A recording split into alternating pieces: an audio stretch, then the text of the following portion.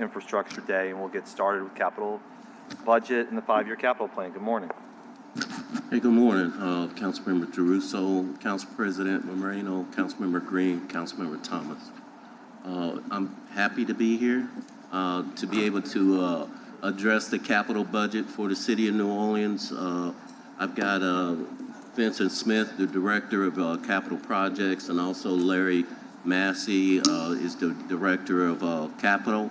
And we are going to talk about the projects, the capital budget for the next 5 years.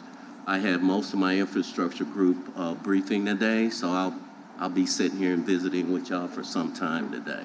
So with that, Vincent, you want to kick it off? Thank you, Joe. Good morning to the council. We'll start with the overall presentation. Joe gave the introduction, so I just want to jump to the 5th slide.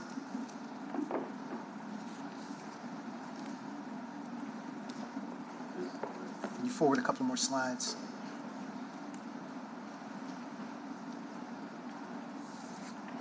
Yeah, thank you very much. The current capital program includes 457 capital projects managed through various departments at an appropriated value of $2.58 billion. And as you can see, the slide gives you the breakout of the amounts and the number of projects. Capital funding sources, grand total $2.58 million, and again, you can see the various breakdowns of the sources, bonds, other miscellaneous cap, insurance, LED funds as well at $403 million, bonds at 75, that's CPA, and if you have any questions about any of these sources through the various departments, we can certainly answer them as we get into the details of the various departments. Vince, I have a question. Can you go back to slide 5, please? Yes. So resilience has $53 million in total appropriations. Stormwater and green infrastructure is $308. Is the most of that in the NDR grants? Yeah, $291 million of that is probably from the NDR grant alone. Then there's also flood mitigation assistant grants that projects that they're in the hazard mitigation grant projects that they're managing. And has stormwater and green infrastructure always had the NDR grant, or has that been a transfer from resilience to stormwater? It's a mixture. What happened, Councilmember Giarrusso, we had mitigation grants and we had the NDR grant, and that was held in DPW. When Mary Kincaid moved over and took over the group, I moved the HMGP and the NDR both into that portfolio with those project managers. Okay, thank you. Thank you. Okay, let's go back to slide, let's go to slide 7. Of the $2.58 billion in appropriations, $1.7 billion is encumbered, and $1.1 billion of the encumbered funds have been spent to date. Looking at the overall program highlights, beginning construction and completion of major FEMA-funded facility projects, and that includes the Municipal and Traffic Court, the OJC Medical Center project, and we will be starting our first project on the Municipal Auditorium in the next couple of months as well. The sale of the final $200 million of the $500 million bond appropriation. 51% of the JIRR funds have been spent to date. Completing design on the HUD, NDR resilience projects, and moving those forward into bid and award. The majority of land has been acquired for the Gordon Plaza Solar Farm project, and we started designs on the Lincoln Beach redevelopment and continuing master plan.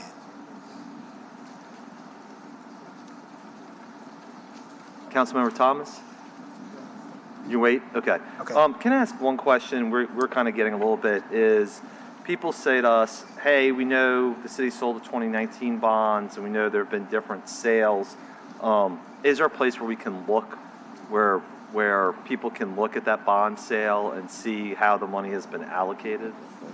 Is that for the recent bond sale or just? For 2019 and then the recent one this year, for both. Yeah. We don't have it posted anywhere on a website, but certainly we have provided that to folks who have asked for that. Yeah, I'm just kind of wondering if there might, I don't mean to foreshadow, but there is something in here about a potential bond sale in the future. And I think showing people where the 2019 bond money went and where the 2024 bond money went publicly would be helpful. We can certainly Great. post those projects. All right, thank Yeah, you. and I think, Councilmember Jeruso, we sold 2019, you remember the 50 million. Correct. And I think the 2019 we had scheduled was really sold in 2020. Right. And this one was it 2021, sold in 24. Right. But I'll have Kyle put together a package that we can put up on the site somewhere. Great. Sounds perfect. Thank you. All right. Okay, we're going to move into the five-year capital plan, and Larry Massey, Deputy Director of Planning, is going to present that. All right, good morning, council members. Larry Massey, Deputy Director, City Planning Commission. I'm pleased to be here this morning to present on behalf of the commission. Next slide, please. The Capital Improvement Plan is a 5-year program for the expenditures by the City of New Orleans for permanent physical improvements to the city. The process for the CIP development begins with Capital Projects Administration, assisting city agencies in helping identify capital needs and project scopes. The agencies then send requests to Capital Projects Administration, who supplies them to the CPC, and the CPC staff holds public hearings with each individual agency. And this occurred beginning in May 13th and continued through June 10th of this year. One of the main responsibilities of the City Planning Commission is to certify that the approved projects are consistent with the master plan of New Orleans.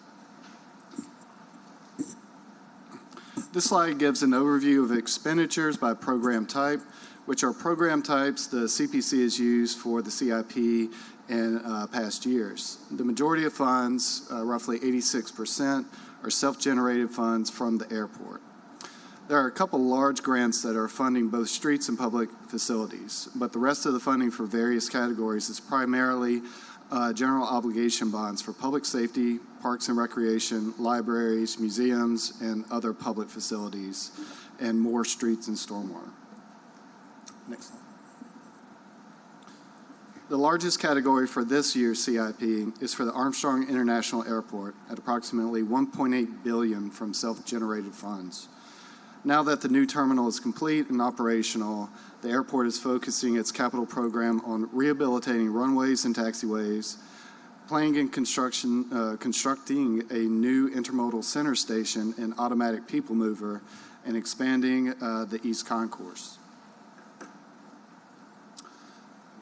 Capital funding for streets and stormwater projects category includes approximately $148 million for major and minor streets, enhancement projects, and a USDOTD grant for pedestrian and bicycle infrastructure in New Orleans East. This is the first year the Recovery Roads program has been moved to ongoing projects.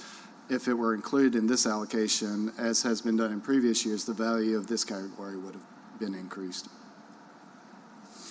The next largest funded category is public safety at $62 million.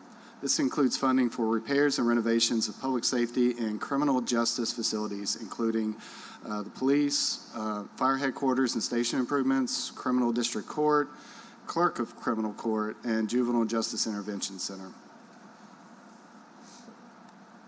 The capital funding requests received for the upcoming 5-year period highlight a sustained need for reinvestment in the city's infrastructure. This table and pie chart show the city's needs for non-street related expenses, showing a capital need of $1 billion. The CPC staff has identified 5 priority areas that led the distribution of funds for this year's CIP and should be considered for investment in future years. The first is investing in city buildings. Many capital requests are for major repair and renovations of city facilities. The priority before building new is investing in maintenance of existing facilities, including City Hall, NOMA, the main library, Algiers Library, and other facilities. The second priority is prioritizing public safety-related buildings and infrastructure. While this goes along with the first request, of course, to invest in city buildings, there was a large capital need for public safety agencies, which have numerous buildings across the city. Ensuring that workplaces and facilities are up to date for our first responders and public safety enforcers will bring citywide benefit.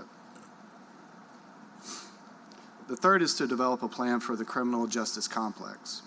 Now with NOPD headquarters moved to Poydras Street, the building is sitting vacant along with multiple other city-owned buildings within a few square blocks, like the old community correctional facility. Some entities have requested a storage facility which could occupy some of the vacant space. This priority is not a new one to the CPC's capital program recommendations, and it continues to be important. A plan for the whole complex that addresses the vacant structures and the needs of the entities working there would significantly benefit the community. The fourth priority is to continue investments in resilience and sustainability. One project funded by bonds is the solar farm atop the Agriculture Street landfill that ORS is working to develop. Investments like this and stormwater investments on our streets will make us more resilient after storms. Finally, staff recommends identifying sources of future capital funds. As discussed earlier, there's a $1 billion there is $1 billion in requested capital expenditures in the future. This capital program by nature handles so much maintenance and repair work on city buildings that identifying some kind of clear and reliable source of funds for capital projects would be beneficial. One potential near-term capital funding opportunity could present itself in the form of a new bond referendum as early as spring 2025 and could make a significant impact on addressing capital needs outlined in this report. And that concludes our presentation. Thank you. Councilmember Thomas. Thank you, Chairman Giarrusso. You said a plan for the buildings would help in terms of the development, reuse of those buildings. When will we have a plan? Our recommendation is to develop one. That plan would either need to be funded or someone would need to be directed to do so. As we've mentioned in our report, there's some really large vacant buildings in that area right now that need to be considered, whether it's for reuse or demolition and the space that they leave behind used for those. And the reason why I asked the question, I mean, in 3 years that I've been here, we consistently talk about adaptive use, reuse, buildings that are no longer worth investing in, finding a new alternative sites or investing in different locations for critical agencies. So at what point do we start the assessment or evaluation of properties and then have a plan to say that, you know, this land is valuable going back into the market, right?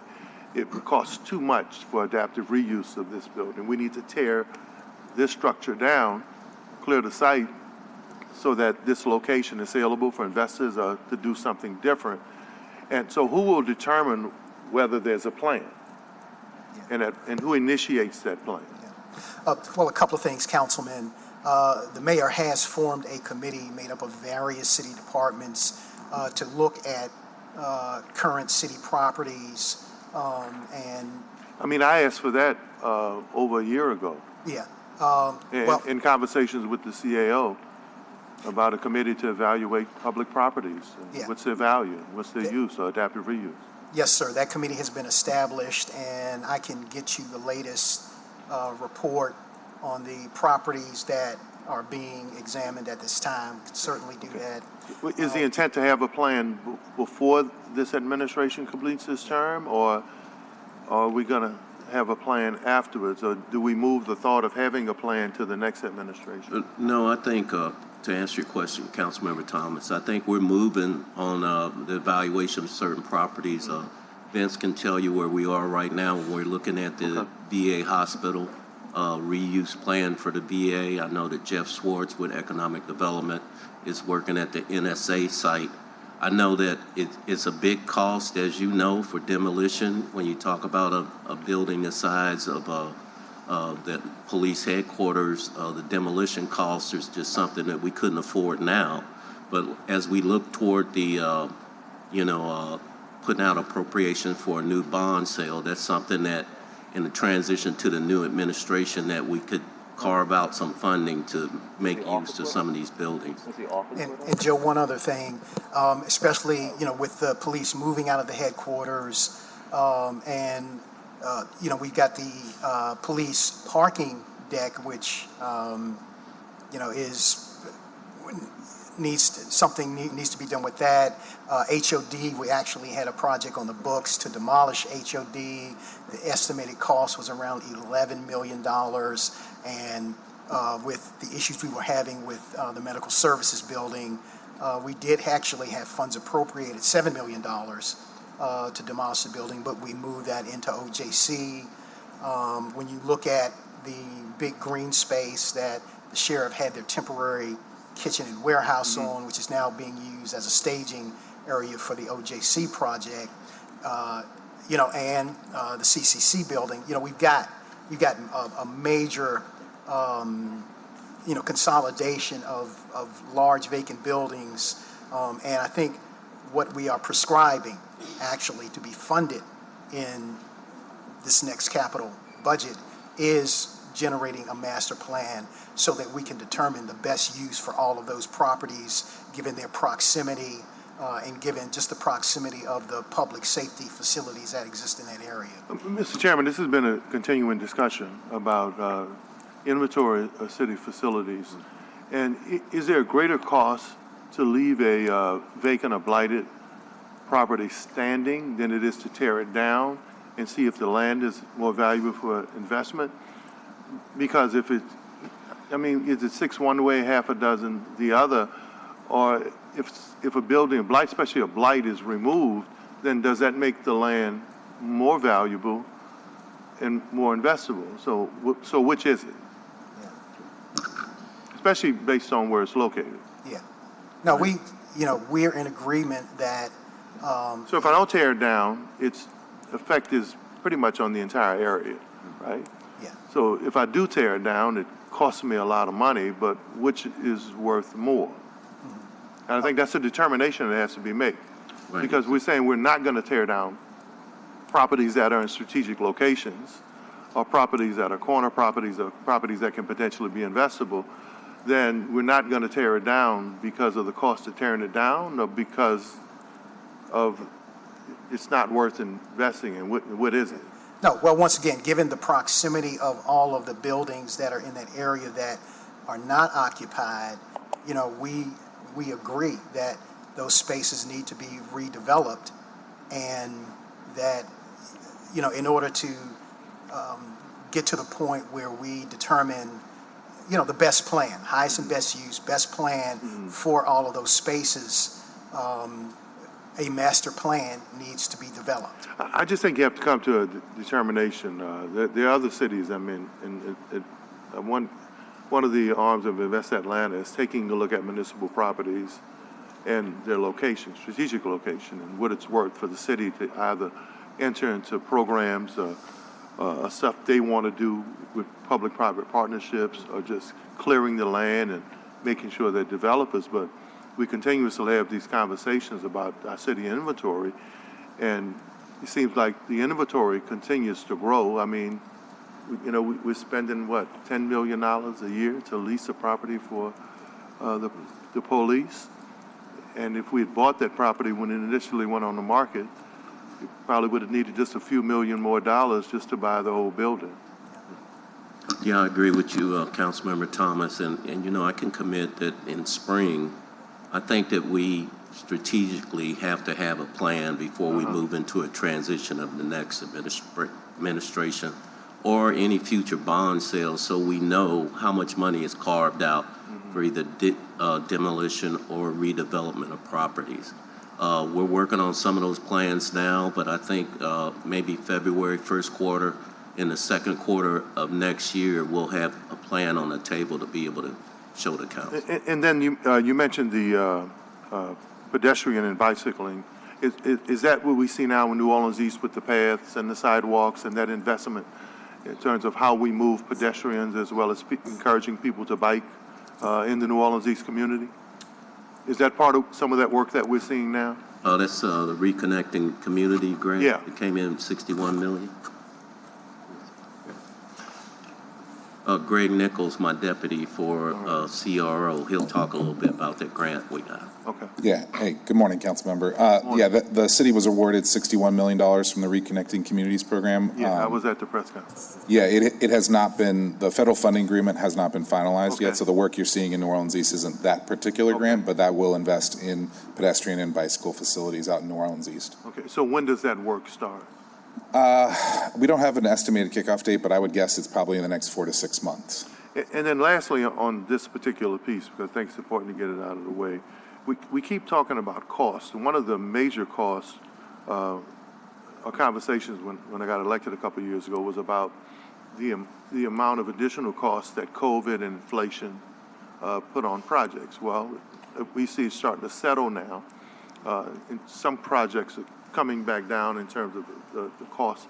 So where are we now? What percentage of costs have maintained that level of inflationary costs, and where are they coming down? And have we determined that now we get they're 30% cost us 30% more? It's costing us 10% more? Because the estimates early on, Mr. Chairman, they kept giving us projects were between 30 and potentially 70% more. So if we're going to have a budget that we're going to leverage a budget, then you need to leverage it against how much more is it going to cost. Then you actually know how much money you have. So what percentage increase now do we have when you talk about especially capital project costs? They're averaging 10%. Yeah, I'm trying to pull that up. It has gone down significantly from So what? the post-COVID. I'm trying to pull that up now. Well, I just think that would be important when we're talking about budgeting. Is it going to cost us 30 or 70% projections that they gave us coming out of COVID, or is it going to be projects going to be 5 to 10% more? That would help in terms of your allocation and how you budget. I mean, I'm not a math wizard, but that would be helpful to me. Let me get that information to you. Yeah, okay. I just think it's important that you guys put together something that said capital projects moving forward based on what they were pre-COVID, especially since we use COVID as a baseline to say how much more projects were going to cost. Yeah. That those costs have gone down, they've maintained, the water line is still the same. Because if we're going to budget, I would say, okay, is the $5 million project, that's how much we have, but it's going to cost us $7. Yeah. It's going to potentially cost us $8. Yeah. I think that would be good to know. Yeah. Yeah, and I think Councilmember Thomas, I'll get you that before we get out of the briefing. As I get close to DPW, I know they've got those percentages. All right. Thank you. Thank you, Mr. Chairman. I want to follow up on one of Councilmember Thomas's questions, which is, if you look at the NDR grant and the project portfolio for stormwater management, 19 of 26 projects are in District D. Good for District D. But that means only 7 of 26 are in Districts A, B, C, and E. And I look at this, I think there's only maybe 1 in District E and 1 or 2 in District A. So what are we doing with bond funds to supplement that? If we know a lot of the federal dollars are going to go to one district, fine, then it seems like we ought to be using our bond money in the other districts to supplement what the federal government is giving us there. Right, Councilmember Jerusalem, and I can probably give you that breakdown, but I know if you look at JRR, it could be just the opposite, to where JRR funding went in one district and then bond funding went in another, but I can get you that breakdown. We need that. I mean, I also would just say JR money theoretically is supposed to follow where Katrina damaged the roads, and that was an act of God. These are decisions by man. Right. And look, I mean, they're for a variety of different reasons. I get that, and I'm not trying to say one district should get more than others, because frequently one district does need more than another district. But to Councilmember Thomas's point, I think, is you can't plan effectively if you don't know what you're trying to get to. And it seems here that, at least in this snapshot, there's one district that's an outlier in federal funding. Great for them. But you have 4 other districts that have the same stormwater management needs. And therefore, if we're going to use our bond funding, how we're using that to fill those gaps. And along that line, the reason why I asked the facilities question is, just take an example of traffic in municipal court. You guys are lawyers, y'all know they turn a profit, right? You know, they add money to the city's budget. So if you have an inventory of property, then how much more is it important to make sure they're not in this kind of makeshift facility that they're in, that they're either in a permanent facility or a permanent temporary facility that gives them more stability so that they can make money, right, that goes back into the general fund to do other stuff. And so, so let's use that. So how much closer are we to providing more stability to a money generator than versus looking at the old police headquarters where it was so wonderful we had to get people out of there and spend $10 million a year? And I think to both your points, right now with our program management office work that they're doing right now and reporting, we are looking at the total footprint. And I think before in council, when we first started, maybe a year or 2 ago, we looked at those gaps in construction and investment in the different districts and in the city of New Orleans. But back to my question. Traffic and municipal court are going to generate funds that we can bring in to do so many other things.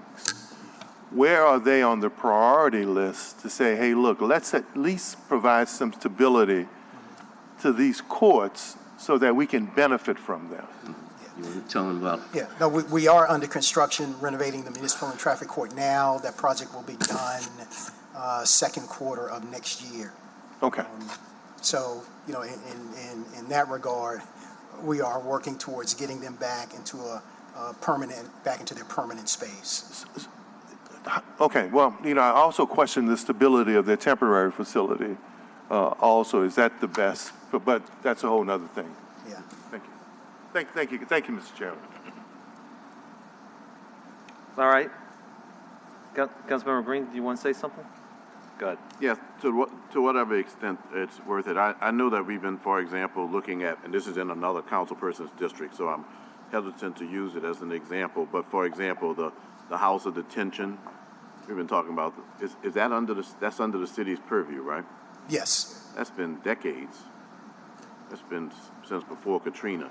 I know that the overall plan is going to call for a lot, but it might be worth it to be realistic and look at certain structures that have been there so incredibly long and at least take care of those. That would be one that has symbolic purposes also, to get rid of something that was never should have been that way. But I know that it's a tough job that you have. But even when I was a leader in city government, we were kind of talking about the same thing, that we have a tremendous inventory of properties, some of which are vacant. I think that it would be a feather in the cap if you all looked at a couple of the major ones and just said, this is an example of what we can do, and it would potentially support from other places. You might even get support from the state if you do certain things and show them the results. That's all. I don't have a conclusion other than the House of Detention is a good example. That's been a long time, you know. And we've been looking at that. The cost of demolition came up, I think, in Capitol. You had FEMA funding on that we had to move to OJC. OJC. And now we're looking at a possibility for evidence storage for civil and criminal courts. When I was the head of the New Orleans Regional Business Park, now I'm going into Councilman Thomas's district, I always say that because I respect the fact that these officials go to the community meetings and they participate and they are elected by people who have their goals and desires. But I'm going to give that one as an example because I was the head of New Orleans, this one as an example because I was the head of New Orleans Regional Business Park. That transfer station at the corner of Gentilly Road and, come on, help me, Reed, Gentilly Road and Reed. You know what I'm talking about? It's been there so long that we become used to it but it's a city facility that we've been talking about demolishing since I was the head of the regional business park in 2000, and it's now 2024. So I guess I'm using it just to emphasize that maybe there were major ones that the city should embark upon getting some solutions in terms of either demolishing them or deciding that we're going to put them back on the market. It would be better than the constant accumulation based on a whole lot of variables that take place. And there's some benefit that could be gained from the community. I'll tell you, one of the difficulties that I had as the head of the regional business park was when we were cracking down on illegal dumping out there, and they passed the old transfer station on their way, and it was owned by the city. That's all. Just symbolic purposes are important. Symbolism is important too. But let's get a couple of them demolished. The big ones that we know. Look, we have a dirty dozen list of 12 properties that are owned by the private sector. You have a dirty dozen list of 12 properties that are owned by the city, and just do them one by one. That's all. Okay.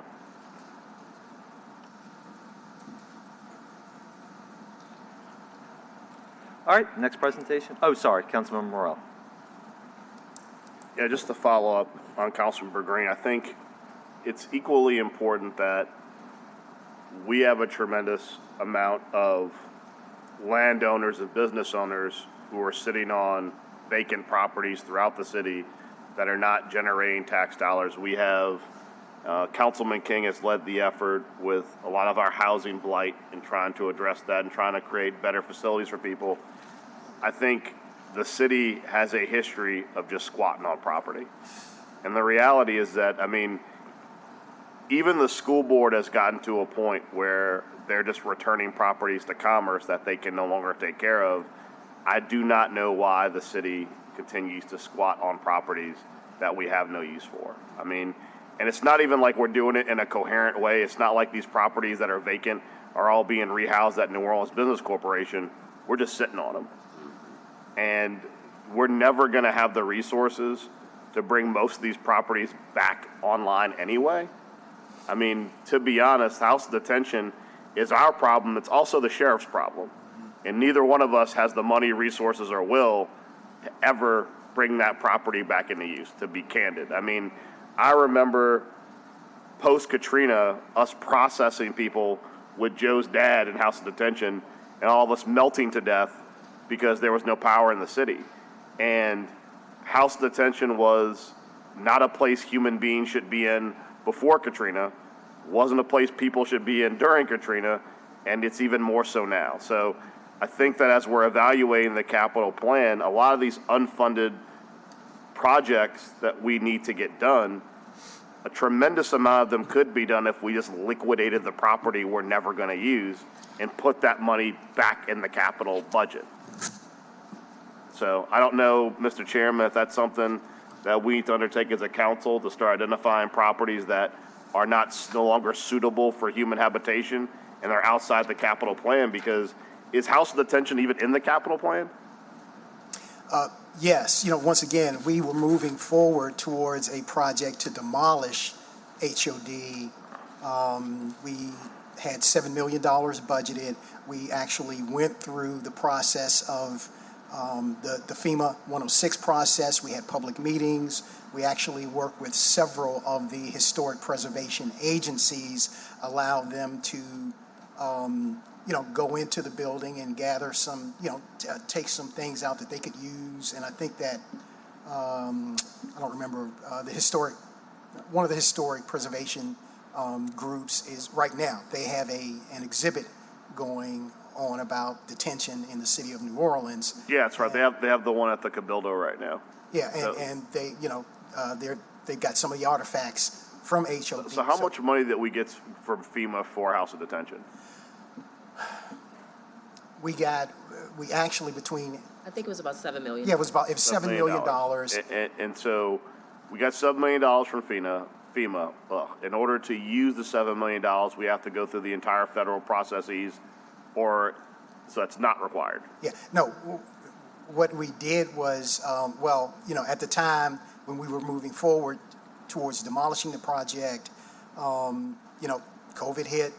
demolition price went up from 7 to 11, and at the same time, we were in the midst of the OJC conversation as well. So given the situation that we were in with OJC and the federal consent decree, and us having to move money to fund OJC, we ended up, that was one of the projects that we... So we took the money from House Detention for OJC. Yes, So there's no money to demolish House Detention at this point either. that's correct. I mean, it would seem that barring any specific restrictions, that would make an argument why we should just liquidate the property. If we can't maintain it and we can't demolish it, then why aren't we going to the private sector just to dump the property to see how much money it's worth? Yeah. No, and that kind of brings forth the question once again about the master plan, for police headquarters, for HOD, which they are contiguous. I get that, but I guess my issue is, it goes to some of my colleagues' previous comments. We have pie in the sky what we'd love to see as a criminal justice compound, complex, whatever you want to call it. Then we have the money we have to do it. Mm-hmm. I don't really care if we put a master plan over that criminal justice site unless you've identified in the same breath how we're going to pay for it. Because what I don't want to do is have a fully scoped master plan for a beautiful criminal justice complex with no source of funding. And so the city squats on all the properties going, well, someday we'll have the $500 million to build one police plaza. But in the meantime, we have rats and other things spilling out of House Detention and people going into it and living in it or wherever that other things can happen with it. The reality is, we're building a city hall across the street. All those things cost money. And some of these properties are never going to get redone. They're never going to get maintained. They're never going to, at this point, we don't have the money to demolish it, is what you're telling me. So literally, if we don't even have the money to demolish the building, which needs to be demolished, I don't know how we go past that but we're doing a master plan on the area. It just kind of seems like a tremendous waste of money and resources. It would make more sense to say, we can maintain traffic in municipal court. We might have some use for a police station, if not a headquarters, on the police site. What do we do with the other stuff we can't possibly maintain or use? So I don't know, Mr. Chairman, how we interact with that process, but we're the stewards working with you of maintaining, rehabilitating, and tearing down properties. If we know they're properties we can't maintain, rehabilitate, or anything else, they should be gone. Yeah. Because it's a waste of taxpayer dollars to keep throwing money into a black hole. Thank you, Councilmember Thomas. Councilmember. Yeah, just back to the initial question that started this conversation. That's why we should have an inventory of properties. What can we use for readaptive use? What do we have an inventory that would foster public and private investment? But right now we don't know. They say that if City Hall was torn down and cleared, that people would be fighting to invest millions in this particular location, where we could use those millions to invest in other buildings or another facility. But how do you know that? Is the value in the land versus what it costs to tear the building down?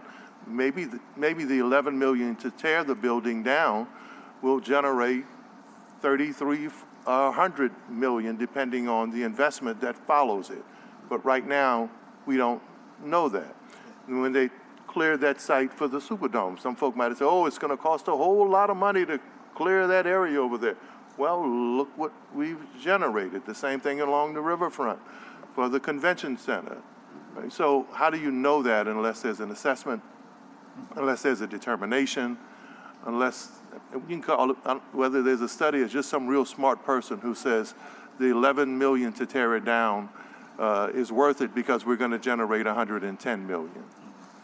Yeah, and I think, Councilmember Thomas, that, I've got... really kind of elementary. Right, I think after property management today, I've got real estate coming up with Tony Thompson. And I think she's got a handle on the properties we got out there, that we can put back in commerce or get some funding into The only reason why I started this discussion is because it was, I've watched it before. I came back here. It's been prominent in the 3 years that I've been here. And when the young man mentioned, or they mentioned doing a study, study should have been done, should have been complete, and we should at least have an idea of what we own, why we own it, do we need to own it, is it worth owning, or is it worth giving away or doing something else with it, or using it as collateral to generate more funds. So this I'm not an expert in these areas, guys. I'm up here with a whole lot of smart people that I listen to, and they help me be smarter every day. But I've just heard these questions over and over again. Thank you. Councilmember Green and Councilmember King. The city council recently passed a resolution asking the city planning commission to study Canal Street, for example, the revitalization of Canal Street.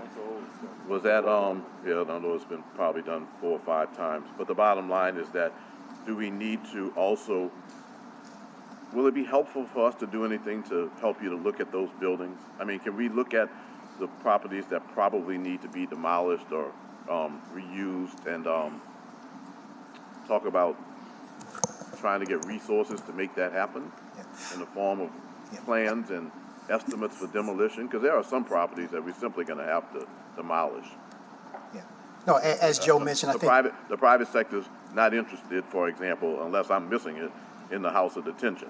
I've taken a tour of that. It would be incredible cost up front to do it.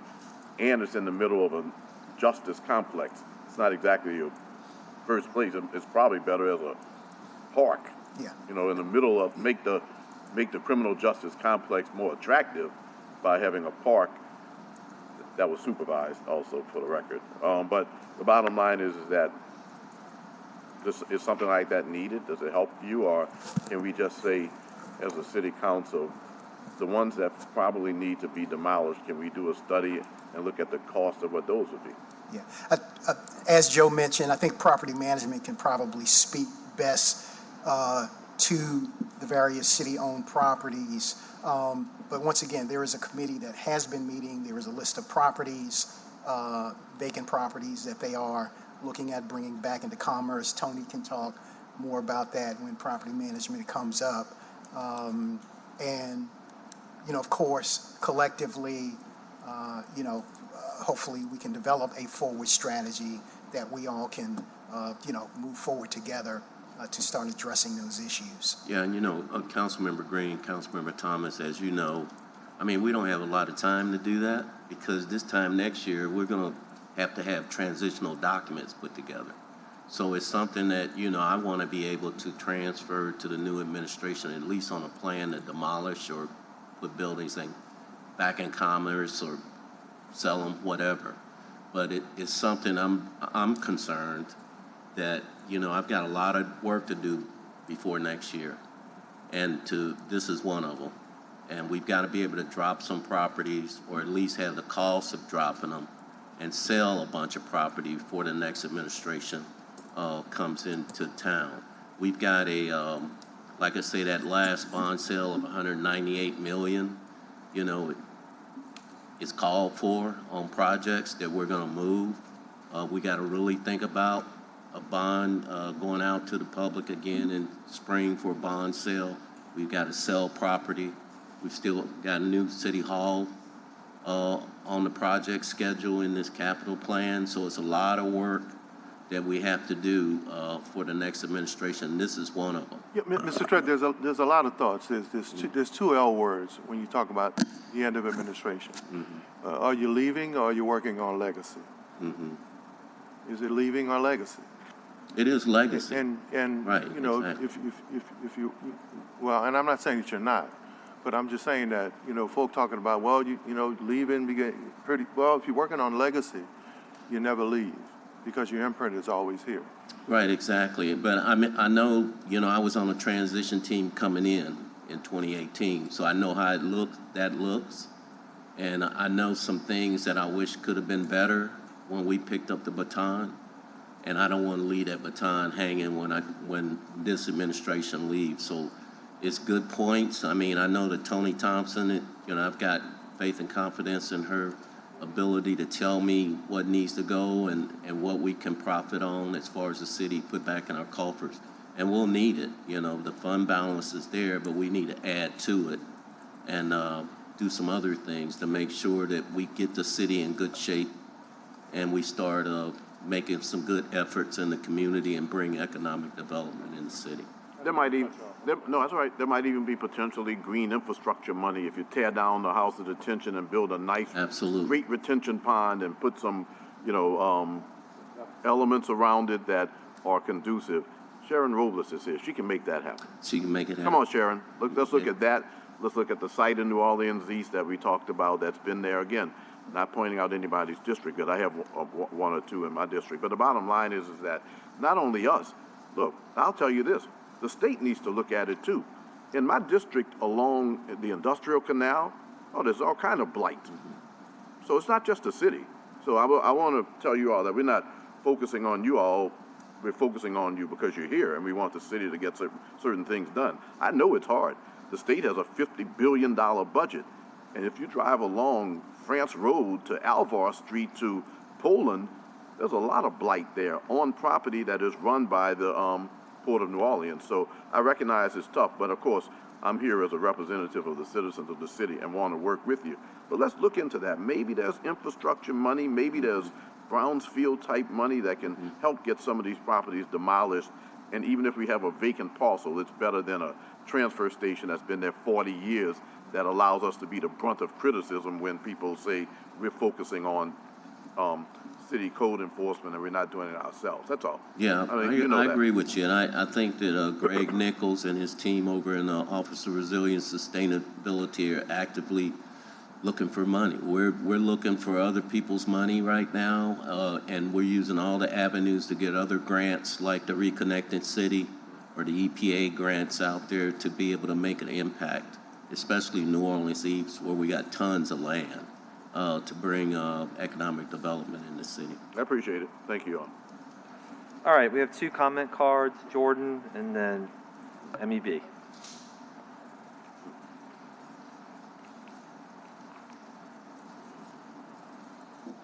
Hey everybody, how's it going? May I have permission just to have like a minute just to say thank you? For anyone that doesn't know, I actually worked here in Eugene Green's office for the last year and a half, and that came to an end in September. So I just want to extend my gratitude to people who were kind, who taught me along the way, and just say thank you for everything I learned. It was an interesting experience to be behind the curtain and to see how, appreciate that, y'all, to see how that works, to see how this whole system works. All right, with that said, I just want to speak on a couple of things here. I sat in on the capital plan back in May. Of course, I was a constituency liaison for District D. And one thing I noticed in there, while we're talking about buildings and renovating, you had the NOPD, I think 8th District up there. Big, what was it we're going to say here? It's a really big accomplishment. And the other issue I saw on that capital plan was that in a couple of years, they want to have a whole new district built, another 8th District precinct built. So my question there is, why would we renovate extensively and then build a whole new precinct? I believe that was on the wish list. I don't know if that's in your plan currently. It's mainly because I'm seeing that 50% is dedicated to public safety. So we are really showing our priorities here in the city and investing in this carceral state.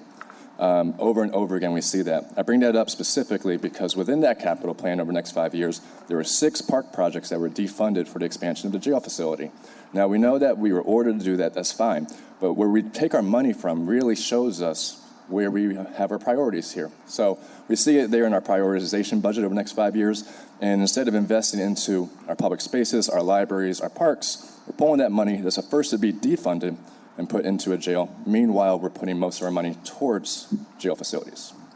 I just think that's, we can sit here and talk about Landry and all that, but we're doing it to ourselves here as well. So I just want to just point these things out, especially if I'm going to buy a house, but I'm going to renovate it at the same time, you know what I mean? So anyways, there's some no nonsense things we can do here, especially with Richard Lee Playground. That's on the department accomplishments coming up in the next presentation, but that's also one of the defunded projects. And that's from 2015 in the lower 9. So we're still looking at that. Same with Pecan Grove, which would be great for the east. That's also one of the defunded projects that is on the accomplishments in the next presentation. And none of the other ones make it, including Odell Davis and Sampson Playground. So anyways, thank you so much, and that's what I got. Thank you. Mr. Burnside? Not going to forget you today.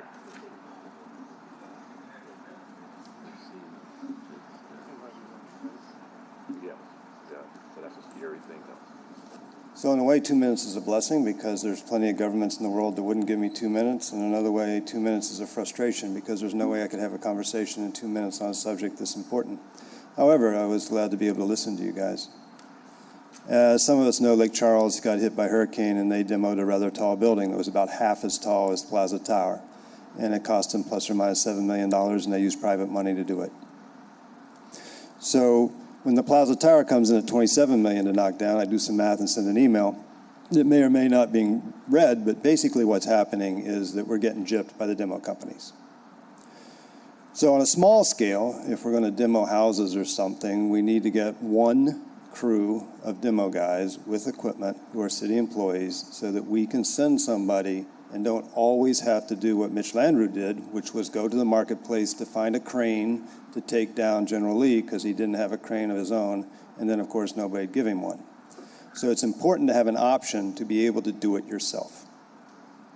The next thing I want to say is obviously you cannot implode the 27-story Plaza Tower with city employees.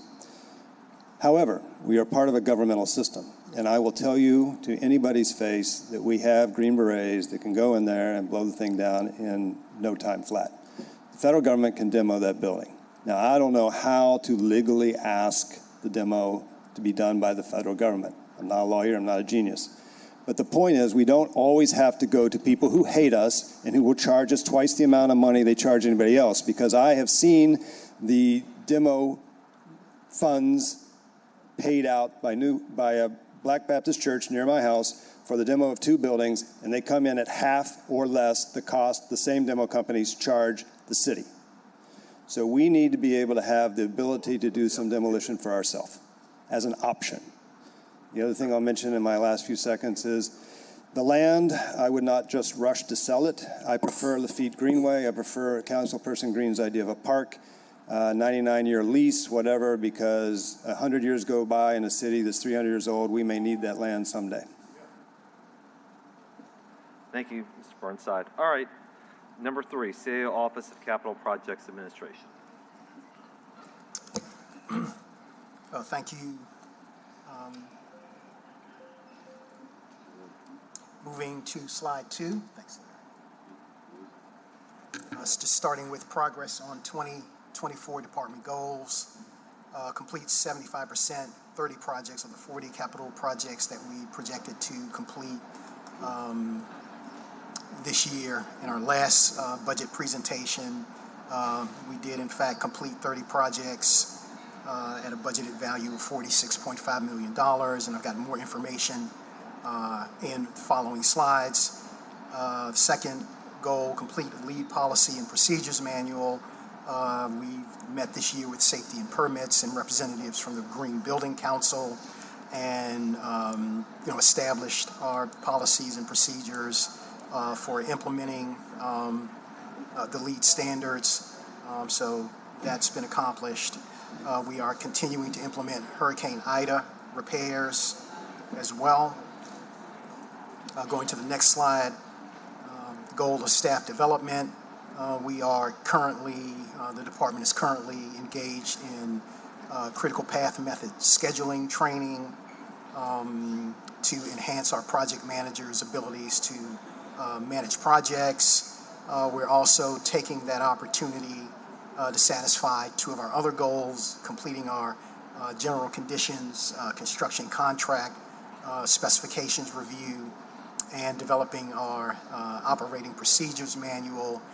We're taking a hands-on approach method. We will be just going through each, our construction specs and our AE specifications, and just doing practical training with our project managers, so that we clearly understand the provisions of our own contracts, and that we are engaging them in a way that is integral and a part of our daily operations. So we're working through that in this last quarter of this year and expect to have these things completed by the end of the year.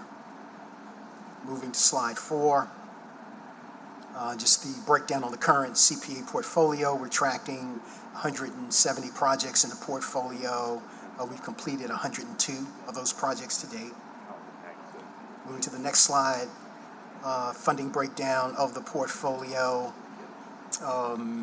As you can see, just by the pie charts, the majority of the funding for the portfolio comes from FEMA funds, but we are, we're continuing to transition, of course, out of our Katrina project funding. We've completed most of the Katrina projects.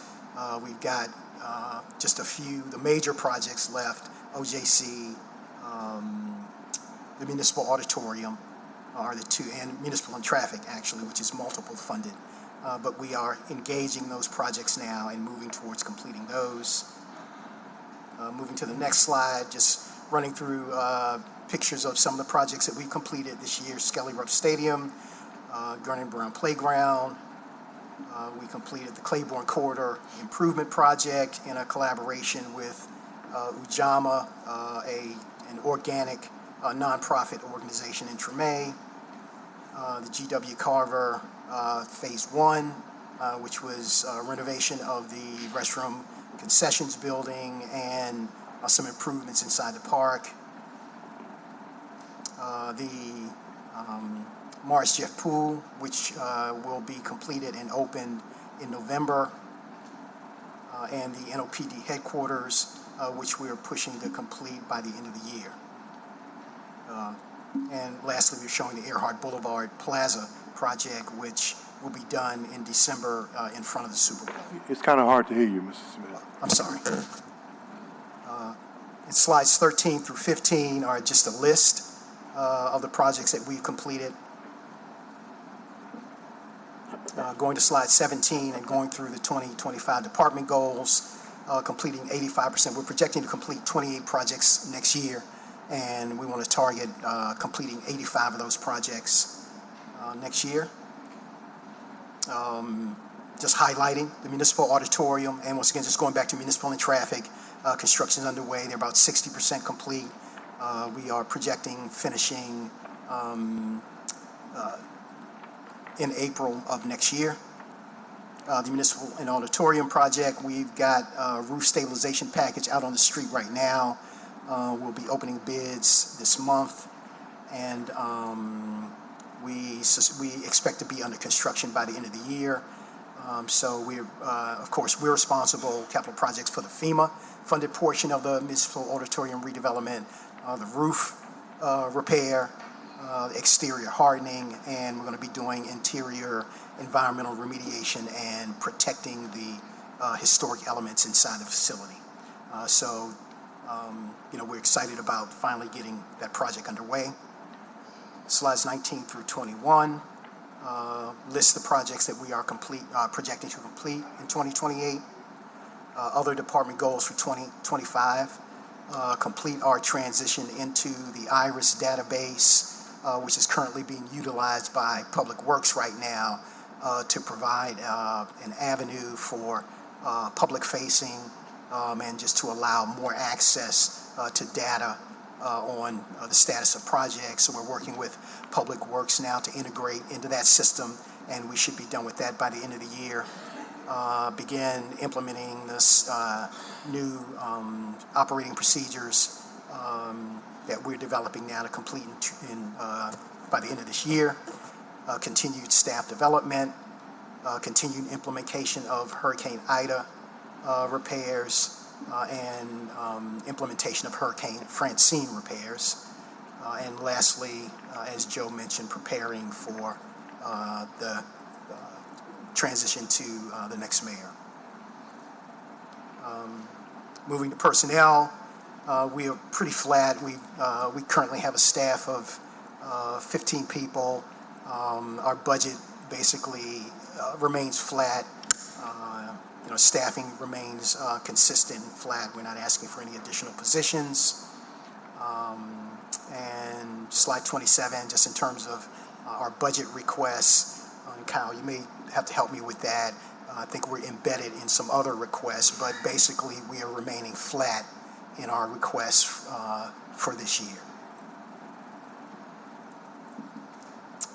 Any questions? Councilmember Thomas. Yeah, you know, there's certain buzzwords and things that I listen to that will kind of stoke my thought process or my memory in terms of questioning. And Mr. Chairman, Budget Chairman, I was having a conversation. I was having a conversation with Jim Singleton, who was a former budget guru, right?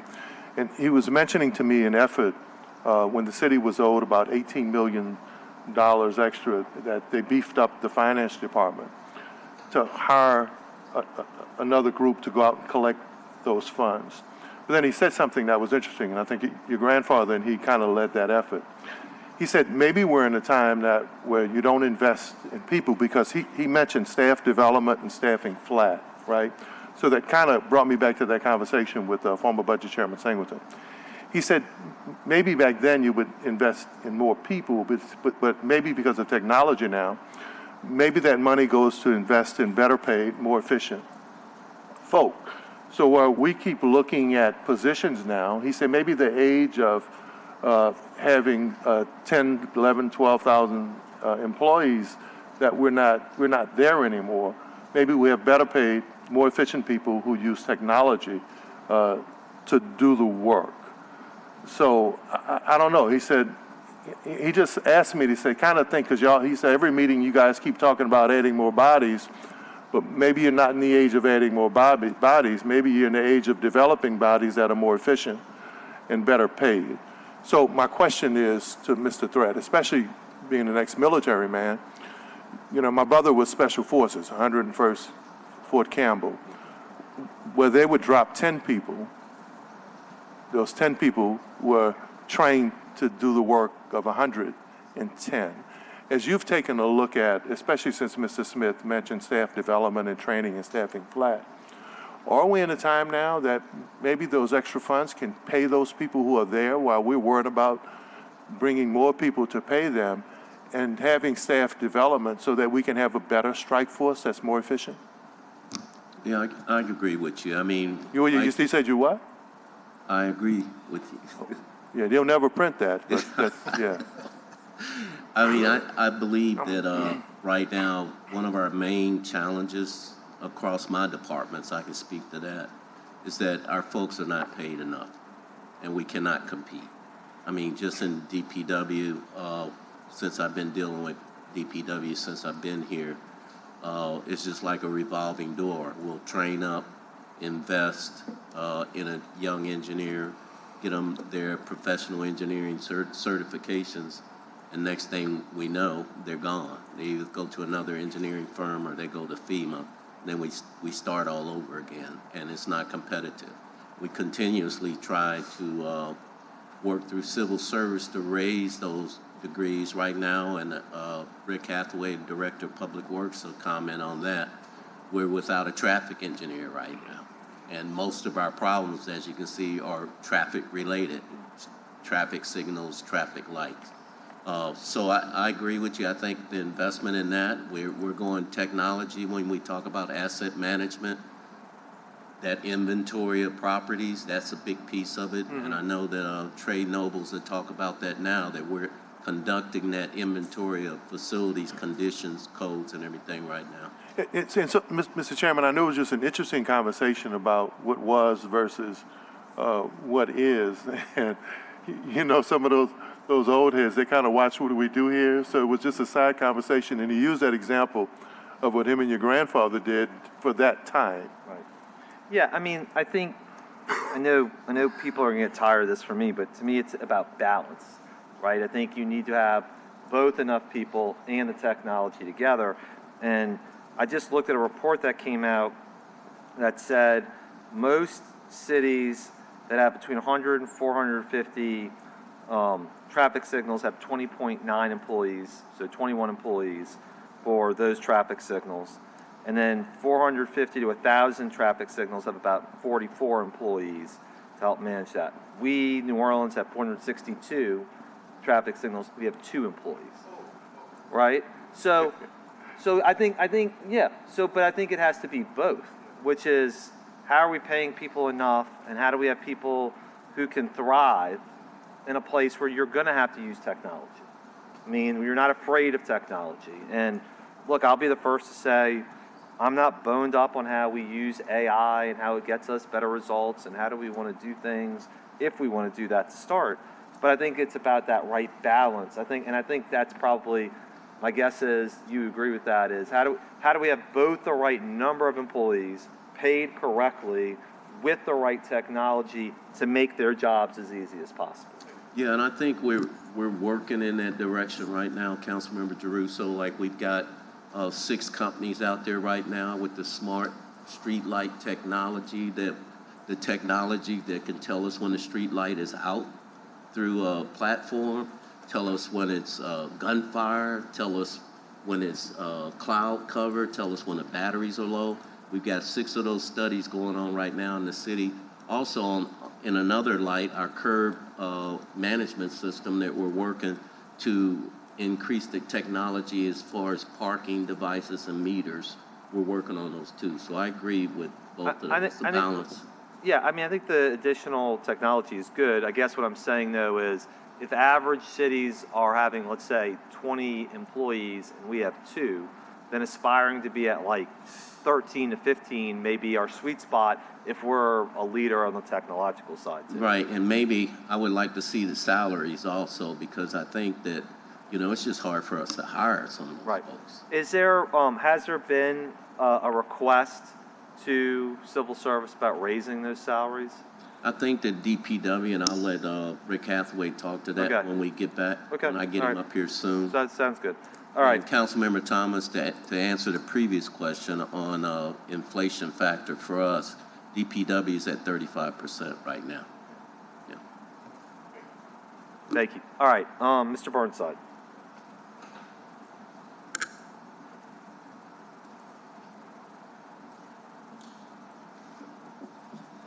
Michael Eric Burnside, 2215 Felicity. As everybody in the room knows, I've been fighting a battle with regards to traffic lights for a long time, and I won't say that I'm losing in public, but I'll say I've not won yet. So the intersection of Felicity and Magnolia, of course, has a bunch of traffic lights, and Joe was kind enough to come out about a month ago and look at it in person. I'm of the opinion that because we have fewer people in the city, we need traffic lights less, and some of our traffic lights could be replaced by stop signs, even if it was only temporarily for, say, 10 or 15 years. Because one of the things I found looking up for traffic lights, which I don't believe, but I read it on Google several times, so it's kind of spread around, is it costs $10,000 a year in electricity to run a full set of traffic lights, and I mean all 4 directions and double tri-leads and all the rest of it. But I don't know that we're paying any electric bill for any of our traffic lights, but apparently they're not cheap.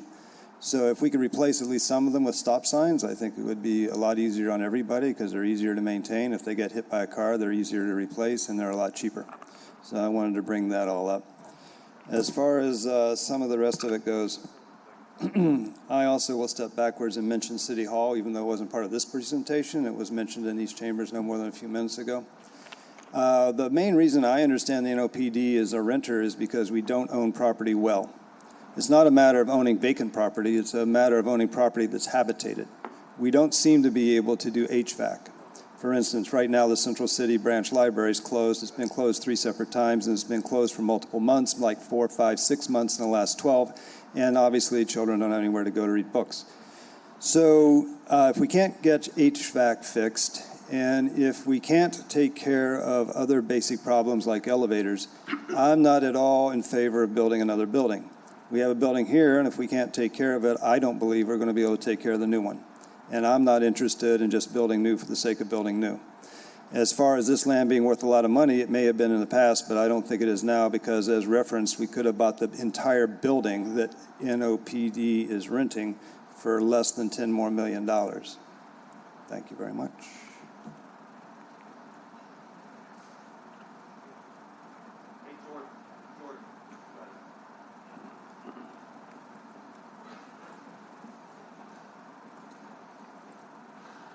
All right, y'all, one more time. I do want to say you did put 5-year capital plan, capital projects, and NORD all on the same day I was going to show up. So I just wanted to talk about Odell Davis and Sampson Playground for a second. That's one of the 60 funded park projects. That is the reason why I got my start. I showed up to three years ago here at City Hall to speak about Odell Davis Playground. That was it. And then from there, now here we are. And so I wanted to just bring that up because that was in our defunded projects. Well, that was awarded, I want to say, January of 2022, and then the design was finally finished by May of 2023. Now, we know it's defunded now. I do want to mention I was a coach over at Sampson Playground, and I have been an advocate over for Odell Davis. With Sampson Playground, that was supposed to be a shelter house, and I don't know if you've ever been there. It's disgusting. It's from the 80s. It hasn't been renovated forever, and they just had their first couple seasons here. Last year was their first season and any activities in 4 years. So providing them with a new shelter house would be incredibly important, especially with a pool there. I mean, you just go stop by it. And with Odell Davis, that's incredibly important because it isn't a defunct area. It is a known to be abandoned park. And back in February, there was a shooting that, the 100 rounds that were shot off, big brawl that happened, a bunch of people, that happened right in front of Odell Davis Playground. That could have been averted. That still can be averted. It can still happen. And it's not on the next year's, well, it's not on the projected for next year. So I just want to bring that attention back up because it has been 3 years now that 2021 bond money that's now gone. It's now been delayed by a couple more years. I do hope to at least be a coach there one day. And, oh, hey, Councilmember Harris, sorry, I just saw you. I didn't even get to give a shout out for the Monday Pun Days, but thank you for that. And also shout out to the Black Caucus. I'm having fun up here. But I really want to bring those two things up because, I don't know, y'all, it's just frustrating. I went by Odell Davis yesterday and the bathrooms are completely in disarray. That shelter house got cut from the contract so it could be brought in-house. And so it's interesting to watch the city just try to kind of cut out these costs and then just not do the thing. So I will be focused on that from here on. So thank you so much, and that's 2 minutes.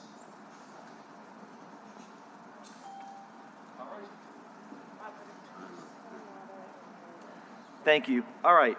Thank you, Vince, and your team for being here. We appreciate it. Next up, update on National Disaster Resilience Grant Projects. Thank you, Mr. Smith, guys. Thank you all very much. Thank you. Hey, good morning. How are you?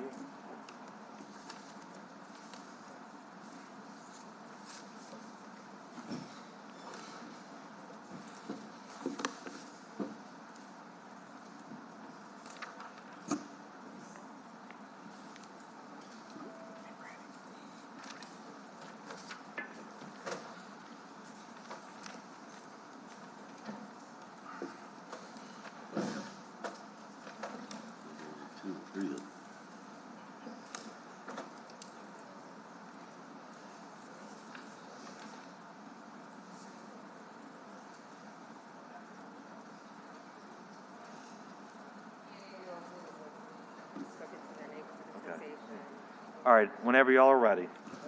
And Councilmember Deruso, I just want to let you know before we start that I've got Greg Nichols here with me, my Deputy Chief Resilience Officer, and I've got the project team behind me. So any questions you might have about any of the specific NDR projects, we'll be happy to answer them. Great. I think since I was here before, I think maybe last year, when we talked about the OIG report came out for NDR, and since that time, I can say that almost all of those projects are moving forward to move in, because they're either in construction now or moving toward construction in 2025. Just as a disclaimer, it's 2 projects there on the list that was handed to us from the last administration in the form of microgrids and the Milneberg. And really the designs and the planning, conceptual planning that we got from those 2 projects, I don't think we're going to move those forward. We are presently going toward a substantial amendment to HUD to get those funds reallocated to other NDR projects within the portfolio. So I just want to make sure I understand.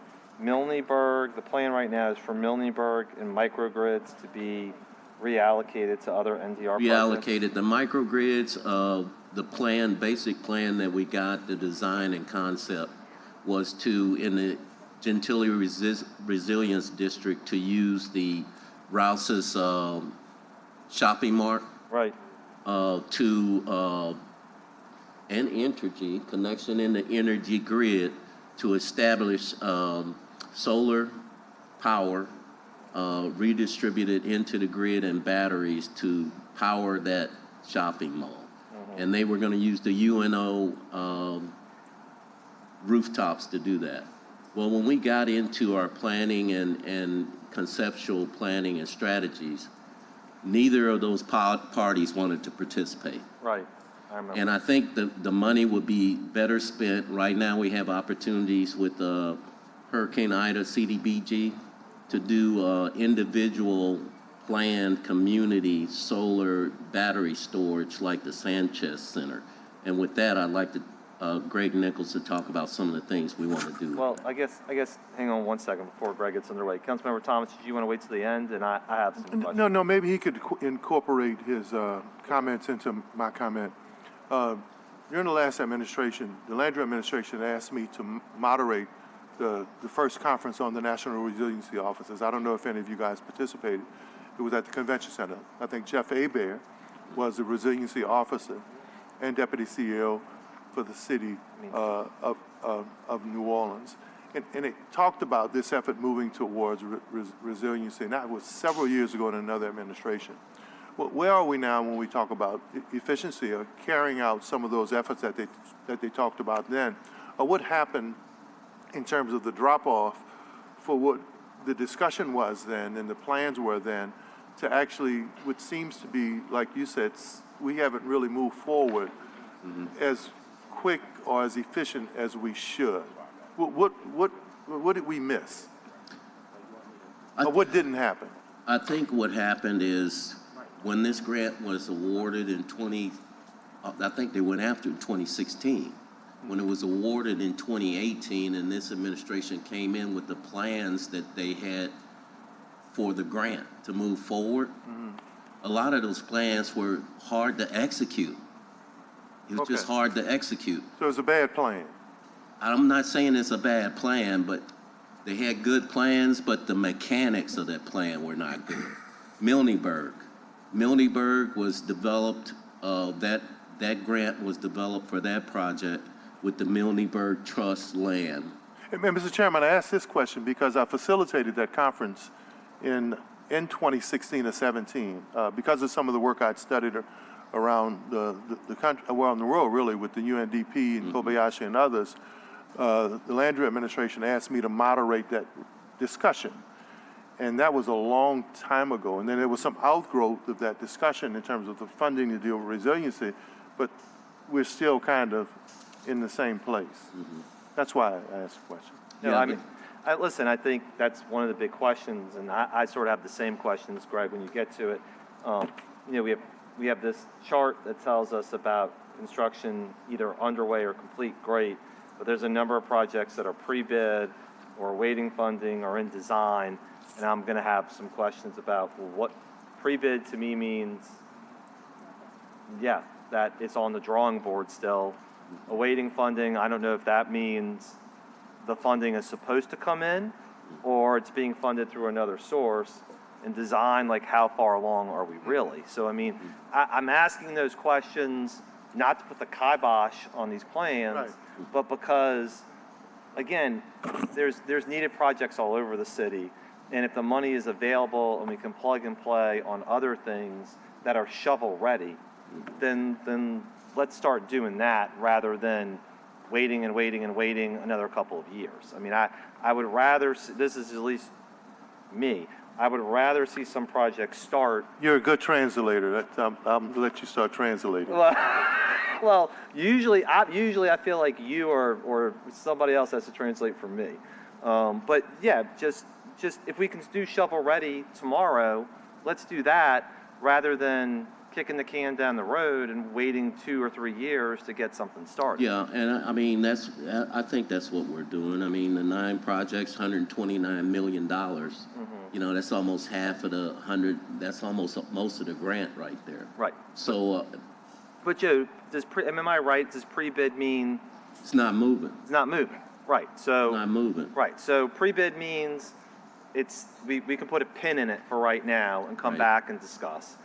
Awaiting funding means, is it like the federal government just hasn't given us the money?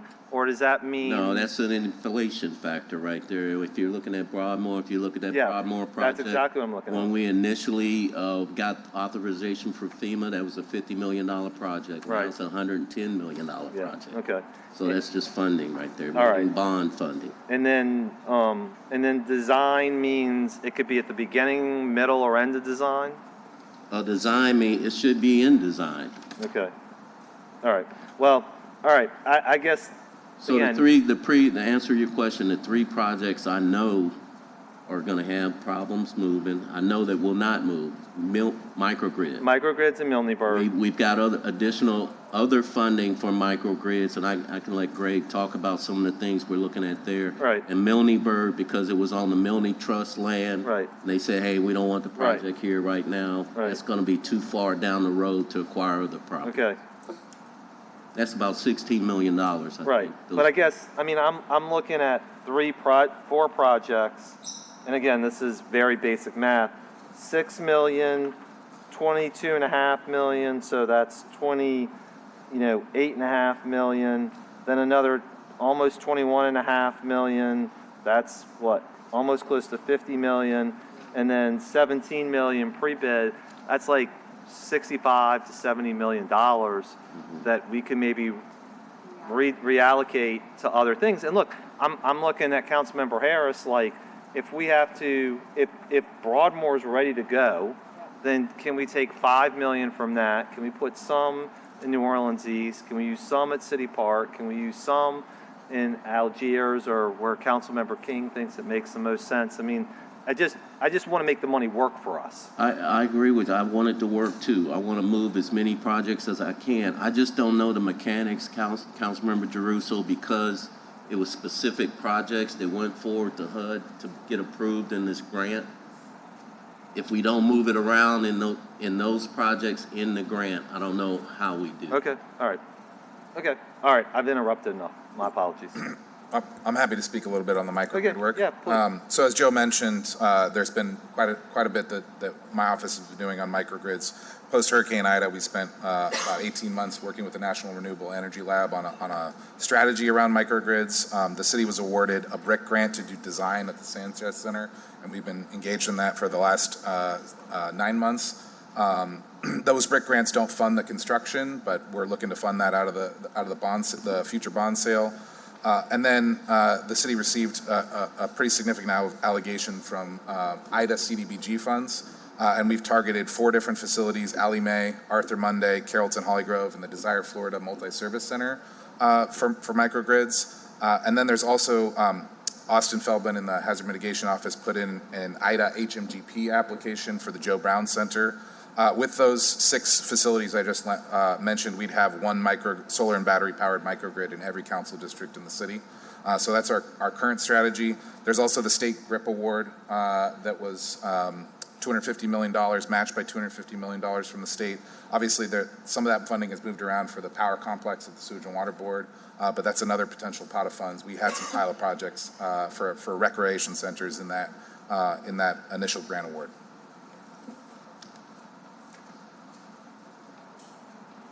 Okay, Yeah. go ahead. Yeah, and Councilmember Jeruso, one other point I was going to tell you is that, a lot of the projects, the sources of funds that went forward in the grant, included SWEBNO funds. Right. So I have to readjust, where SWEBNO says they don't have the funding at this time. We have to readjust or supplement with the city bond funds. Yeah, I mean, Joe, I know that's always an issue. And I mean, we've had to do that on the FEMA projects and other things too. I will say though, the city is working on a CEA, as you know, with Sewage and Water Board about payment back of certain things too. So we got to figure that piece out too. Yeah, and I think the status CAs, I think we got the draft back Yeah. to Sewer and Water Board. I think we're almost done there Good. Okay. for the end of the month All right. deadline. Thank you.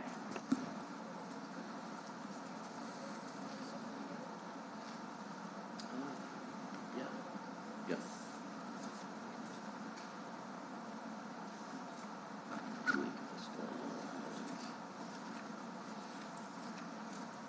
Thanks, Greg. Well,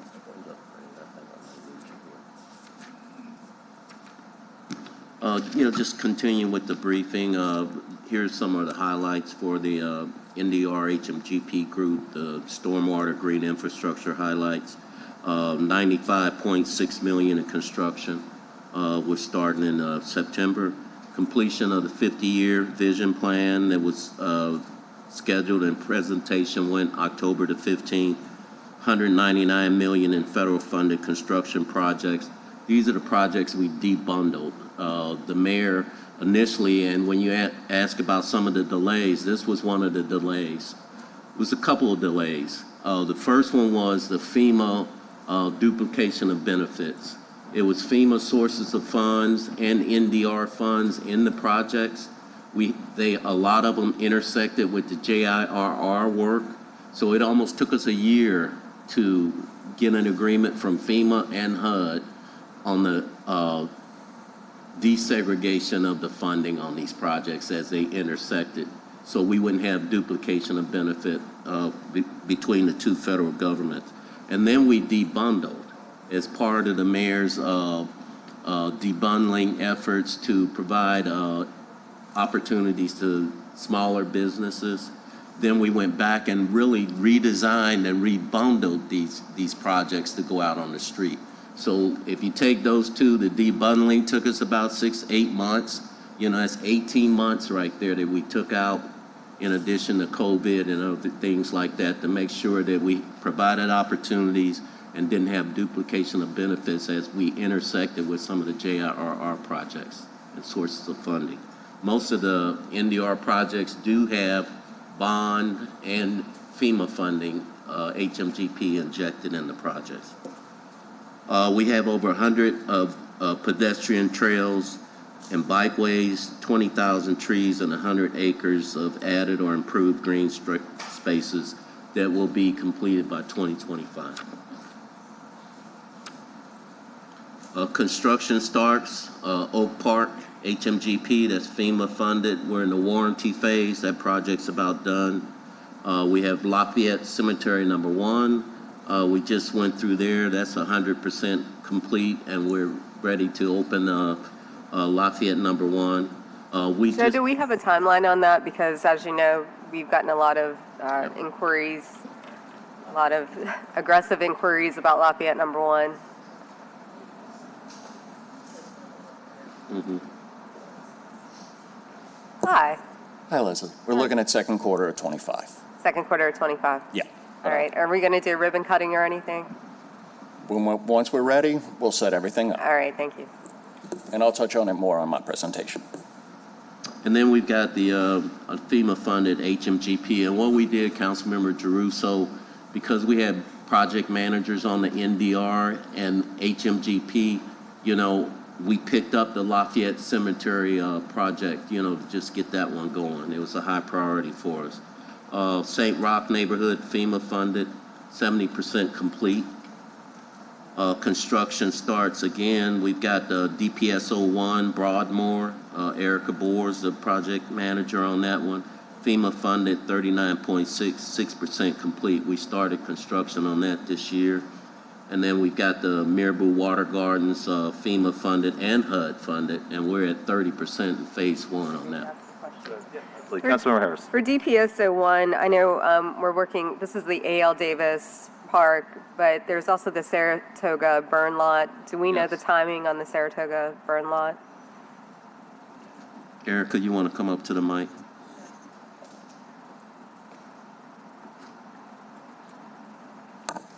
Hello, good morning. Hi, good morning. Saratoga, it's part of the phase 2. Saratoga is part of the phase 2 project, and that's the one that it's awaiting funding. Okay, it's awaiting funding.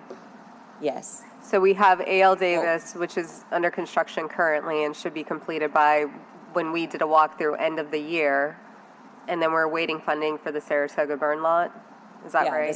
The Saratoga, it's part of phase 2 that includes Van McMurray and a lot of street work with drainage and green infrastructure on Barone. It would be complete green streets with storage underneath the streets. The phase 1 that includes A.L. Davis It has also Taylor, Annunciation, and Clay Square, 2 stormwater lots that are from NORA.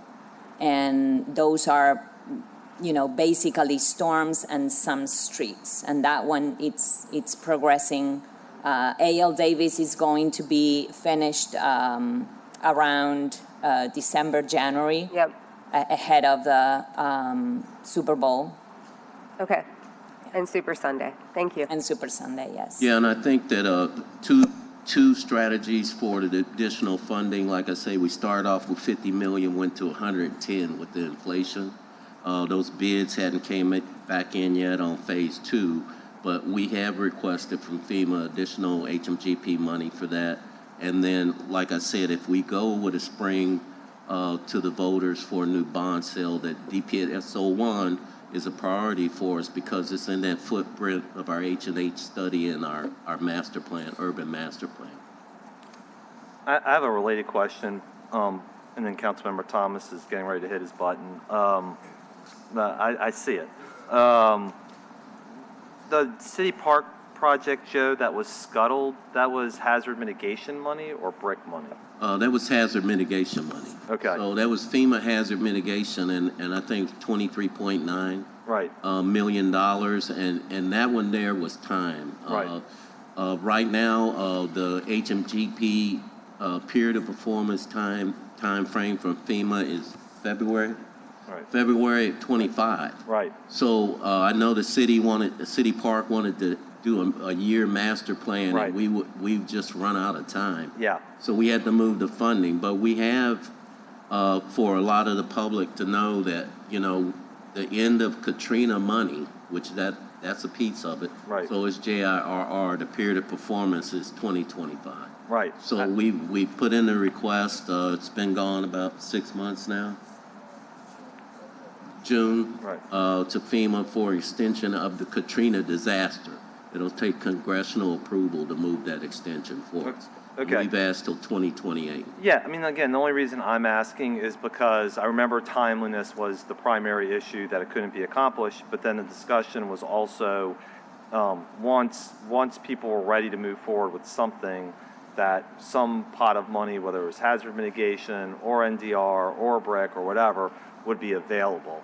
And so as we're looking at green infrastructure and trying to do those things, just making sure that pot will be available. Well, City Park was a big project for us, and we were at 90% design. So I was reluctant to move the money. We had no choice but to move it. But that's going to store a lot of water and help that Lake Vista, Lakeview area tremendously.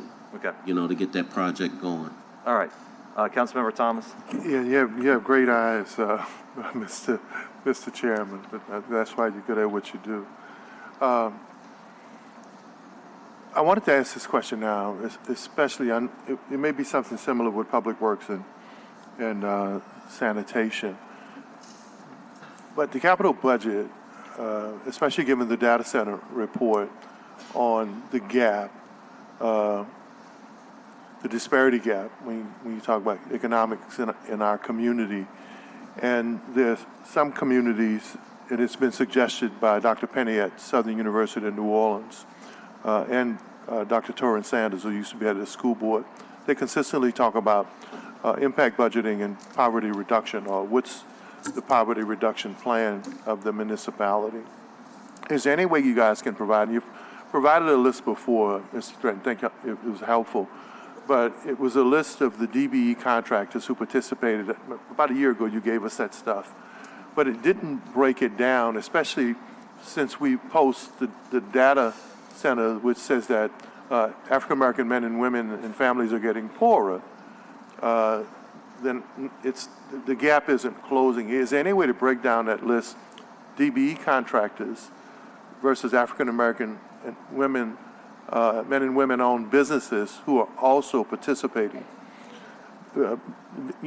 Because we keep talking about hitting goals, but there's a difference between hitting goals and what we've learned from the data center about how well black folk especially aren't doing economically when the gap has grown, especially in the last 6 or 7 years.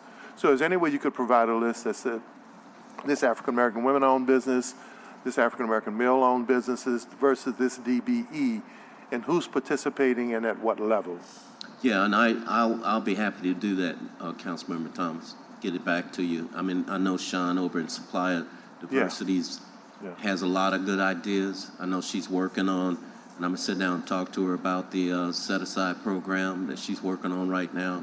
But we don't have, and I can tell you for a fact, with all the construction going on in town, we do not have a lot of black contractors participating. When we have a mandate for DBE and we get a DBE, that one DBE is rotating around construction company, and it's something that we have to change. Now what we're learning now is the DBE doesn't specifically impact the African-American community. Right. You could meet your DBE goals, and black folk can still continue to get poorer and more disadvantaged, which is what the study is showing us. Exactly, and I think that, and Rick Hathaway will talk about it now.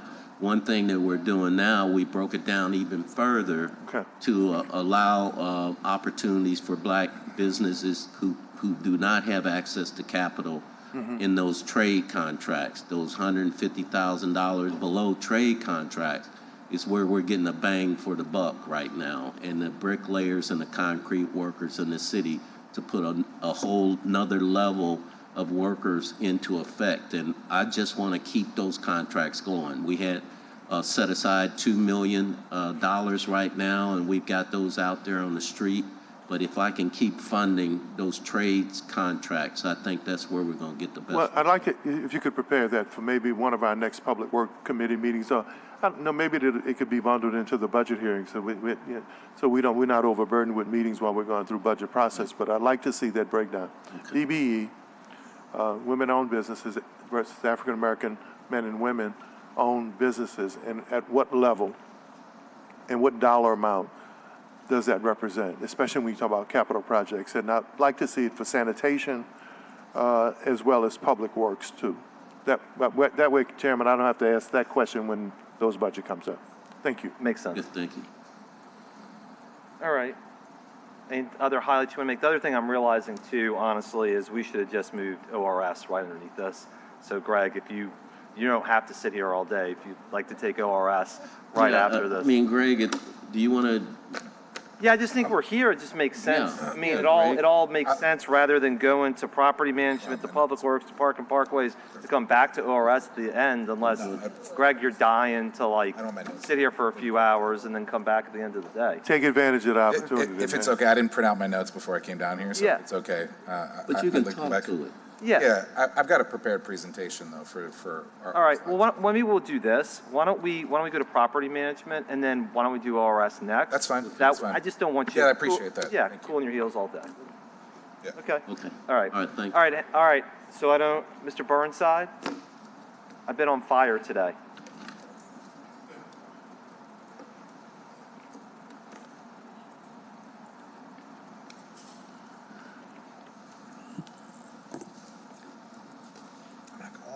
Yes. So we're sort of doing a lot verbally here and not necessarily following the print real carefully. So some numbers are not being addressed, which is fine. So from my point of view, which is obviously personal and not sustained by anything other than anecdotal stories, water is valuable. Now that is a weird thing to say here because we don't treat water as though it had value. We treat water as though it was a problem. So I don't fit into my culture real well, but I took my bachelor's degree in the University of Arizona, and I can assure you that, in my personal opinion, water is very valuable. So it seems to me strange that we don't model the value of water by storing it and using it in gray water means. So, for instance, there's the LEED building construction requirements. In order to be platinum LEED, you've got to have certain uses of rainwater. And you can have a green roof, and your roof can grow little stuff, and it helps, keep your building cool because the incident radiation from the sun is being used for photosynthesis instead of heating up your body or your building. But the water itself can be used, right? It can be stored in your basement. It can be hit with ozone. It can be clean. You can use it to flush your toilets. You don't have to always be cleaning Mississippi River water that's come through Cancer Alley. You can use water, and water is beneficial and good. And there are elementary schools in Los Angeles that are built on pilings like they were little wharfs, and underneath of them, instead of being a river, underneath of them, instead of being the ocean, is a giant cavern full of fresh water that came off the roof because rainwater just goes into the, quote, basement, unquote, stored there and used. We don't actively seek to use water, and this causes problems because we have to clean more water out of the Mississippi, which means more water leaks out of our 100-year-old main pipes. And then when the saltwater wedge comes, we have to even clean more water, and then we have to pump it all out of here. And the whole situation seems odd to me, and now my little bell rang, so I guess I'm done talking about water. But stormwater, to me, is a positive thing. It is a gift from God. It is free. And in the West, where there are water districts, and you have lawyers, and you're buying and selling water, to have it come out of the sky and given to you freely is a blessing, and we don't act like it. Thank you. All right, Ms. Lewis.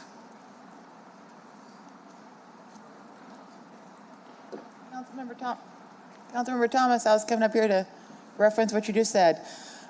So over the last year and a half, I went through the process of becoming a DBE, and I am not African American, but I am a low-income person, and it was terrifying, extended, and a lot of questions where I was answering questions going, I don't really know. I kind of need a lawyer to stand beside me and go, am I this? I don't know. And I will say that I have, in my experience with the DBE program, seen it directly abused, where people that are the long-term partner of someone who's already in this industry get their partner to get a DBE and then use that to circumnavigate the entire system. And now I'm competing with someone who's actually already in the industry, already has this business, doesn't qualify as a DBE, but they're using someone else as a DBE in name only. And I don't know how often that happens in other industries, but I know that it's happening in mine, and it's blatant disregard for the intent of what's happening.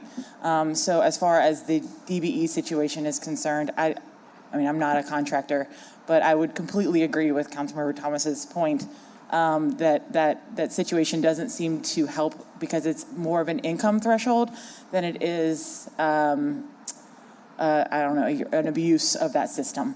So I think that if you could figure out a way to see the overall capital, I think that 150,000 threshold you're talking about, you would find yourself getting, like you are, more low-income people the opportunity to come up and run that business. Thank you very much. All right, on to property management. Thank you. Morning, everyone. Good morning.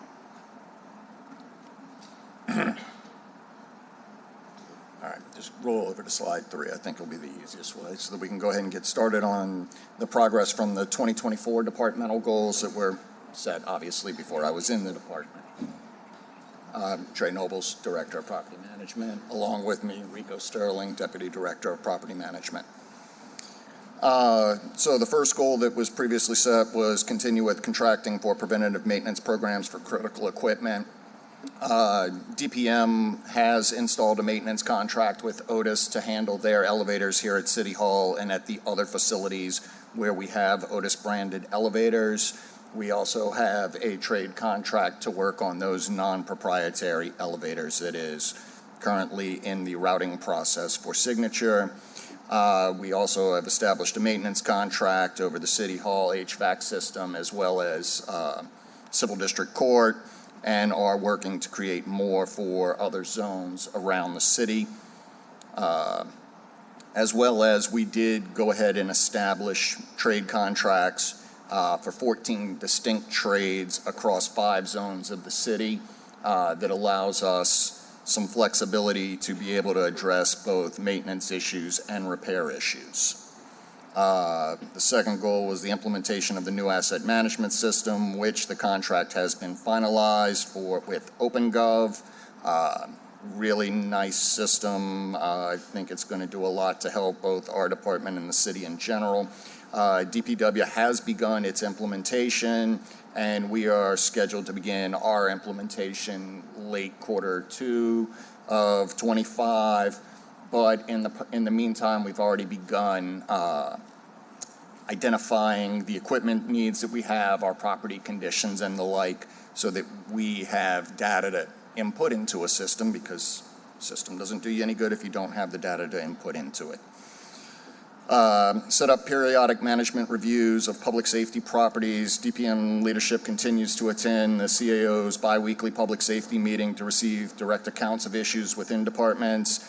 DPM provides progress reports of previously identified issues, and we turn around and use that to go out and conduct several site visits, and we've done inspections on numerous facilities, some with council members here. How are all my police stations? Do they have AC? We still have an issue at 6th. Yeah.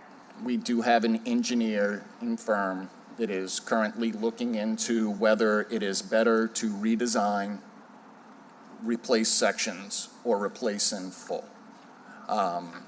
That system has given the department trouble for years, as you well know. Yep.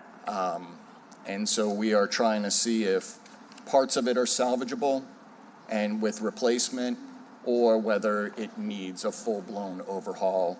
The A&E firm is in the process of doing that review, should have something within the next 2 months to know a path forward. So what I want to avoid, Trey, is having another summer where it's 110 degrees outside with a heat index and officers are working in sweat box conditions at the 6th District and on the top floor of the 2nd District. I agree with you. So if we identify that a new system is required or a partial new system, do we know the lead time on ordering an installation? No. The problem right now is lead times on HVAC are outrageous, to answer your question, and even repair parts can be months out. Some will tell you it's a 9-month wait, and you get to 9 months and they'll say, yes, it'll come in any day, and 4 months later the part finally arrives. So is there any way to expedite the engineer review of the 6th District in particular so that we know within a month, so that we have a lead time of? I can work to push them. Yeah. They have recently just helped me with restoration back at VA, and they're also working on some chargers for one of the parking lots here right now, though that is actually due to me tomorrow from them. So this will be one of the other projects, along with some of the work they're doing at LBS still. But I'll put the screws to them and see if I can't get a little bit faster out of them. I appreciate it. Thank you. Can I have one follow-up, Trey? Elevator at the 2nd District. As soon as that contract finishes routing, they are ready to go out and take care of it. Okay. It's on the cusp of being done? It's been awarded. Are we still missing one doc? We're missing one document from the vendor. They were informed of it last week. We should have it this week, and from there, it's click button, click button, click button, click button, get it signed. All right. So hopefully the contract is executed before the end of this year and work. Oh, no, I'm sorry, I just got updated. The vendor did deliver the document, so after this, so great. Go make sure we start. Perfect. Action it. Councilmember King. Thank you, Councilmember Giarrusso. Since we on the elevators in different buildings, I know Rico and Mr. Sterling and I talked about the Algiers Courthouse with that elevator. Is there an update on that? It's the same vendor. Same thing. As soon as we have their contracts routed through, they're ready to jump to work on everything. So I'm going to jump around a bit, go from elevators just to overall condition of the Algiers Courthouse, city property. The constable, clerk, judge always reminds me of the conditions of the courthouse, electrical issues, leaking ceilings, leaking roofs. Are there any future plans to fix that area? There are plans to fix a lot of buildings. Right now, I know we have about 17 different roof projects that are out for either touch-up or full replacement. HVAC systems At this point, we're pretty good. We've got most of them back up and running through a patchwork system. Just touching on Central City Library, I know it was mentioned earlier, that HVAC system was fixed a month ago and is or at least has been functioning for the last month from the reports that I got, because I made a phone call when I heard it was out in here. It has been working for the last month. Okay.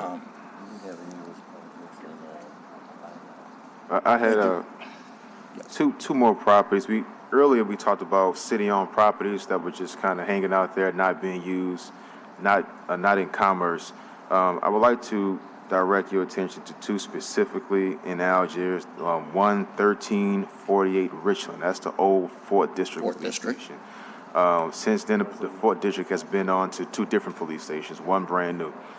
There are 2 adjacent property owners that are interested in this property. I've had conversations with both. Okay. So yeah, Real Estate and Records has talked to 2 different people about 4th District. We are looking to put some paperwork together on that one.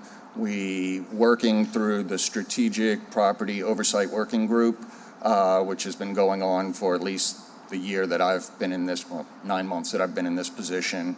We meet fairly regularly, at least once a month, if not sometimes twice, when we're dealing with sort of issues on those properties. But 3400 Florida Boulevard is another one of our properties that is in poor shape. We have about 3 different interested parties, and there is currently an RFP for basically a redevelopment partnership to be put out. That should be coming, I would assume, within about a month. It should make it to the street, at which point we look to try to get that property redeveloped. We are doing the same thing with Sophie Gumbel House at 5700 Loyola. Councilman Giarrusso over there is nodding his head, knowing the work that we've put into trying to get that city-owned property redeveloped and work to get its language changed and bring it into the modern era, but to still keep, I guess you would say, the proper spirit of the donative intent intact.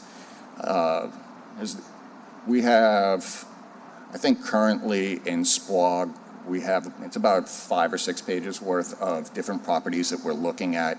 One of the main things that we do as we go through these is try to determine, do we have a city use for it? Like, as you said, we do rent out a lot of different office spaces. So trying to figure out ways to be able to renovate some of these properties into a usefulness versus just putting it back out into commerce to make some money.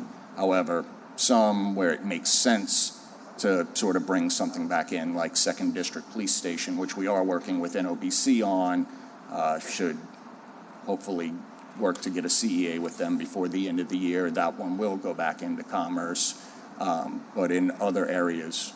Well, it seems like the 4th District is uniquely located in the middle of a neighborhood.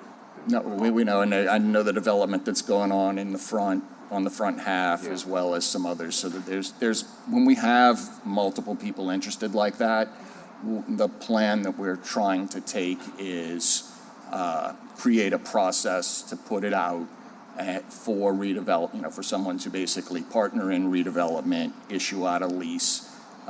That way we get these properties back, the city continues to make something off of its properties, and we're not necessarily picking winners or losers. It's the process does. All right. Thank you for that information. The second one is it's the old Park and Ride, about 2600 Wall Boulevard. So not the concrete area. Across the street is a large parcel of land that's city-owned. It's become a dump site. So you're talking about behind Parks and Parkways, across from it. So Park and Ride we have several things going on with it, and it will be used more than likely, possibly as one of the ride share locations. Right. Across the street, the Park and Ride locations for that. Across the street is one of the sites that is made a short list for a new city cemetery. Who decided that? So Property Management and RER went through and evaluated a multitude of properties across the city as a replacement for Holt due to it having reached its capacity several years ago. Let this me point. cut you off, not to be rude to interrupt you, but this is my first time hearing about that spot being the location for a cemetery. Understand, it has not been selected. It is one of the spaces that has made the list. There's, I guess, about 14 that we narrowed down to that had both size, access to public transportation for people to be able to visit their loved ones. It's a quiet area that we are looking at further development across the street where the park and ride is.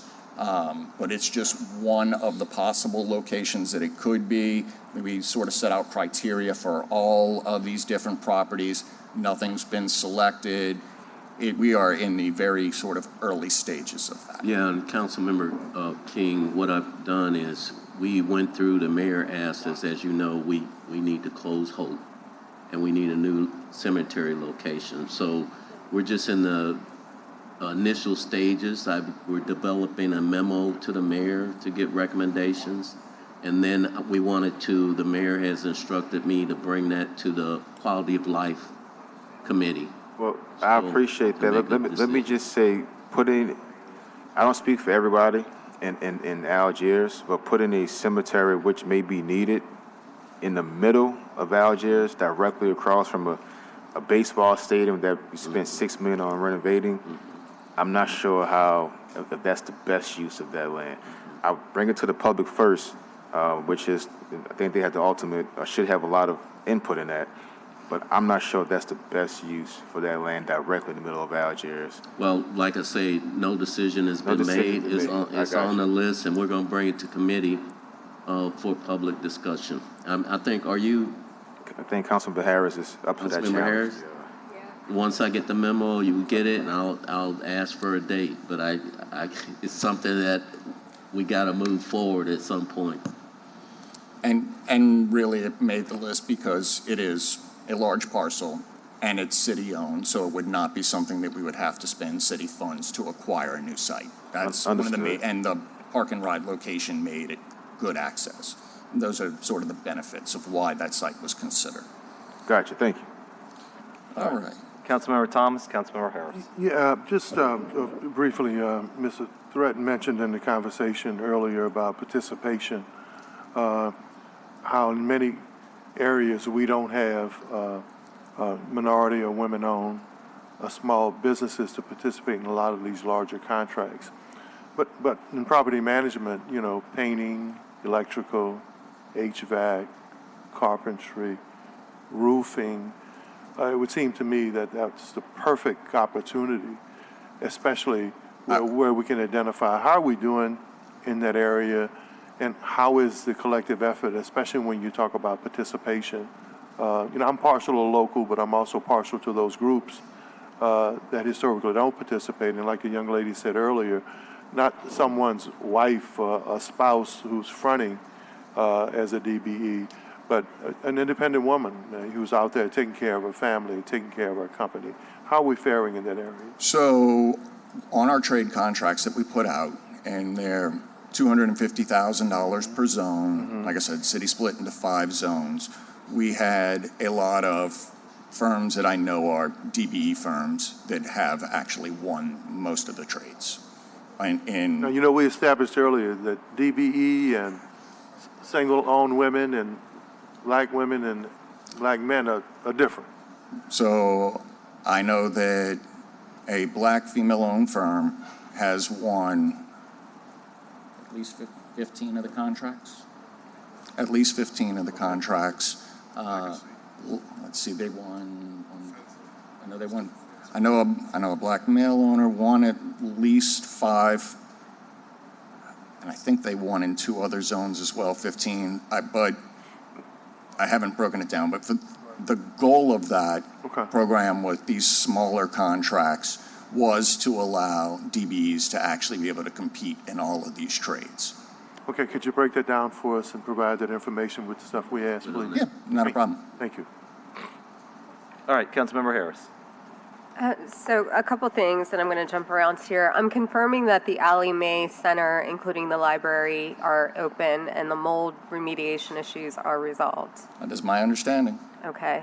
The old second District Police Station, I understand that that's with NOBIC now, and we're trying to figure out what we're going to do with it. We are working with NOBC on that one, yes. The CEA hasn't been finalized. There's no agreement in place yet, but they are taking it to their board. Okay, and you'll let me know.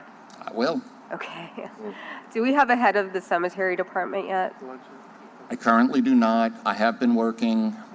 We have the same temporary person has been holding the job down.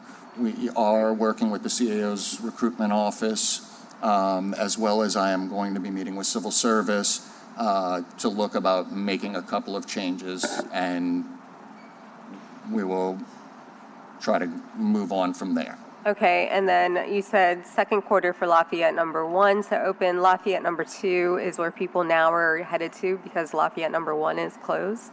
Lafayette number 2 needs a lot of love. There are tombs that are open and in disrepair. I know that there's problems because a lot of these, we can't find family members. So I think once we get that head of cemeteries in place, we need to figure out a way of funding through city money or some grant money on how to repair some of these tombs, because certainly we don't want tombs to be desecrated, people to be taking things off of them, and that cemetery is pretty much open to the public. I don't think there's anyone on site. No.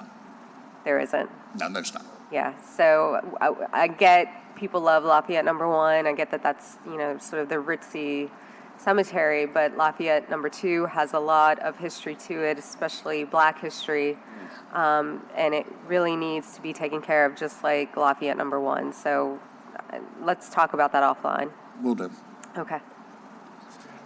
Trey, can I ask one more question? And Yes. I mean, and again, this is in our effort to try and help.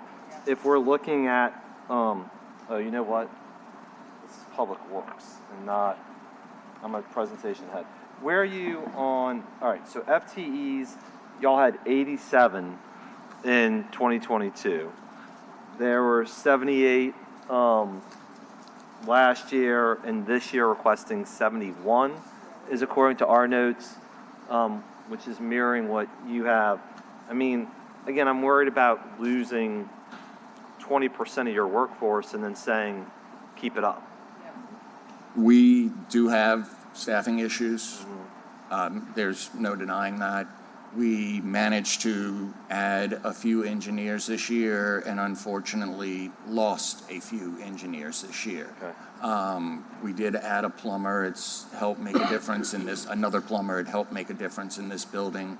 We're still in the process of trying to find someone who will function as an electrician. I do need additional support staff for the cemeteries as well, so that we can get them trained up, especially if we are going to be reopening Lafayette number 1. So there are some additional needs there, but we're looking for ways to try to address it. Again, like I said, I've scheduling with Civil Service on that, as well as possible increases to HVAC technician position so that we can bring some of those guys in. I know that some of my plant engineers can work on them. They have those skill sets, but at a lot of times, because of the lack of being able to get an engineer in the city in general for buildings, they sort of can't pull off because they're required to be at their site, and, as long as that system is running and operating, which is why we got the trades so that we had companies that could be able to respond and handle a lot of these issues. The bigger hang-up has not necessarily been getting somebody to them, it's getting the actual parts you need to repair a system. Even newer systems have had little parts issues that it's been a real pain trying to fix. Okay. Is there anything other cities are doing? I mean, imagine other municipalities are having the same problems we're having. Is anybody doing it better? So what really is ending up happening is you end up having your HVAC technicians get parts manufactured once they're able to find out what the specs for it are. And that's what we've done to fix a couple of solutions here. And from what I understand from the HVAC technicians, they're sort of spreading this knowledge around the country as people figure out this is the tolerances and thresholds that you actually need for it to put it in, work, and not mess up your system. Right, okay. All right, thank you. All right, I don't know if you have anything else you want to really hit on. We have a couple other comment cards. We've peppered you with a lot of questions. No so- problem. I was just going to touch on just a couple of things for real estate real quick. Yeah, absolutely. Just because we do actually have, our property management does have a dashboard that's on the city's website that shows all of the city properties as well as their conditions. It's interactive, and if you go into the dashboard app on NOLA.gov, you can get there and see where each and every city property is and where it currently stands. We gave a presentation to the council on September 3rd about that, council staff, I should say, on September 3rd about it, where we went through the different conditions of city properties and all of the ones that we have in different uses. So that's one of the things I just wanted to point out. We have that together, and it's out there. There does need to be a little bit of work on it. One of the things that on my going forwards for 25, if you look in here, we had adding in some appraisers for the city. That way we can get a sort of better value versus what we're calling it. The way the original ordinance was designed that we were presenting on sort of built it towards homeowner standards of condition, where our facilities are slightly different and need to be handled a bit different. Otherwise, we continue on trying to use technology to both digitize the cemetery records, the real estate records, and get all of that looped into the asset management system. We are, as brought up, looking to acquire a new city cemetery for next year, though we are in the very early stages of that, just doing research on places where it would be available. We do have the plumbing redesign being worked right now. It is in design, as well as the entrance redesign for the low barrier shelter is on the street. We are going to be working to do some continued improvements to the newly acquired public safety warehouse, and DPM will be taking over management of all city leases so that everything is running under one shop through our real estates and records division. That's sort of it for DPM and REO. Okay, all right, thank you. All right, so actually, Ms. Lewis is ahead of Mr. Burnside. I just go by the timestamps. Well, no comment. I just have a quick question. How many HVAC people are on the city's payroll? We have 27 engineers who handle our plant systems. 27 engineers who handle plant systems? Yes, but the individual HVAC units, we do not have any. Okay, so we don't have any people that are just specifically HVAC? They can handle the HVACs in the larger chiller centers, i.e. like we have here, but we do not have, we have people who are capable of working on smaller units, but most of that is currently contracted out, almost all of it, due to the fact that everybody is actually working on one of those larger plant units. Okay, I'm just curious what the cost effectiveness of contracting out is, because it seems like a lot of city maintenance is contracted out, and therefore it's like a whole process to get it a contract and then sign someone up and then get the funding, and then, isn't that like a giant tiered system? Is there a reason why the city moved away from having in-house HVAC, and you have one plumber on the budget for 2025? One carpenter? This seems like a really low amount of civil staff to keep up the number of buildings you have, right? It is. And it looks, and from what I can understand from taking over in January, is that the cuts to this department, personnel-wise, started back in 2005 and have continued to go down.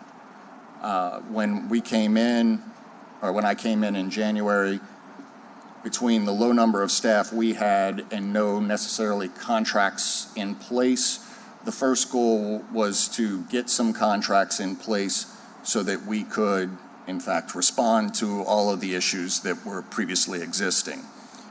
Now, as we have those getting into place and getting those issues addressed, the next step is going to be trying to determine what is, with the help of civil service, what is the proper staffing levels that we're going to need, and what is the proper pay rate to be able to get someone to come work for the city versus an HVAC turning around and working on their own and, you know, running their own business, because most smaller HVAC companies are 2 or 3 people who go out and do all of the work.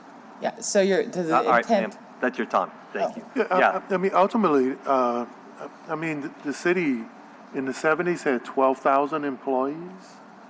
So, I think we're seeing a trend in terms of municipal governments. So, the question is, are we trying to build back up to 12,000, or are we trying to find the best possible right size to deliver services? And I think the budget chairman mentioned it earlier. I think we have to be that balance, but I don't think there's been, because all of the talk's been talk about, so much about unfilled positions. Well, that's kind of the move and the trend now, and it's not just here. So, departments aren't going back to where you had thousands and hundreds of employees. So the question is, how do you have the right department with the right size in labor force to deliver that critical service? And we don't know what that is now. Or we do and no one's telling us. And I think, Councilmember Thomas, you hit on a point. I think that balance is important. Can you say that again? So it's a press is here. You say I hit on a point again. They're not going to say that, but I just very important. because I'm going to tape this stuff from Very clear. from my own chronicles. Yeah. If you talk Rick Hathaway when he comes up with Public Works, he was here earlier in the years in the streets department where they had their own asphalt plant, own concrete plant, own dump concrete trucks. We had our own sanitation department with our own strike force. Sanitation department. And, if everything's working correctly and you've got new buildings and you're doing preventive maintenance to where we don't have everything breaking down, we're in a period right now, and Trey, you can support me on this, to where everything's deferred maintenance. Everything's critical mass. So we don't have new HVACs. All the HVACs are old, and we're just responding to problems. Well, right? just understand that, and especially because of the delivery of services or how services are needed and how the public grade us, we have fewer people and bigger budgets. The city budget is bigger than when it had 12,000 employees. The city budget is maybe 2/3 more than it was pre-Katrina when we had 500,003 people in this city. So at some point, the public's taking a look at it, hey, hold on a second, our budget's being constrained, your budget's growing, but we're getting less for our tax dollar. And I just think we need to take a scientific look at that, or an administrative look, an organizational look at that, and what's the right size, as you said, to deliver this particular service. And we don't know, because we keep talking about how many employees we have. Well, I just mentioned when we had 12,000. And it's one of those things. We need a few more engineers. We keep putting things out. We're lucky when we get it filled. Okay. Thank you. All right, Mr. Burnside.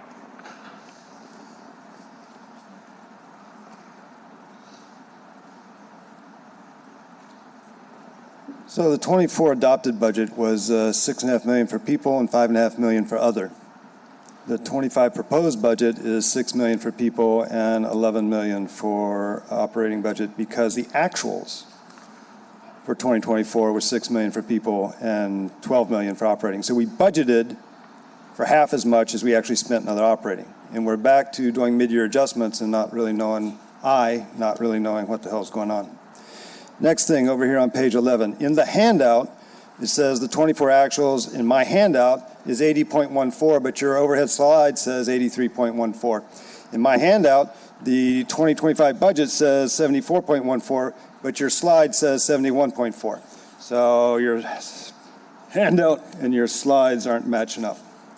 The next thing I want to mention is it is true that Central City Library is open and has been open since October 10th. It is now October 15th.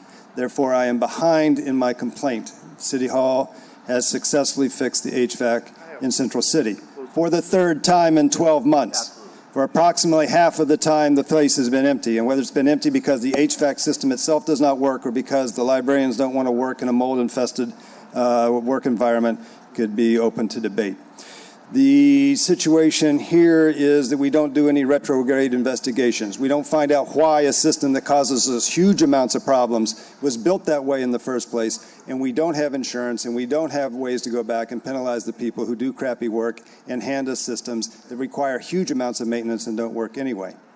So as far as the rest of it goes, the Civil Service was here a few days ago. They said that they had passed on to property management HVAC slots. And that is a polite way of saying you could fill them if you wanted to, but they're not even in your table as empty.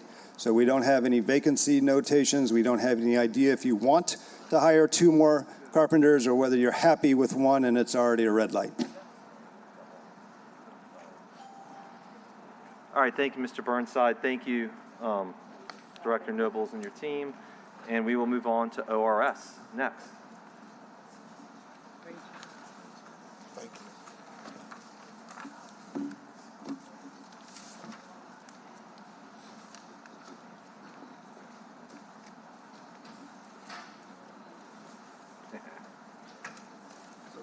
Got it.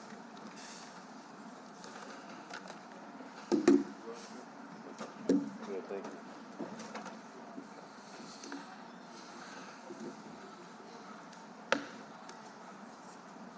All right. Good? Yep, absolutely. All right. Yours. Thank you. Well, good morning again, and thank you for moving us up. I'll apologize to the other infrastructure departments that are getting bumped back, but I appreciate you moving us up. Thank you, Councilmember Harris, Councilmember Giarrusso this morning, and any other council members who join us. I also just want to take a moment to thank my team with the Office of Resilience and Sustainability. I know every director thinks they have the best team, but we really do have a bunch of hardworking public servants working on the climate crisis. So we've made a significant amount of progress on our 2024 goals. We published a revamped and updated website in June 2024. And we're tracking towards publishing a new climate action and GHG inventory dashboard by the end of this year so the public can follow us on the city's progress on our climate action plan. We hired a FUSE executive fellow, Jackson Wright, in April 2024 to lead our stakeholder engagement efforts around a commercial energy benchmarking ordinance. And we've also hired a DOE community energy fellow, Medora Cisse, to lead our green energy campaign efforts. More on those in a minute. We are still seeking funding for a circular economy policy and program manager. It may sound crazy, but there is no one at City Hall focused on diverting waste through recycling and composting right now, and it's something both Matt Torrey and I have been requesting for several years now. So we continue to seek funding for that position in our office, whether it be through federal grant funds or general funds. We've successfully secured 6 new federal grants in 2024, including the $61 million pedestrian and bike infrastructure project that was discussed earlier this morning, $1.7 million for our Blue Bikes expansion and bike mechanic workforce development from the Department of Energy. But the biggest achievement that we had in 2024 was our $50 million award from the EPA under its Climate Pollution Reduction Grant Program, which marks the city's largest ever investment in climate action. Next slide. This program was a one-time pot of $4.3 billion in grant funding from the Inflation Reduction Act.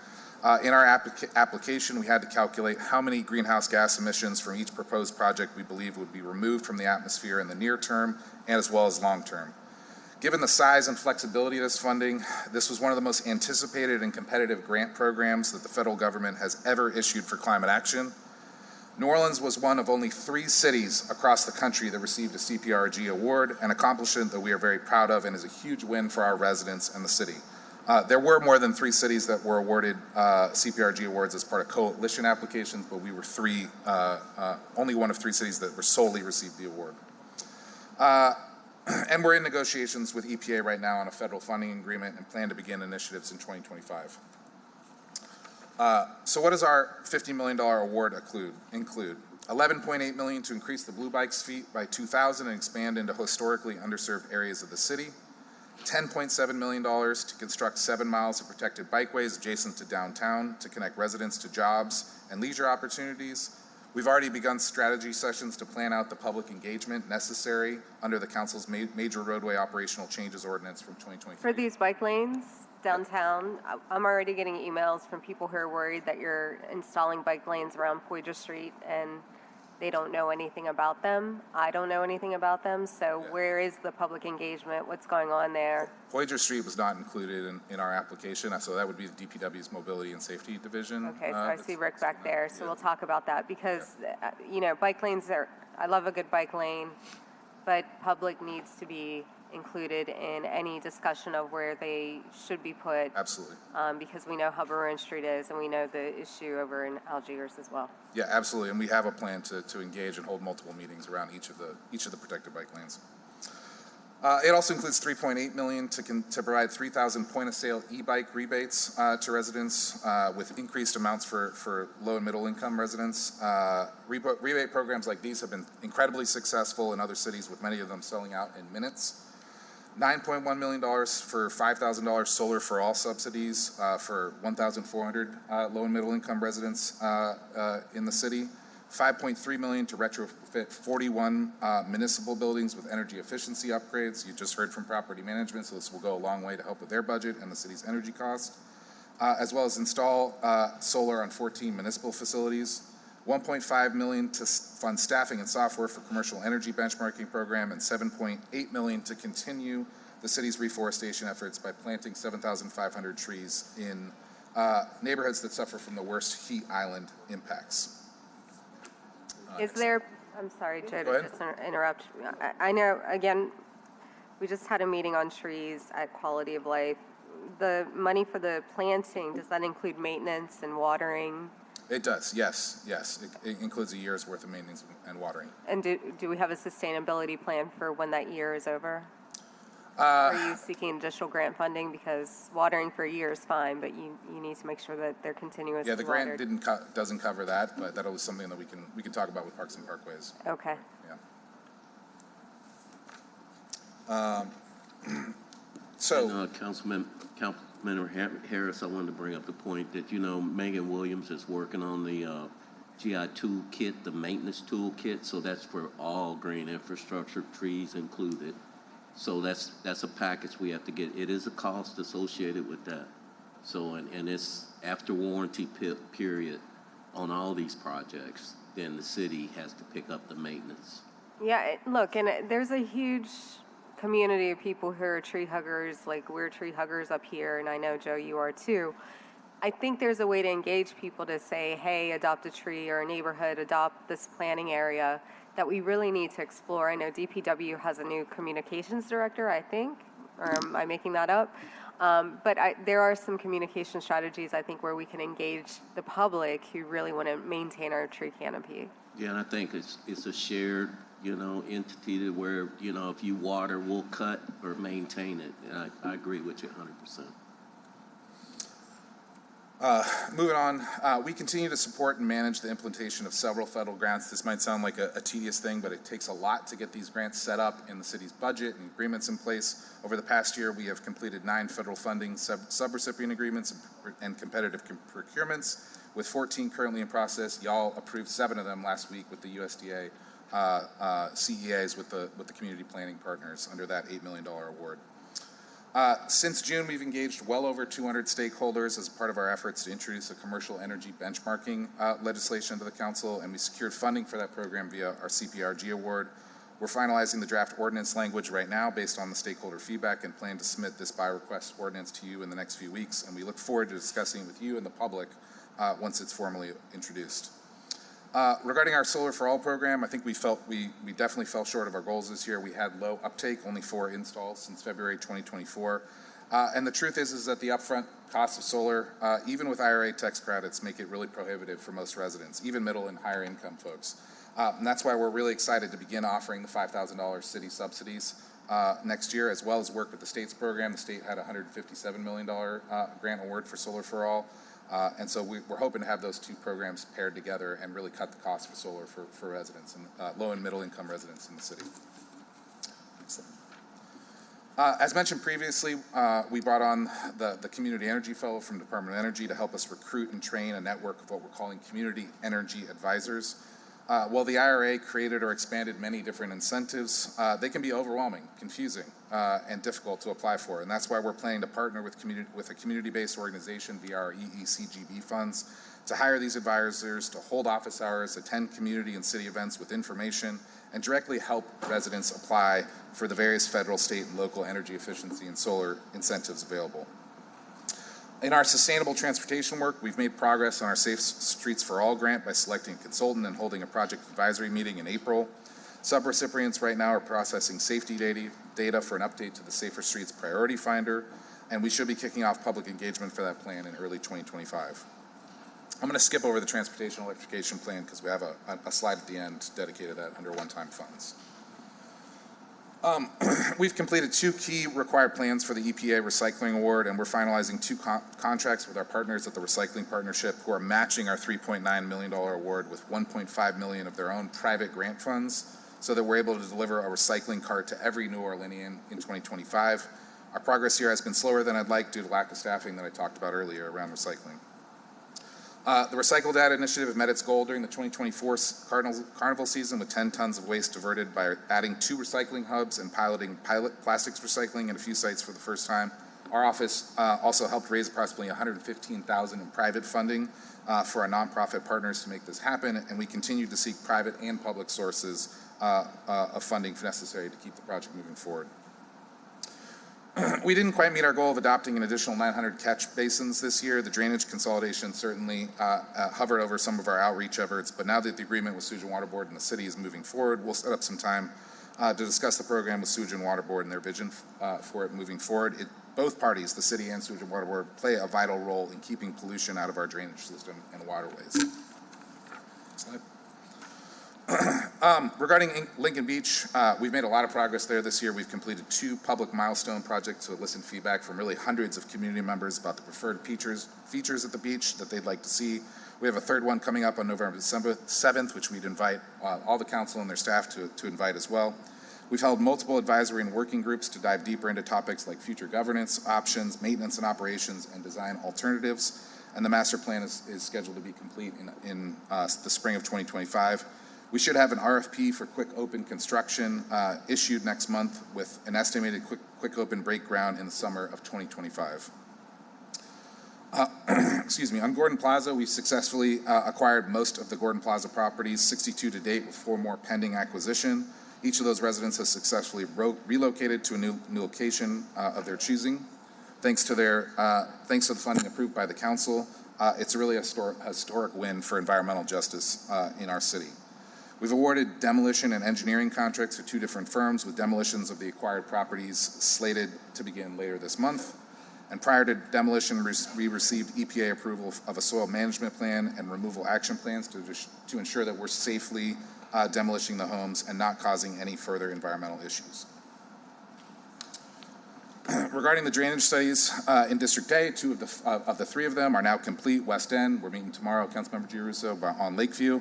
And we'll now turn our attention to trying to secure funding for those projects with the highest flood reduction potential. The Mid-City study, as well as the GI toolkit that Joe just spoke about, that's going to standardize how the city maintains green infrastructure sites, as well as update the stormwater calculator that is required for stormwater permits. Those are both scheduled for completion at the end of this year. Next slide. So we have developed an initial scope for a comprehensive stormwater master plan with our partners at Sewage and Water Board that would identify priority projects and the needed investments needed into our drainage system for the next decade. A plan of this size is going to take significant amount of funding. We have applied for a significant grant through the National Science Foundation. We're waiting to hear back on that. Extreme heat remains at the top of our climate threats, and last week we selected a consulting firm to help us lead the city's first ever heat mitigation plan. A plan we're co-leading with the Health Department and the Hazard Mitigation Office. And we're entering contract negotiations now with an anticipated start date in early 2025 and a 12 to 15 month timeline for completion. Councilmember Harris. Not to beat a No, dead go for horse, but on on the heat mitigation plan, are you taking a look at the Parks and Parkways soil reforestation plan as well? Is that incorporated in the heat mitigation? Yeah, one of the tasks for the consultant is to look at all the city plans, the master plan, the city's climate action plan, the reforestation plan, the parks master plan, and really see what elements of that are already focused on heat mitigation, and then what our gaps are and what we need, what are the things that we need to be doing. Okay, thanks. Yep. For 2025, we're going to be building out a one-stop shop a website for residents to provide clear info on the clean energy incentives and resources that are out there as a part of the city's EECGB award. As our office has grown, the need for topic-specific policy managers has continued to grow, so we'll continue to seek funding for that circular economy position. We also have a need for a coastal resilience position as well. Our growth has also meant more administrative tasks, and so we're seeking funding for an office manager and a communication manager as well. In terms of our grant work, we are setting our 2025 goal slightly lower this year with 4 grant awards through IJA and IRA programs, and the reason for that is that a number of these grant programs were one-time funding sources that were wrapping up before this November's election. That's the way the IRA designed them. And should the election result in Republican control, it could mean a significant reduction in grant programs for climate-related programs next year. So the other reason we're setting a lower goal is because really I think we need to start shifting into and devoting more of our time to implementing our awarded grants, and none more so than our $50 million EPA award. In our energy work, we plan to implement a commercial building energy program that's going to be funded by our CPRG award with the hopeful passage of this ordinance in the next few months.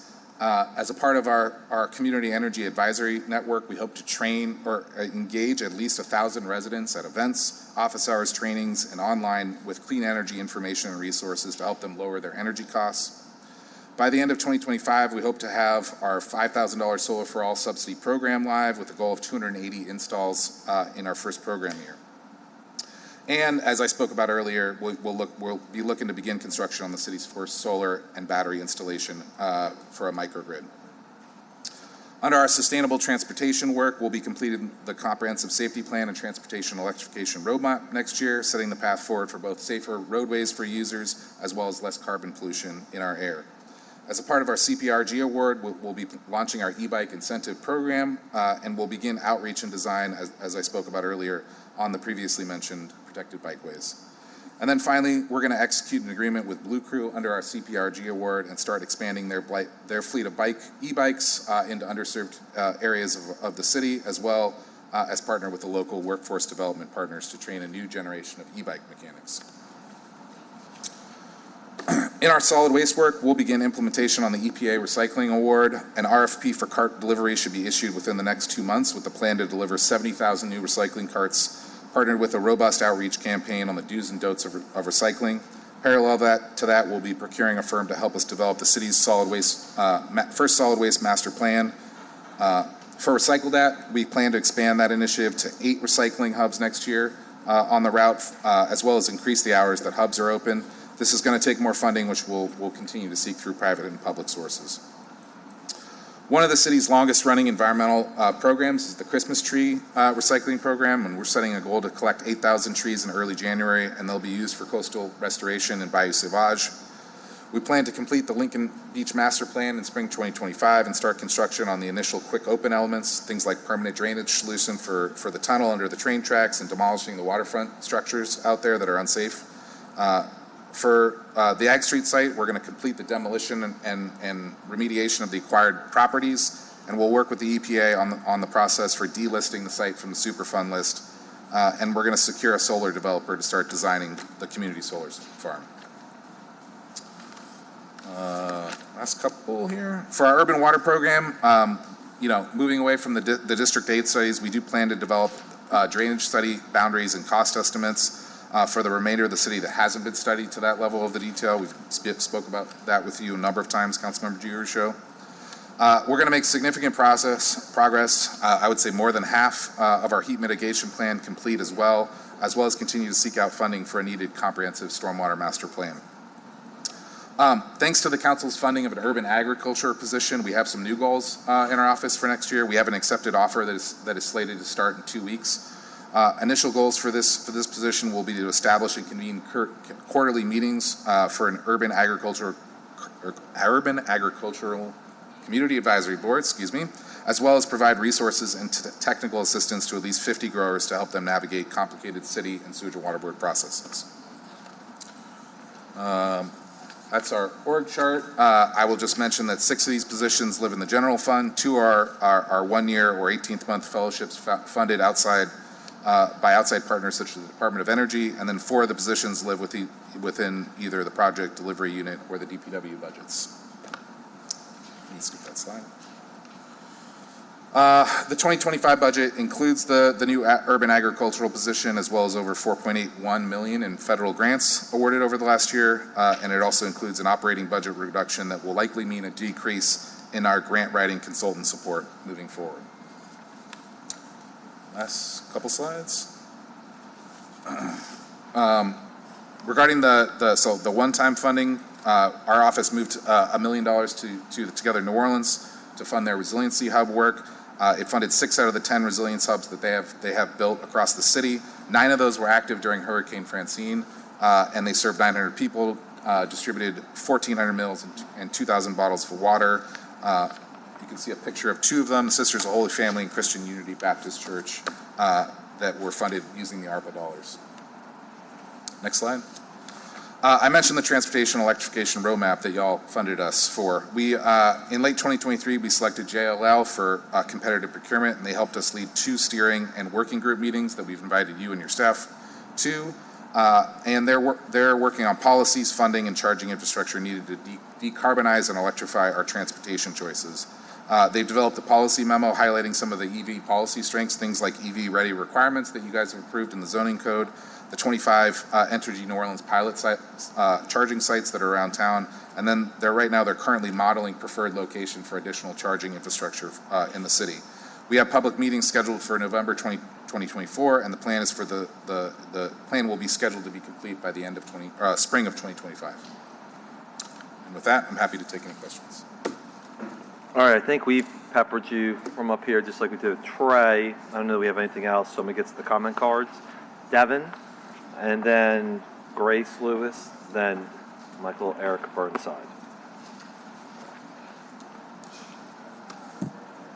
Hi, Council. Thank you for your attentiveness in this process. My name is Devin Wright. I'm here on behalf of Sprout and the New Orleans Food Policy Action Council. First, I just wanted to again thank Council for supporting the A Greener New Orleans platform and specifically that Urban Ag Liaison position last year. We're thrilled for the imminent onboarding of that role in 2 weeks. A huge thank you to Greg Nichols here for his remarkable partnership with community in building out that role and building out how ORS envisions food as part of our city's resilience and sustainability broadly. It fits in a lot of different departments within the city, and it should be in more departments kind of scope of work, I think. We're also glad to see ORS capacity grow this year, and we'll continue to encourage that office and council to see resilience and sustainability as foundational to our city's future, and even further, food, again, as a key part of that.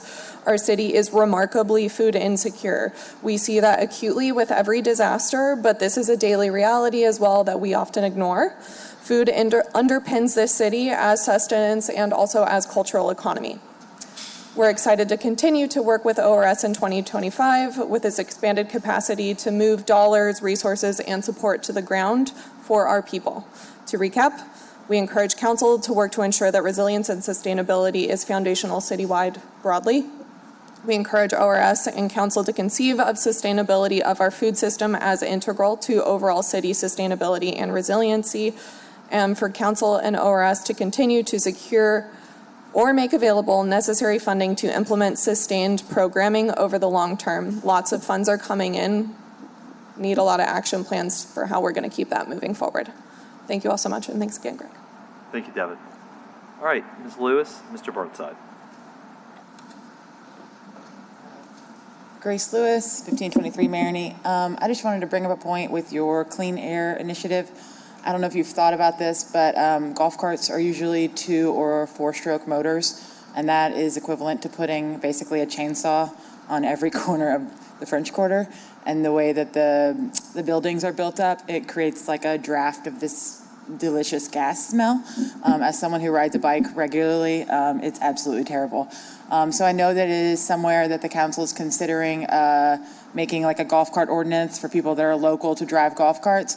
I'm all for that. I just really think that to go with this clean air initiative, it should be that they are electric, because the wonderful gas smells really don't need to come to the French Quarter. Thank you so much. Yeah, I mean, just for a point of clarity, the council has not been like super excited about golf carts and the right-of-ways, and we keep on asking DPW, do we need to give you more power? Because like I've seen it a bunch in Lakeview, where I live, and like a kid is getting ready to get creamed on Harrison Avenue who is not licensed to drive. So I'm concerned both from they don't belong on the public right-of-way. I know DPW has a focus on the CBD and the French Quarter, but we are not pro golf carts in any way, shape, or form. I got you. I just knew something was in the works. I just wanted to make a play for electric golf carts over. Yeah, I think it's sort of I appreciate that, but I just want you to know I think our scope is going to be a little bit larger than that, which is making sure DPW has tools that it needs. Right, and I think Councilmember Jerusalem, I've sat down with Councilmember Morrell, and we've been working with Council Law to try to finalize a golf cart ordinance. I think in those places where it would be allowed, if they're decaled, for the French Quarter residents or hotels or something like that. Okay. But it's a problem in the city. I mean, a lot of them are operating unlicensed. Yeah. And tours, they're taking money for tours, they're not permitted. Right. And we get no sales revenue as far as the city from those efforts. Listen, if it's going to be something that we're going to say will be in limited geographic footprints, then it needs to be highly regulated, and you got to be paying both a license and your sales tax to the city of New Orleans. Right, exactly. Just that simple. And obviously happy to work on, bless you, Sadie, also phase in or work on having electric golf carts as well to minimize natural gas. All right, Mr. Burnside.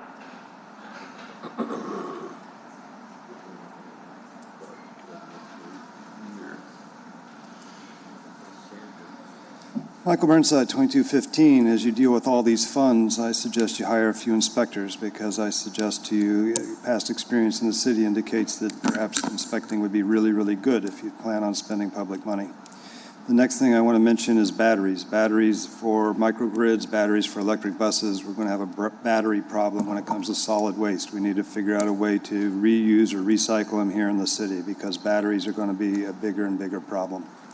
As far as a solid waste plan, you need to have some kind of plan specifically for construction dumpsters, and the dumpsters need to include the idea of metal. There's a lot of metal 2x4s now in commercial construction, and when they're demoed, they're ripped out and thrown away.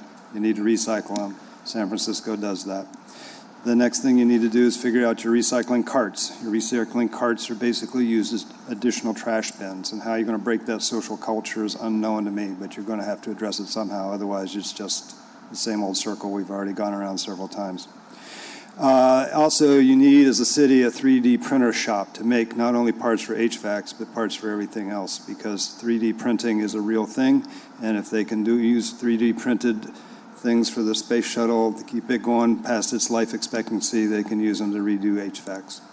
As far as the idea of golf carts, the state of Indiana allows, brain just stopped. State of Indiana allows not the motorcycles, the motor scooters under 50 cc to be driven by people that don't have driver's license, precisely because alcoholics and other people don't have driver's licenses. So you got to allow some sort of safety valve for people.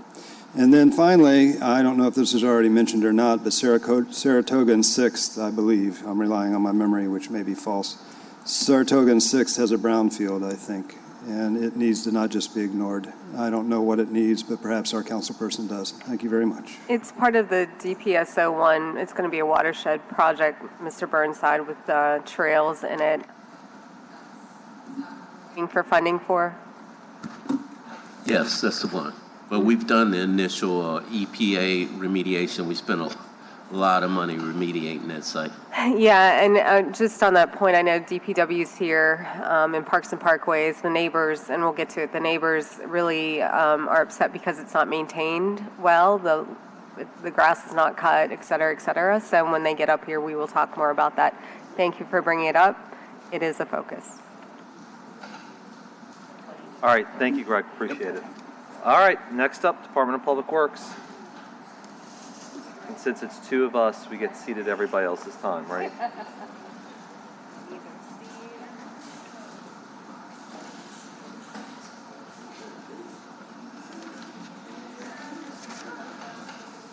Thanks for hanging with me. You did that, man. Awesome, like, take care of it. We're good. We're doing good. You're rolling. You ready? You ready, Rick? Sure. The massacre. You got you.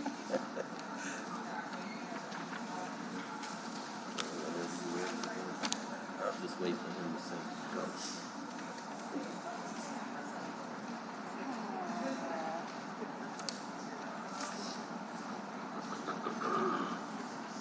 All right, whenever you're ready, Rick. Thank you. Good afternoon. Good afternoon. We'll start with slide 3. These are the progress on the 2024 department goals. We continue to partner with DOTD for road swap. This year we'll be taking over Haynes as soon as the department is completed with the upgrades, and that will include geometric upgrades as well. Drainage studies are underway with possible additional studies. We've done stormwater management and green infrastructure projects. Design and construction will continue. The Desai Bridge is under construction now, and we're nearing completion on the Morrison Road bridges, 5 bridges along the eastbound lanes, and plans are under development for the Holiday Drive Bridge in association with the Corps of Engineers project. For asset management, our staff was approved by Civil Service. The asset management administrator was funded, selected, and hired. We have a vendor procured and contract executed. That's with OpenGov, so we have the system in place. Right now, the stormwater, subsurface stormwater system is being uploaded to the system. It'll be followed by traffic signals and traffic signage, and then move on to other utilities. Those will be in effect in March 2025. I'll also add that we'll have the new 311 system in place at that time, and it will work with asset management to allow complainants to specifically identify the asset where the issue is.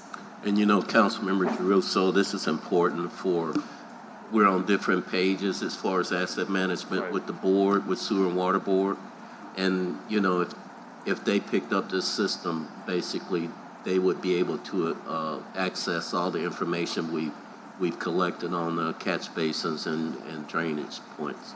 Well, okay, so, I mean, this has always been something I've been wondering about. Like, is there not a way that we can integrate 311 and 52 water? I mean, because this is what happens. Constituent does not know, and I see everybody at that table shaking their head. Constituent, sometimes we don't know. And is it a 311 issue, a 52 water issue? So is there a way to integrate? And then Rick, number 2 is, does that mean somebody can take a photo or something of like the light is out at St. Charles and Nashville, and then that can be uploaded and that goes into 311? How does, like, what does the asset management system do? It'll identify that light. So if it's a traffic signal, say that a red light is burnt out, then the caller will be able to select, based on the connection to asset management, that specific signal at the intersection. It won't just refer to the intersection itself. It'll specify that particular pole, and that'll happen through everything, through catch basins, through pothole locations. All of that will be able to be identified specifically by the caller, which should help us reduce inspection time and hopefully get service started quicker. Okay, and what about, I mean, again, I think we're all trying to make sure the drainage consolidation happens as easily as possible, and maybe the answer is, well, there shouldn't be any more spillover, if drainage goes to the Sewage and Water Board, but I just always want to make sure 5-2 Water and 311 have an ability to talk to one. Well, the Sewage and Water Board, I've been in meetings with Steve Nelson, and they are moving to working with us on our asset management system. We have unlimited access, and they will be provided that, so they're going to keep the subsurface drainage system with us, and hopefully we'll move to both sewer and water coming on board where we're all on the same system. So we are negotiating that now. As far as the relationship between 311 and 5-2 Water, if someone calls 311 and it's a water or sewer issue, they will be automatically directed to 5-2 Water. They will not have to dial another phone number to get to it. So that's the connection. The board wants to keep that separate, though, from 311. Okay. Yeah, and I think that's our frustration right now, Councilmember Jeruso. As you know, when a resident calls into the city, we really don't know who's doing construction or whose asset it is, and we spend a lot of time figuring it out before we can get back to the resident. So I think with the moves we're making right now in technology, that these things will start getting better. Okay, Councilmember Harris. I will say a positive thing just that happened today is that it looks like Swebno is migrating to NOLA Ready so that there's one integrated system of alerts. So I just subscribed. I encourage everybody else to do the same. For the millions watching at home. For the millions watching at home. All right, go ahead. Moving along, contracts have been secured for the on-call safety and mobility design, and construction will be advertised on a project-by-project basis. Grants are being continuously reviewed for opportunities and will be applied for appropriately. As far as the... Can you talk to me about bike lanes? Sorry to interrupt, but the Poydras bike lanes, is that already in progress? Is that a thing? That is going to be, we're going to do that on Poydras Street, but I do want to address the communication. We have reached out. We have a newsletter that goes out every week with the project, and it's been in there for the last few weeks. This goes to several hundred individuals and agencies within the downtown area, and then they forward it on to their subscribers. So I don't know the exact number it reaches, but it does reach quite a few people. In that, we explain what's happening with Poydras Street. There's also a typical section that's included in that, so the residents and business owners can see what's happening. As far as the geometrics of what's happening is there will still be 6 lanes on Poydras Street, 3 in each direction. There's enough width. This is only between Loyola and Convention Center Boulevard. That will connect the Convention Center Boulevard Trail with the Loyola Avenue bike lane. That was the intention. And so you'll have 3 travel lanes, a bike lane, and a parking lane in each direction. That section is wide enough to accommodate that without any curb relocations or anything like that. Yeah, but I think Go ahead. I think what Councilmember Harris is saying, usually on the mobility and safety with the bike lanes, we usually have 1 or 2 designated community meetings, and we invite folks, Rick. So if we could, I don't know, when's that work scheduled? In the coming days. I was told by Safety and Mobility that this was already on the bike plan, and so the hearings surrounding the master bike plan would suffice.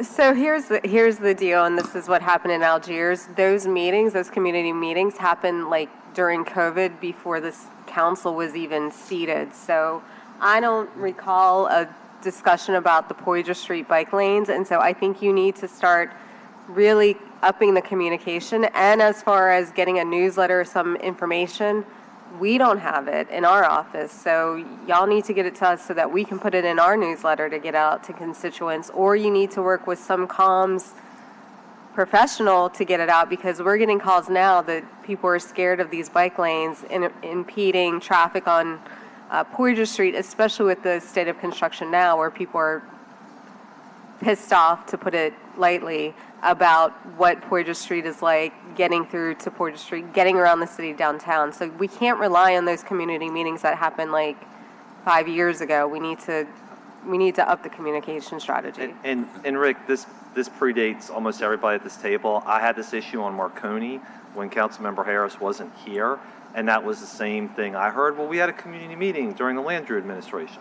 Well, I mean, that doesn't cut it. I mean, that's not you, but I'm just telling you, like, something that was discussed publicly 9 years ago that's coming to you, and then it's 5, 7, 8, 9 years later, people don't really know about. And I mean, there is a community of active bike people who know, but the average resident doesn't.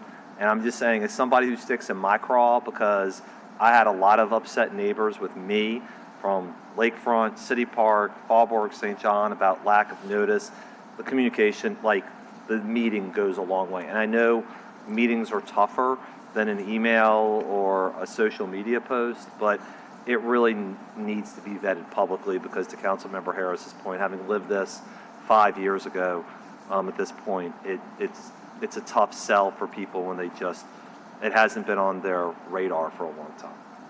Thank you. Sure, thank you.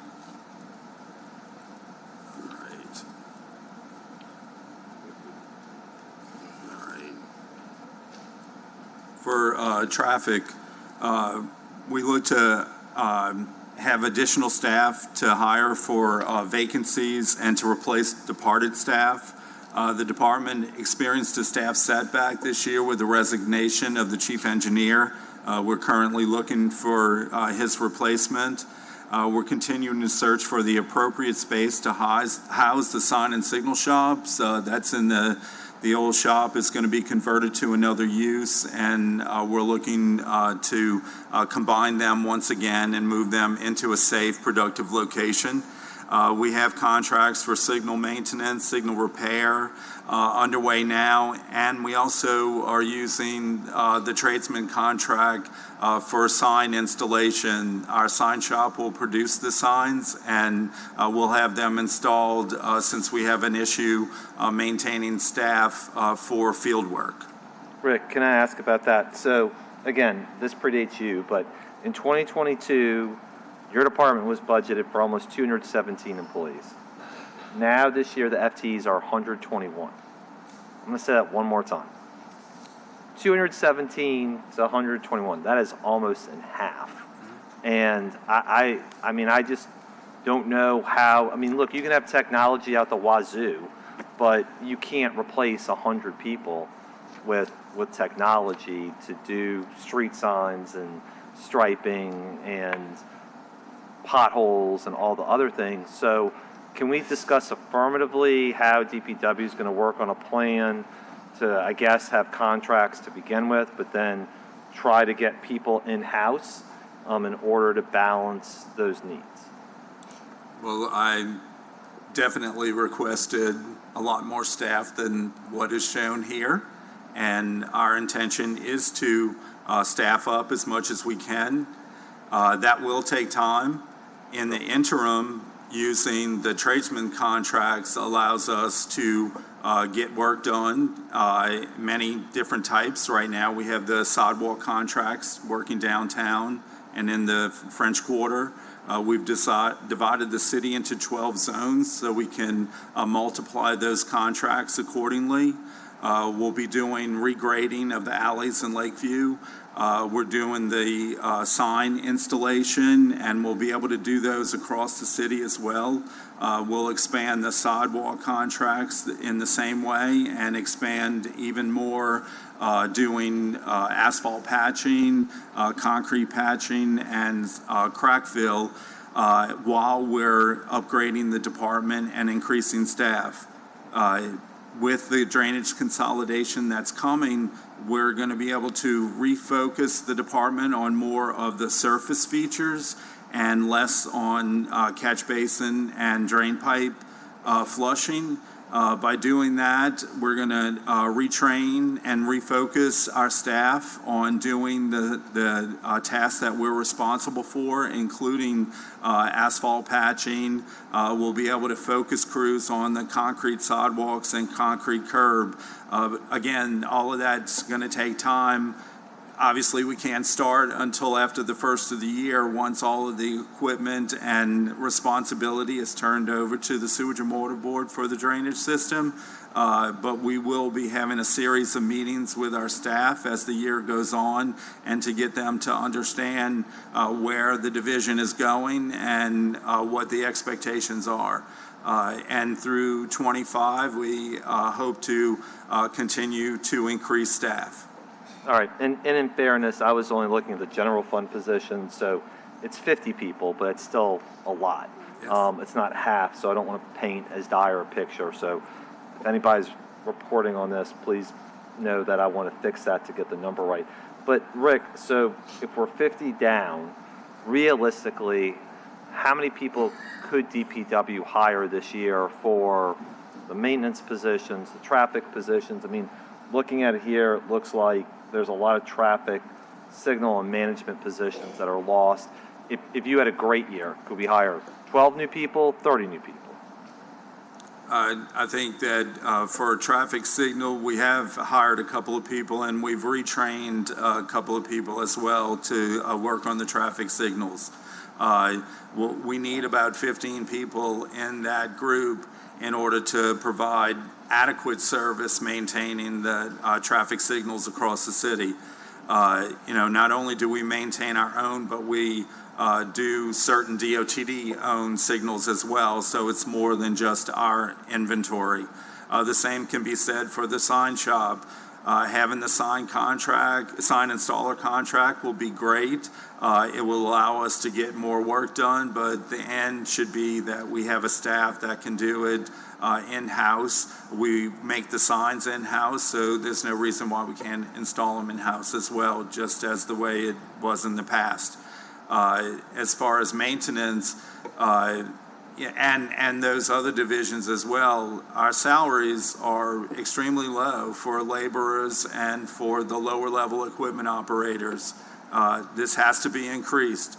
There is a job study that's going on right now through civil service. It's kind of a citywide comprehensive job study, of which many of our positions are in that job study. And we hope that that will result in higher hourly rates, and we'll be able to be more competitive with private industry. Well, you anticipated my last question, which is how many people are covered under the job study? Is it every single employee in DPW? Yeah, just certain positions.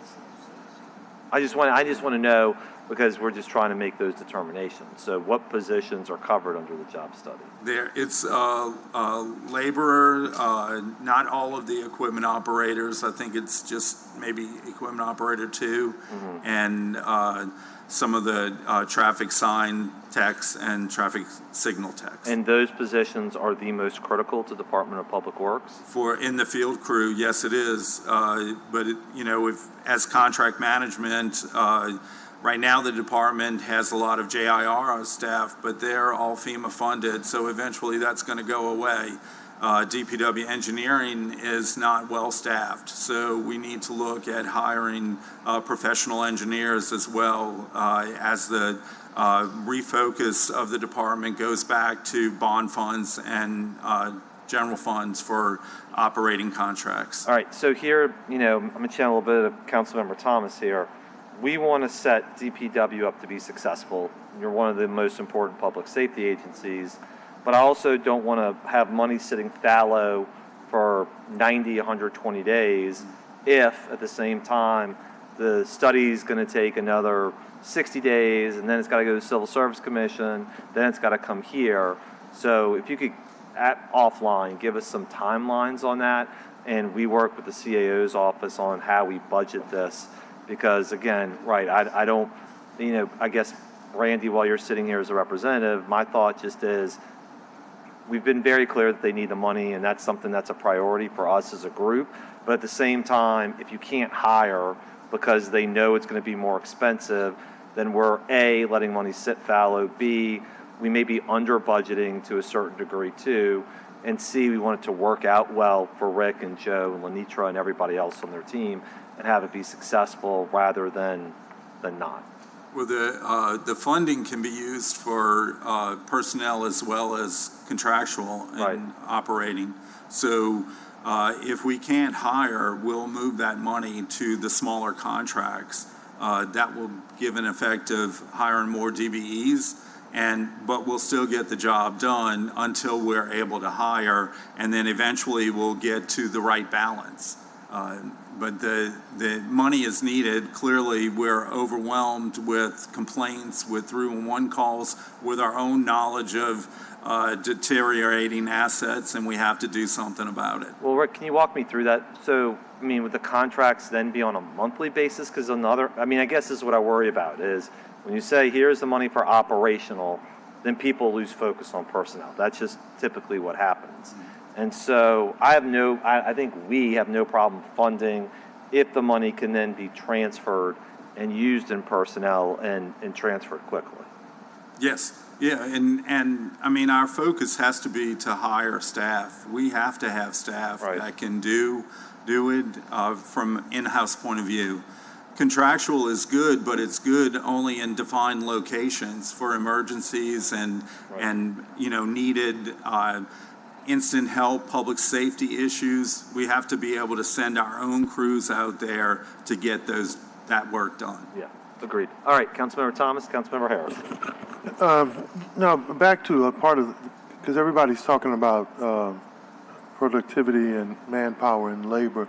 The Economist in September did an article that said governments are growing nationally and internationally, but voters are more miserable.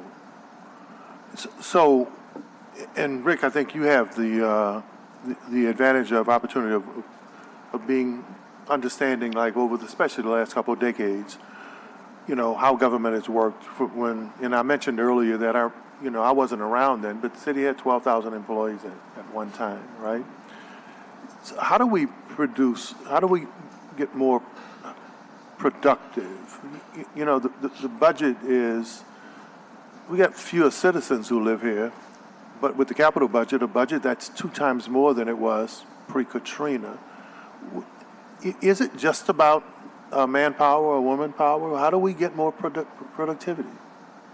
I think it's obviously staff. I think that's important. We have to grow the staff. We have to train the staff. But we also, not only do you need the field staff, you have to have the management part of the divisions as well, so that the supervisors are out there with the crews, guiding them. We have an opportunity with the new asset management program to be able to better route our crews so that they're more efficient. Instead of responding just to complaints, we'll be able to stack the complaints and create a route for them every day. So there is efficiency on the horizon. In addition, we've used some of the fair share money to buy equipment. Yes, we bought some of the drain flushing equipment, and that's going to go to the Sewage and Water Board.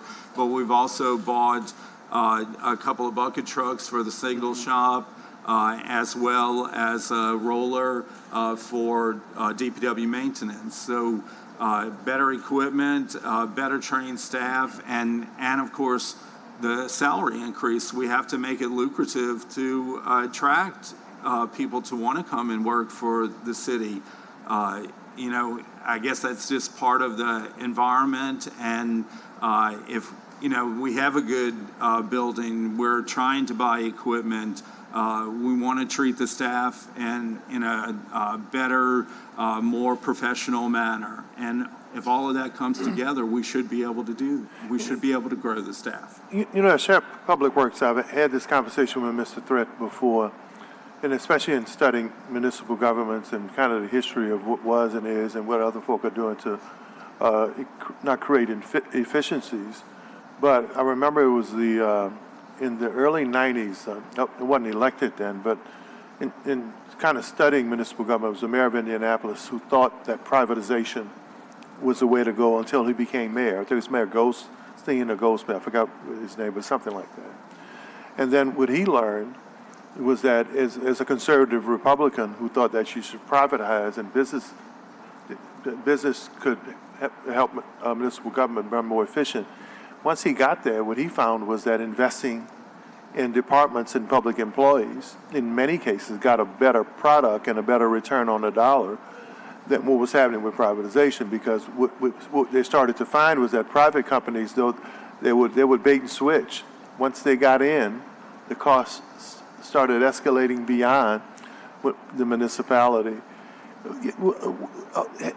Does it make sense to have our own strike forces? And Mr. Threat and I have talked about that before, that are well paid, highly skilled, because it seems like more and more we're filling in for contractors, and either their lack of efficiency on the job or sometimes their absence on the job.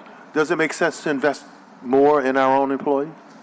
I believe so, and I think there's one factor that's important is a city employee takes ownership, and that results in what can be a better product.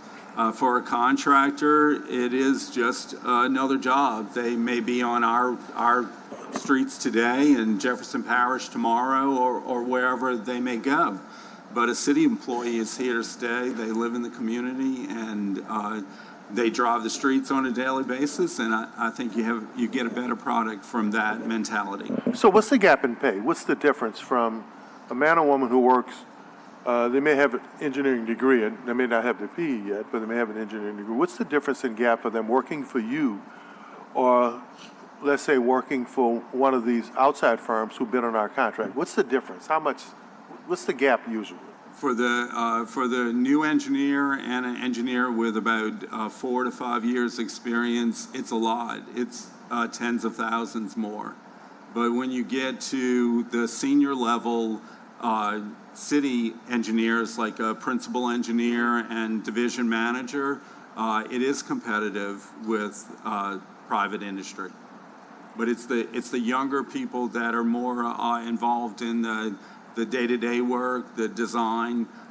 They get a much better salary in private industry. So what would it take to make us more competitive so that the younger person those positions are filled above them within the department, so they don't transition out to these private companies that are doing all of this maintenance work, all of this infrastructure work? What would it take to make sure that we have something competitive to keep them? Well, I think How much per employee you think? you're probably talking 10 to 20,000 per employee per year. That's all? And then, but the other factor is, especially for the younger engineers, we don't do a lot of in-house design anymore. In the past, in the 80s and 90s, we did a lot of it in-house.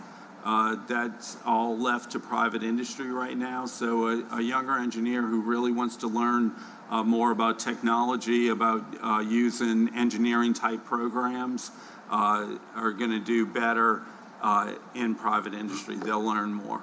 Okay. And Councilmember Thomas, it's like a season of time because of global warming and all the disasters we're having right now.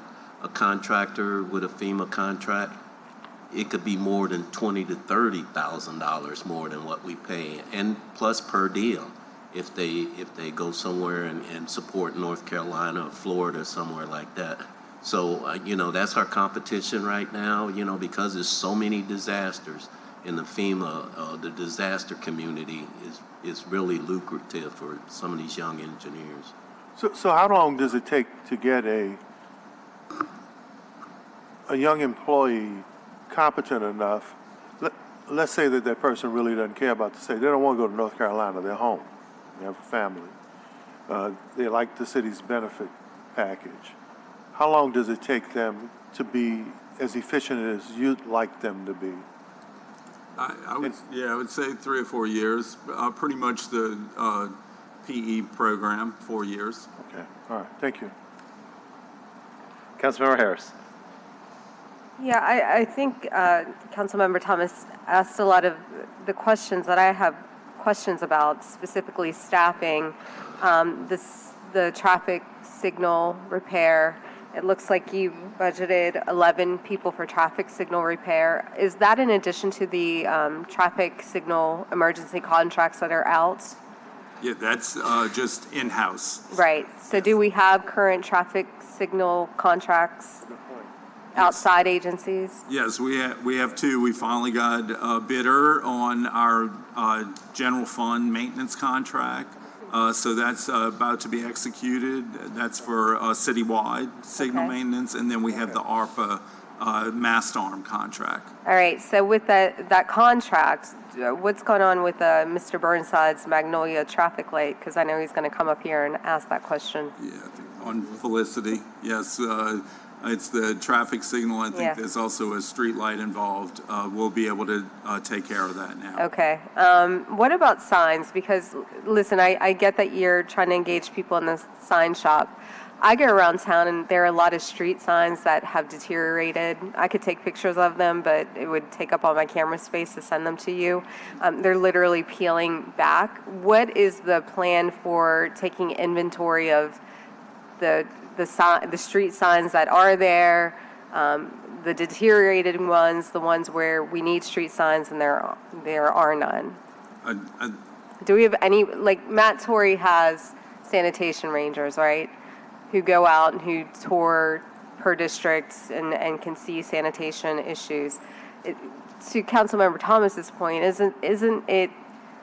would it be more efficient to have sort of a strike team assigned to each district where they know the lay of the land, where they can see street signs that are down, where it's not incumbent upon us getting calls or me seeing a pole that's falling down on a church or whatever and screaming at y'all about it? Isn't it easier just to have a person or people on the street who can just inventory and ride around and say, we need the street sign on pick a street because it's peeling. It was replaced in 1985 and now it's peeling and it's halfway there.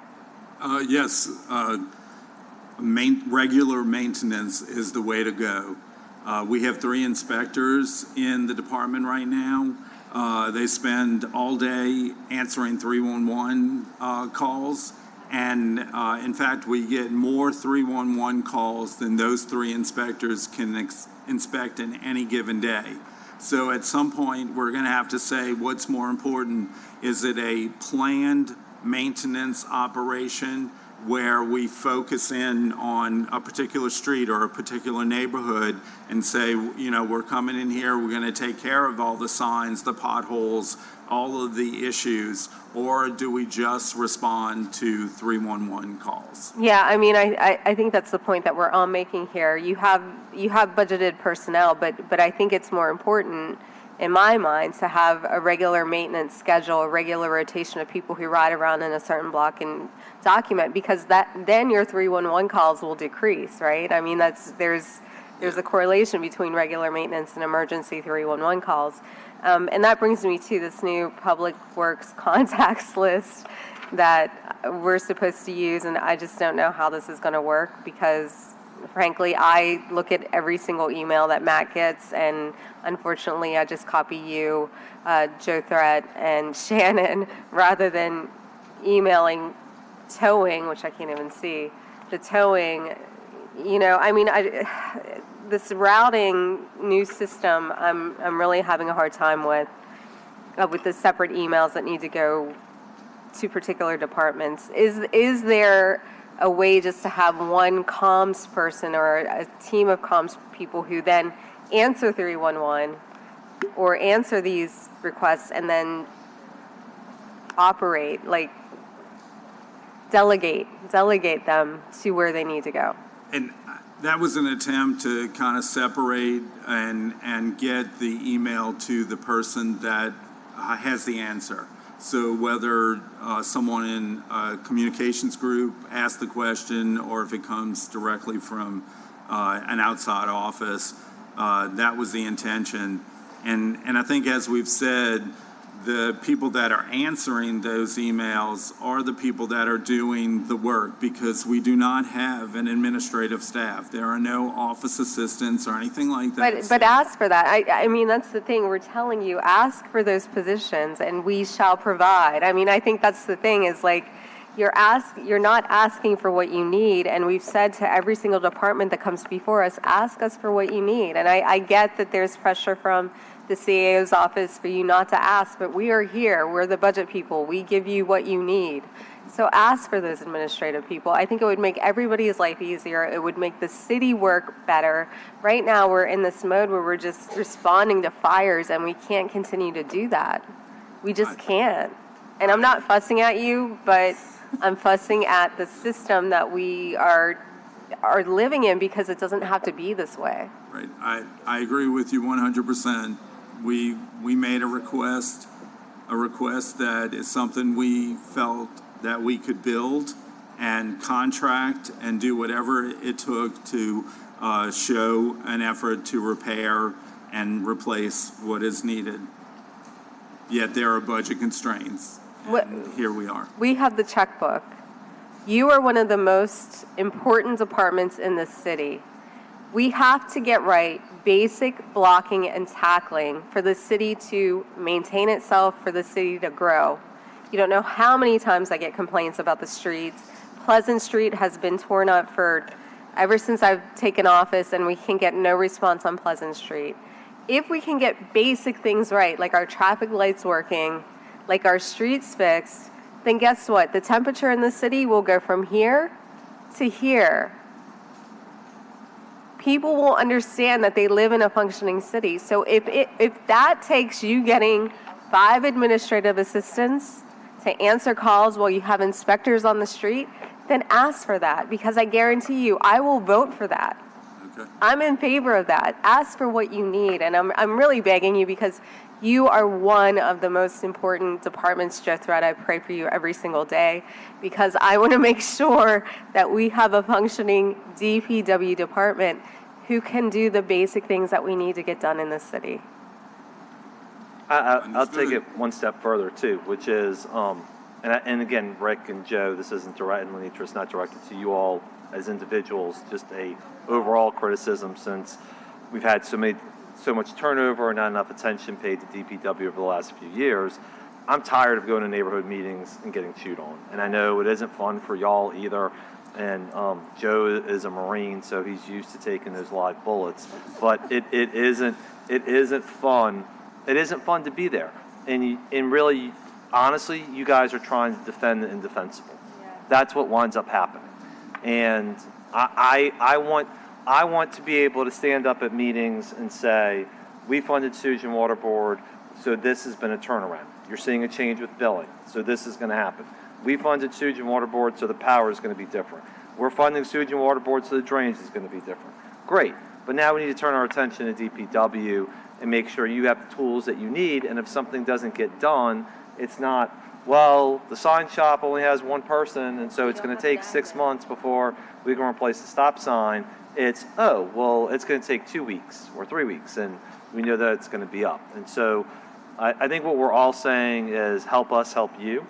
And we know, Rick, like, you've inherited something and you're trying to rebuild it and you're trying to figure out how to do it. What we're saying is I really think DPW may be the most underfunded public safety department agency in the city right now. We have too many people complaining because you don't have enough tools in your kit to do everything that needs to be done because of crumbling infrastructure that predates all of us. But now that we all have it, what do we do to make sure we're on the correct trajectory? All right. You got your FTEs page. I mean, I guess, again, I think we're going to just need to work with the CEO's office on what is a number to get DPW to a good point, to start the contractual, but I want DPW coming off the contractual because you've hired enough employees. I mean, that to me seems like the most important thing, is that you have in-house people, you can do the work necessarily. So I think this is about, 165 employees all in? Yeah, 167. And then, It's not just for the field crews of the sign and signal shop and maintenance, it's also for the parking division. We have to staff that with tow truck operators and parking enforcement. Yes, and the Ground Transportation Bureau, that's an important role in inspecting the school buses and for-hire vehicles, and, they need Which is staff a as whole, well. which is a whole ridiculous conversation. That the Department of Public Works would have to do that bullshit stuff. So we want them to function on capital projects and streets, and they're doing this in transportation inspections and permits. That's ridiculous. That's ridiculous. I mean, look, so let's just, to Councilmember Thomas's point, drainage is now coming out of your portfolio, DPW's portfolio. I think we want to streamline operations to make it as easy for you to be able to focus on doing your job as possible. And look, Rick, I But don't. Mr. Chairman, who would do that, right? Who would give a damn about municipal government, right? And take what Councilmember Harris said is one of the most important departments we have. We can't live here without sewage and water board, without public works department that functions, right? The place isn't livable. So it's not, you can't go anywhere, right? Who in their right mind would do that? Because that's not the way the charter was set up. That's not the way the organizational flow chart was set up. To take something that's a totally different function and put it in an agency to take them away from what their primary charter function is. I don't know why that hadn't been news. Well, and I guess my point is, we want you to be able to focus on your core function, right? And there's nothing wrong with saying, and I feel like you alluded to it without directly saying, it's okay to live somewhere else so we can focus on street signs and parking enforcement and filling potholes, et cetera. Yeah, and I think Councilmember Druso, I think it was during one of the directors, Keith LaGrange's time, that GTB, Ground Transportation, moved from safety and permits to DPW.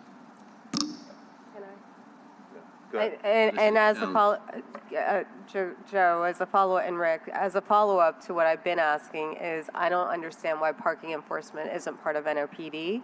We've talked to Superintendent Kirkpatrick about it. She doesn't quite understand it either. Parking enforcement, and I say this because NOPD cannot tow anything without DPW getting involved, which means that NOPD has no functional ability to tow on the weekends because they don't have the tow trucks. DPW has them. So parking enforcement really should be moved to NOPD, and Councilmember Thomas says this all the time. Those parking ladies and men are the most efficient workers in the city and should be put under NOPD. And I think the continuation of the conversation with Superintendent Kirkpatrick is, why not move those folks to NOPD so that there's the potential for parking enforcement on the weekends, including towing, which happens. I get complaints all the time about the towing issues, and it's only going to amplify with Taylor Swift Gras and Super Bowl and all the things. It's like, let's work together now, even if we just pilot it during these insane events that are going to come up, to see if it's better run by NOPD versus DPW, so you can focus on getting our streets fixed and basic blocking, tackling done. And I'll make one point before Councilmember Thomas related to that, which is when we had our problems with some of the bars, what happened? People pulled guns on DPW people or showed them guns, right? And what DPW says, well, we're not equipped to deal with that. We need NOPD. Well, then we got to ask 2 or 3 departments to go handle a problem instead of one. So it's also not just an efficiency thing. It's also, we don't want to put your employees in peril either. Councilmember Thomas. And I apologize for cutting you off. The frustration, though, my budget chairman is talking about right size, efficiencies, budgeting. Councilman Morrell is consistently talking about delivery of services, right? What's efficient?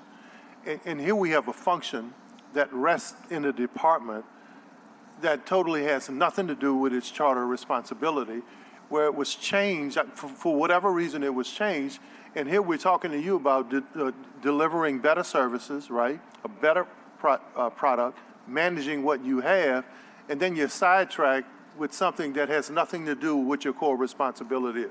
I apologize, that was my frustration. No apologies needed. From the heart, we know.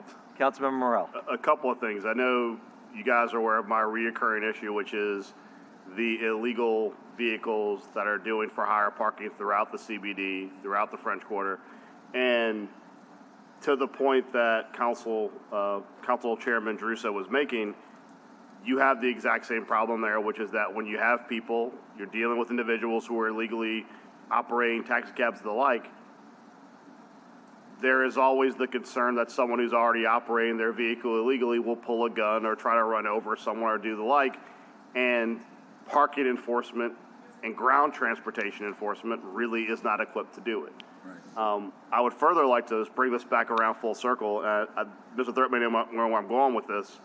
I had y'all in here a couple of weeks ago on the Mardi Gras Indians and the parking enforcement issue where they all got tickets where wrought iron is. And I was told repeatedly by ground transportation, by parking enforcement, no, we actually do ticket everybody, not just the Mardi Gras Indians. I was out this weekend for the Saints game, Bayou St. John, same area. Literally cars, bumper to bumper, all the way down the breezeway, with the police officer detail watching them parking illegally, not a single ticket.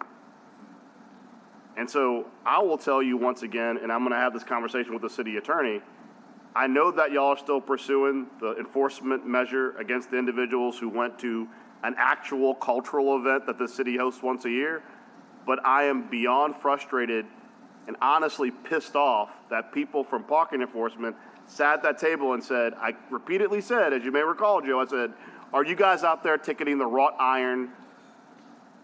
Are you out there ticketing the wrought iron customers who are parking illegally every single Saints game? They said, yeah, we're out there. Bullshit. I was out there this weekend, and there was literally cars from Orleans Avenue all the way to Lafayette Greenway. I took pictures. All the way down there with police officer details there, not a single damn ticket. So I don't know who told those parking enforcement people to go ticket those Mardi Gras Indians, but I'm going to find out who it was because it's bullshit. If Councilman Druso and Councilman Harris were correct, it would have been a lot easier for that police officer, if parking enforcement was under the police department, to go, hey, I'm already parked here.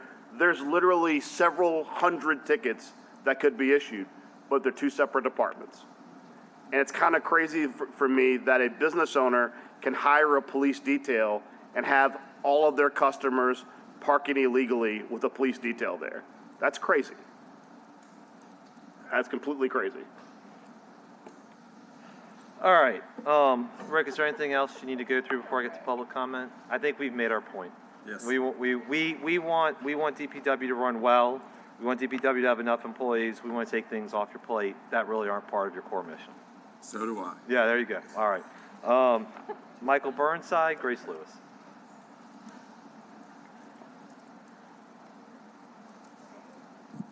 Finally, Joe. All right. So one of the problems with the meter maids and the tow truck drivers is they're 50% of your workforce, which means that number up there, 166, hides the fact you really only have 80 folks doing everything else other than meter maids and tow truck drivers. Your DPW guy over in Jefferson Parish combines your work along with Sewage and Water Board, so it's not surprising to see he has 1,200 employees. So I would suggest that life does need to change for DPW. So my little thing there on Felicity and Magnolia, right, it's a traffic light, and it can't be moved by city employees because it's got a 2-foot underground conduit of electricity. So the city employee cannot do 2 feet of underground conduit. Therefore, we need a contractor. But when it was first put out, nobody picked up the contract. Therefore, nothing was being done. Now today, I'm learning that it's just being signed now, which means nothing's been done till now.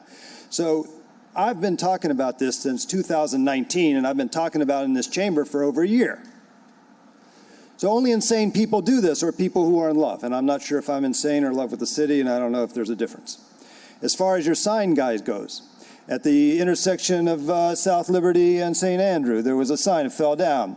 when the wind was blowing. So I went out there with a friend who was moving a dump truck, not a dump truck, Michael, brain doesn't work, push barrel, wheelbarrow. Took a picture of it, sent it in. It had been buried 6 inches into the ground. A full sign, stop sign, you know, all the rest of it, 6 inches in the ground. I get a bunch of emails back saying basically the implication being I pushed it over. Then the guy comes out to actually put it in the ground, stays an hour and a half for putting in one friggin' sign. So part of our problem is not just that our contractors are ripping us off with regards to profit margin. Part of our problem is our employees have decided that they're employed to do nothing. So you need people that can fire contractors, and you also need people who can fire employees, and you don't have either one from my point of view. As far as your traffic engineer, you need a deputy traffic engineer, so if your traffic engineer resigns, your entire shop doesn't shut down. You've got a guy who's willing to step up the ladder to the next position. That's why you have deputy administrators, so that they can save you when your administrator gets hit by a car. Thank you, Mr. Burnside. Ms. Lewis? I guess I'm here to echo the problems with the GTB. I have 2 problems, and they're on either end of the spectrum. One is I applied for permits with the GTB in June of 2023. It is now October of 2024, and my permit request has not been heard. I was fired for applying for that permit, so it's been since February that I've been allowed to work in the city. And if I were to work illegally, I could be ticketed because I actually have a legal license. If I were to work illegally and I didn't have a legal license, I could not be ticketed by the GTB because they can only ticket you if you have their license. So that's the low functioning side of them not completing the office work. Now the high functioning side is they are completing ticketing, and it makes me think that maybe the GTB is underfunded. I don't know. But lately what they've been ticketing pedicab drivers for is stopping. You're not allowed to stop anywhere in the French Quarter. You're pedaling a 250-pound bicycle, and the only place you are legally allowed to stop is at Harris Patio. So they have ticketed people for pulling over to take a drink of water. They have ticketed people, $300 tickets, by the way, for pulling over to drop someone off. They have ticketed them for going to the bathroom. It's pretty consistent. Most recently, they gave someone a warning ticket for having a bicycle seat that is there to prevent you from having, basically, bicycle seats will cause you to have impotence, or for women, they'll cause your vagina to prolapse. So you can get seats that are safer for your body parts. They tried to ticket them for having that seat, which is just mind-blowing to me. But to not allow people that are physically pedaling a 250-pound bike to stop anywhere in the French Quarter or anywhere downtown. I'm sorry, the only way you can stop is if you pay for parking. You have to pay $6 an hour and have the ticket parking slip with you. The bikes are 48 inches wide, and usually where we park them is in between cars that are already parallel parked.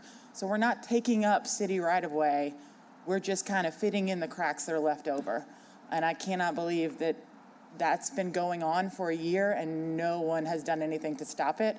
And I'm assuming it's because Public Works is overworked in other places. Thank you. All right, Rick, thank you for your time today. We appreciate it. Thanks. We'll move on to Park and Parkway, Sanitation, and North. What's Vice President Morrell? Yeah, just to your point, Ms. Lewis, when did we have the spare time to ticket people for their bicycle seat type? No, that's rhetorical. It's out of all the problems facing our city, we have people ticketing people for the type of bicycle seat they have.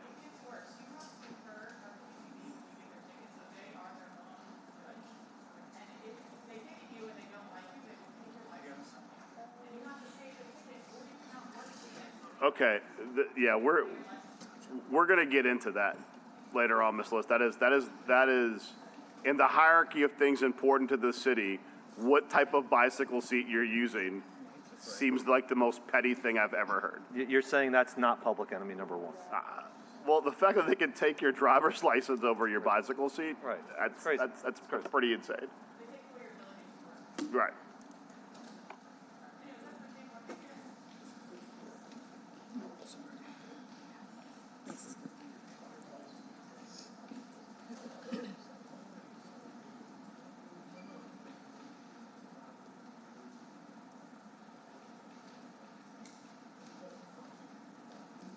Michael, you can start. All right.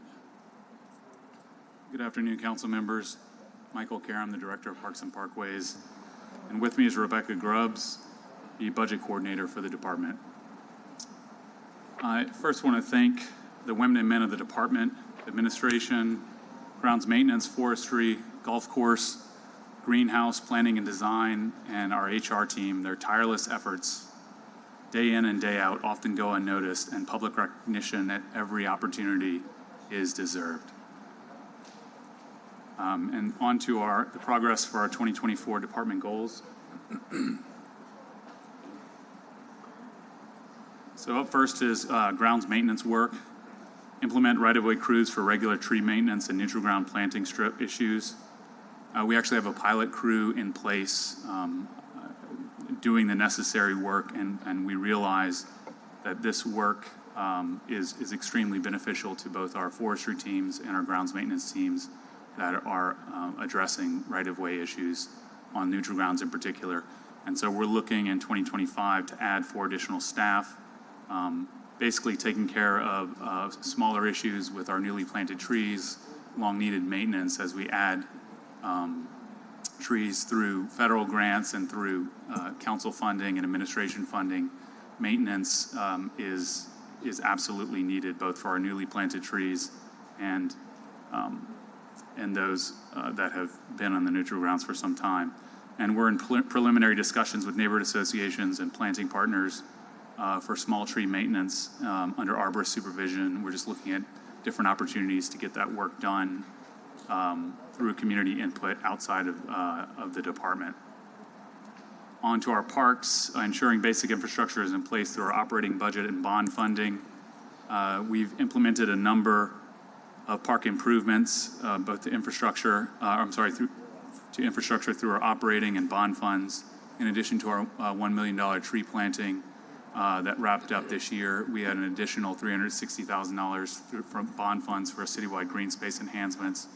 And we're looking to utilize the remainder of those bond funds once they've been reallocated to us with the latest bond sale. I'm requesting myself to speak. So, Michael, what is the current status of the Keller Park? So we're going to jump ahead, Councilmember Harris. We have a. Let me find that for you. Is it in here? You want me? You want me just to let you go and then? Yeah, no, we can. We have the specs and a cost estimate from the contractor, and the law department is working to put an agreement together with Thrive. Yeah. Rather than having it go out to bid, as we've seen the work that they've done on other projects in the DDD. Yeah. And we're hoping that will move forward at the end of this year and will be completed next year. So it's still routing through law, because I know we've talked about it being routing through law like a month ago. So this is a law department issue, not a Parks and Parkways issue. We're working with the law department to put that agreement together. I think they're having to adapt it from an agreement through an outside organ, through DDD. Yeah. But the reason why we went that route is we recognize that there's the opportunity for workforce development and to get the work done, given that it's very similar to the Crown Park, which is what we saw in another park project that Thrive did. While we're on parks, what's the status of the funds from Senator Duplessis to be used for Central City neutral ground improvements and for Mr. Burnside's Pocket Park, as well as the neutral ground spaces along MLK Boulevard and O.C. Haley? So those were, I think it was $100,000 that the senator allocated from state funding. And actually those may not be in our estimates here because we've received funding from several other representatives. I believe for the portion that's going to Coliseum Square, we're working with the neighborhood association to combine other funding sources to put a park in place. And we've committed through citywide green space funds to work towards filling the gap where it's needed for that funding from the neighborhood association and other funds to make sure that there's enough money in place to have that play structure built next year. And then the remaining portion from Senator Duplessis, there were meetings held recently on O.C. Haley and generally positive feedback, if I recall, from Matthew's emails and from Lily's attendance at the meeting that using the funds to remove concrete on that corridor would be met with positively by the community. and I think additional funding from that 100,000 for tree planting along MLK, if I recall correctly. So we have that funding with a deadline of June 30th of next year. And we have a number of other projects that we've identified, or that I'll speak to about funding from Senator Bowie and others. And so our teams are aware of those deadlines and are working to ensure that that money gets spent by then. Okay, thank you. So on the basic infrastructure, we're looking to utilize additional bond funding for parks across the city to both address maintenance issues and longstanding infrastructure needs, lighting, receptacles, benches, and walking paths. I know that in your district in particular, we've worked with your staff on a couple of parks where, basic infrastructure, has been missing for a number of years, whether it's through your office or the neighborhood association, using these bond funds to get those in place. The third item, Congo Square and Armstrong Park, prioritizing fountain and lighting improvements and better activating the park space. Park infrastructure repairs have commenced at Armstrong Park, and we're working with the state representative and the community to make sure that the longstanding items in the park are repaired, whether it's a fountain, the ponds, and basic infrastructure. So that work is underway, and then we're in discussions with economic development and the community over a master plan for that larger space. Brechtel Park, prioritizing lagoon and infrastructure improvements and activating the passive golf course space and advancing Brechtel Fields. Through bond funds, we have the lagoon pump and playground repairs that have commenced. We're continuing to maintain the upper third of the former golf course, and we're working with capital projects. Traffic studies have been complete for the former golf course for our Brechtel Fields, which is multi-purpose fields utilizing state funding, and they are working also to put out an RFQ for a park master plan. Forestry, continued reduction of our work order backlog through 3.4 million and allocated, and in-house efficiencies, staffing, equipment, and work order system. 2024, by the end of this year, we will have utilized the full 3.4 million, and that has allowed us to reduce our backlog from over a year to approximately 6 months for routine trims and 3 months for expedited cases. So definitely progress. We have additional funding sources that we'll talk about in a minute, but we're seeing that backlog reduced through those funds. And then city facilities, addressing green space maintenance of city facilities and surplus property through continued utilization of ITQs and possible contracts similar to the public library system to allow the department to better focus on its mission. We have a new contract in place to better manage our city's neutral grounds, resulting in biweekly cuts for many of the city's neutral grounds, to where we have all medians cut on a 2 to 3 week cycle. And we have also continued to work with NORD, Friends of the Feet Greenway, and others to address grass cutting, clearing, and tree management. And finally, on 2024 goals, our work in planning and design, and this is what we were speaking about earlier. We have 4 projects from state funding utilizing over $500,000 that are either under construction or in bidding.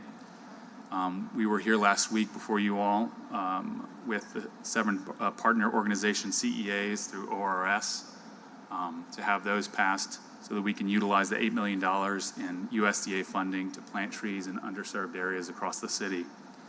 And as I mentioned earlier, approximately $360,000 in citywide green space bonds were spent this year, and we're anticipating using the remaining balance in 2025. And then the completion of the fund balance backlog work that I mentioned earlier, and we have an additional $1.5 million in ARPA funds that have been obligated by the end that are to be obligated by the end of this year, that will go towards further reducing our backlog. And on to our 2025 goals. First up, our work in forestry through a combination of a continued reduction of our work order backlog and increased in-house efficiencies, including continuing to fill vacancies in forestry equipment. We have heavy equipment being delivered by the end of this year. That was a part of the bond-funded initiative last year that will greatly improve our ability to perform our work, and the work order system that our forestry team is working with the city's IT department to implement. We continue to review all construction permits that impact the right-of-way for tree protections on the planting strip and neutral grounds, and we continue to work with DPW, Sewage and Water Board, and private construction companies to ensure tree protections of existing trees. As we mentioned to you all 2 weeks ago, through the recently passed recently reviewed tree ordinance, we're working with the community as well to ensure that code revisions are in place for better tree protections across the city. And I also mentioned the asset management system that we're working with IT on that will allow our tree inventory to be more up to date and to improve communications across the board. Our tree planting and maintenance, we're excited to kick off tree planting under the USDA grant with our tree planting partners and in-house work, $8 million to be spent over the next 5 years. We have our annual tree planting grant for our nonprofit partners. That the 2024 grant is currently being reviewed now, and we are looking forward to the 2025 allocation as well. We host our annual tree planting giveaway, and we provide and host spring mulch giveaway and our expanded right-of-way crew work that we spoke about earlier. And on partner agreements, we're looking to develop neighborhood and community agreements for tree maintenance and a CEA with NORD for park management to better utilize the goodwill efforts of neighborhood associations and neighbors. And on to planning and design, we have an additional $200,000 from state senators for funding for projects to be completed by the middle of next year, additional green space enhancement bond funds, and then the special projects that Councilmember Harris referenced, the Keller Center Park and the Real Timbers walking path. We're coordinating with the Gentilly Development District to complete the Elysian Fields walking path to Fillmore. That project's currently under construction at Elysian Fields and Gentilly Boulevard. And our continued neutral ground restoration along Esplanade. We're looking to have that work completed by the end of the year at the base of Esplanade to better protect the existing tree canopy and neutral grounds there through a combination of plantings and installation of bollards. And then the continued park improvements at Armstrong and Brechtel that I mentioned earlier. And on grounds maintenance, addressing green space maintenance, city facilities and other properties, to have a system in place to where we as a department can better address the grass cutting needs of city facilities, whether they're under property management, NOFD, or others. We have through the efforts from the public library, they were able to put in place their own contract where they're managing their turf, and they're working with us on tree management as well. And whether it comes from the Department of Parks and Parkways or those other city departments, we want to ensure that the tree canopy and the turf are managed on a regular basis. And then also, we are either under construction or in the bidding process for over $500,000 of course improvements at the Joseph M. Bartholomew Sr. Municipal Golf Course. And on to our org chart. We have these positions and the breakdown of the department. And then we'll get to, I guess the next slide speaks more to our actual, our current positions, both 2024 actuals and 2025 budgeted positions. If there are any questions about this at any time, please stop me, or we can wait till questions at the end. We're looking at 163 budgeted positions for this year. Councilmember Giarrusso and due to a number of vacancies, we're looking to fill as many as we can going into the end of the year, and hope to both increase our right-of-way teams, fill our forestry teams completely, and either work with the administration of the council on any vacancies at the end of this year. Going into next year, it will be filled as well. And on to our budget summary and proposed budget. And I'll turn it over to Rebecca. Good afternoon. Our personal services budget for 2025 has decreased by about 1.8 million, and that's due to budgeting for actuals, as well as the increase for merit and employee raises. Our other operating also has a decrease of about 1.7 million. A large portion of that is the spend down of the one-time funds for the tree backlog of the 2.3 million. We received a slight operating reduction. We also have an additional $100,000 going to our Plant a Tree Trust Fund for us to spend next year. And we received an increase of $350,000 to account for our increase in contractual mowing costs for next year.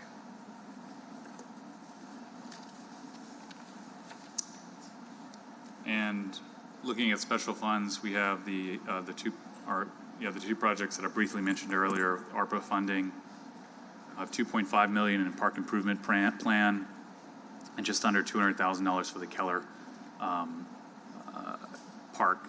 The $2.5 million is being split between the continued reduction of the tree backlog in the amount of $1.5 million, and that work will be focused in disproportionately impacted communities. And we've allocated $900,000 to the continuation of the Elysian Fields walking path that eventually will meet with the Gentilly Resilience District's blue-green corridor. And so both the backlog work and the walking path are in the final stages of procurement, set to be encumbered by the end of the year.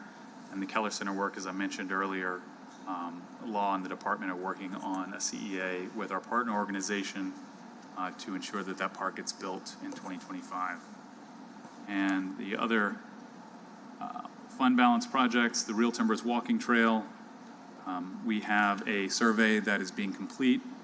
And once that is done, it'll move towards scoping and budget estimation, and then we'll be put out to bid to where we'll have that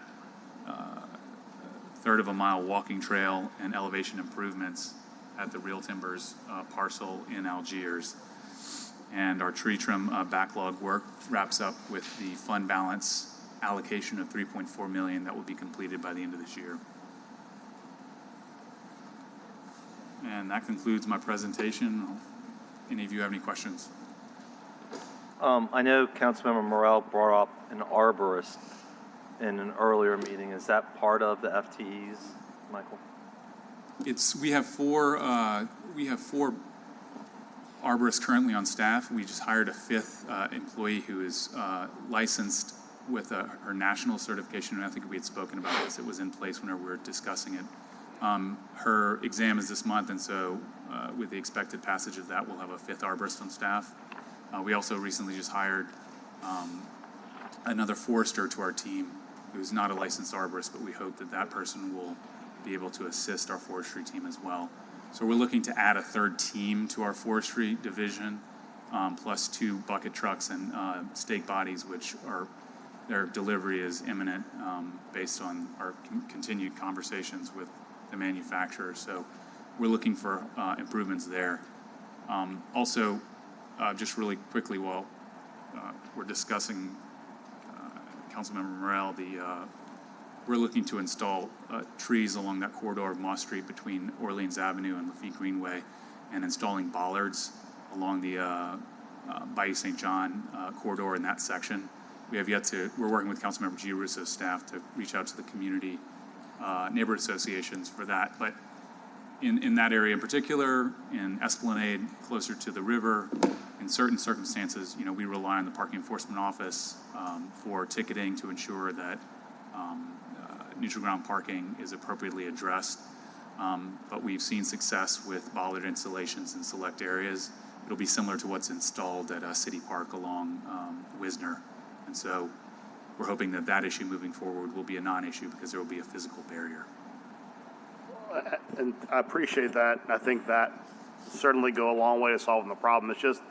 It's very challenging because, like, you look at the events that take place on the bayou, like Bayou Boogaloo, and you look at, I think it's Praise Fest or another event out there, and you look at people, I mean, whether you love or hate those events, they get them permitted, they go through the process, they interact with you on what their plans are they're going to do out there. And then you look at people who kind of just regularly, just kind of haphazardly kind of utilize the space in a very detrimental way, not just for you guys and the trees and the actual health of the field, but just kind of disrespecting the city and the neighborhood. I mean, the reality is that there's a reason why when we go through the permitting process for a business, we ask them how many parking spaces do you need, and we make them get the appropriate amount of parking spaces. And if a business chooses to go in an area without the appropriate parking, the assumption is, well, they're going to figure out either A, and not enough people can park, so they'll restrict their business, or B, they'll figure out renting space or some other thing. When I was driving through there this weekend, it just was chaos. I mean, literally, people were parking every single space where one could get their car into a space. And on one hand, like I said, on one hand, it's one thing when you guys are evaluating like whether or not a festival can utilize a parkway and park's location and how that will impact that space. That's a very deliberative process. But when you have people kind of abusing that space weekend over weekend, on one hand, you're expected to make that place look pretty and make it look nice and usable when people want to use it. But on the other hand, you're not given the resources to protect it when it's not being used. So, I mean, if bollards is the way to go, I guess that's a thing. I think the idea that parking enforcement's going to enforce, I think that's a waste of time. And I'll be candid there in that the only enforcement I've seen on that particular corner is when somebody of means complains high enough that enforcement shows up. If enforcement was happening on a regular basis, you wouldn't see that level of chaos on a Saints game. The bollard seems to me a much better investment. Regarding the arborist, I think that in the context of that utilities meeting, from our perspective, we wanted to make sure that you guys had more agency in what Entergy is doing with tree cutting. And if you think that with your existing team, you can do that, but it seemed like from our meeting, they kind of notified you as they were doing it, but that was more of a, here's a heads up, then you get to interact on whether or not they can do it. Yep. And if that's working, that's great, but on the same token, I think that what we heard from the community in those meetings was that they would like y'all to have more agency and more of a engagement with Entergy. And even if it's arborists or foresters or someone passing by where they're cutting to make sure that the cutting's appropriate, I think that's what we're trying to get you to.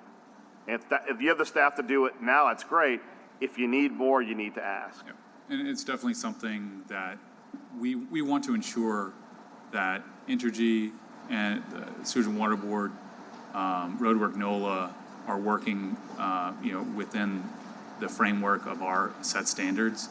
And to have, I know DPW has recently hired an additional inspector to assist us with the roadwork reviews, and so that's helpful to us.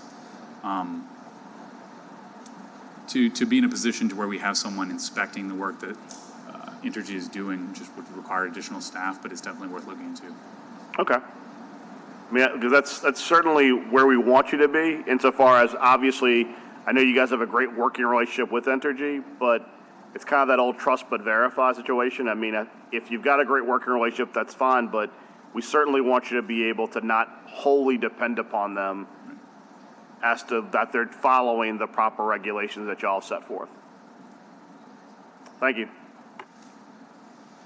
All right, thank you very much. I do have a comment card here from Mr. Burnside.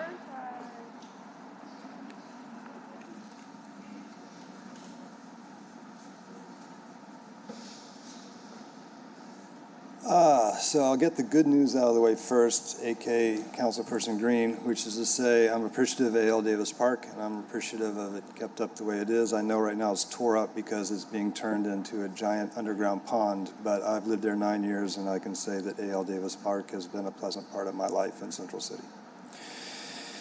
Now moving on. There is a little parklet, perhaps, on 1701 Simon Boulevard, and Councilperson Harris has been kind enough to put in 10 grand last budget season and 10 grand this budget season that wasn't spent the previous budget season and was rolled over this budget season and hasn't been spent yet. And I also want bollards. I am channeling Councilperson Morrell in that regards. And it would be nice if bollards went all the way around. It'd be nice a lot of other things, including if a water fountain was there. But to touch on a rather tired subject, the statue of Simon Boulevard has disappeared from Canal Street. If it shows up at 1701 Simon Boulevard, that would give a really good excuse for everybody to have a party. We could invite like 6 consul generals from our Latin American countries, and they could all rededicate the statue with little tiny plaques made something out of not bronze, so it will not be stolen. And then we can not put up any flagpoles, and then we can have a little party. As far as something slightly more serious, the corner of MLK and Simon Boulevard is a park and everything except name. It's not actually a park. It's not maintained by you. It's a HUD property, and it's maintained by the people that maintain the Gus apartment towers. But if you look at the assessor's website, you'll see it's still platted out in various individual little tiny lots designed for individual houses. So the sad fact is that one day somebody somewhere in the federal government or elsewhere will make a decision based on a bunch of computer records, and boom, our park will be gone.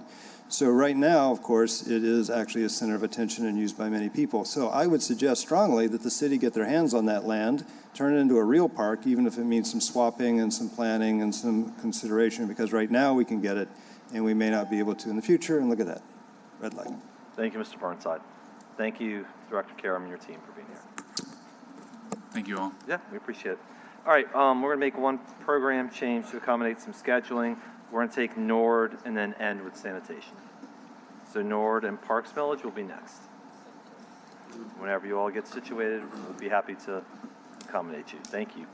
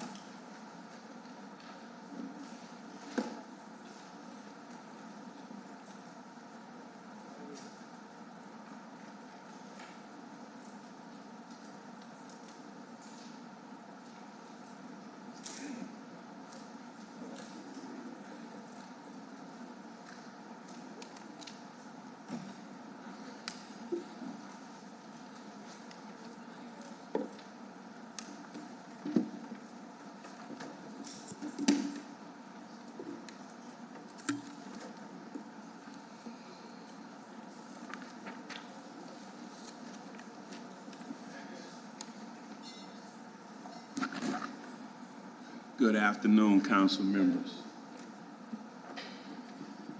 You ready from the start? Okay. All right, so we want to start off on, again, this is Larry Barabino Jr., CEO of NORD Commission, and accompanying me is Ashley Frank, who is the CFO of NORD Commission. So we're going to start off with our budget presentation. Our progress for our 2024 goals with NORD. So one of our 2024 goals was to complete the Joe Brown walking trail and playground safety surface. So I have met here, but we have completed the playground safety surface, and we're about 90% complete of the walking trail. Oh, sorry.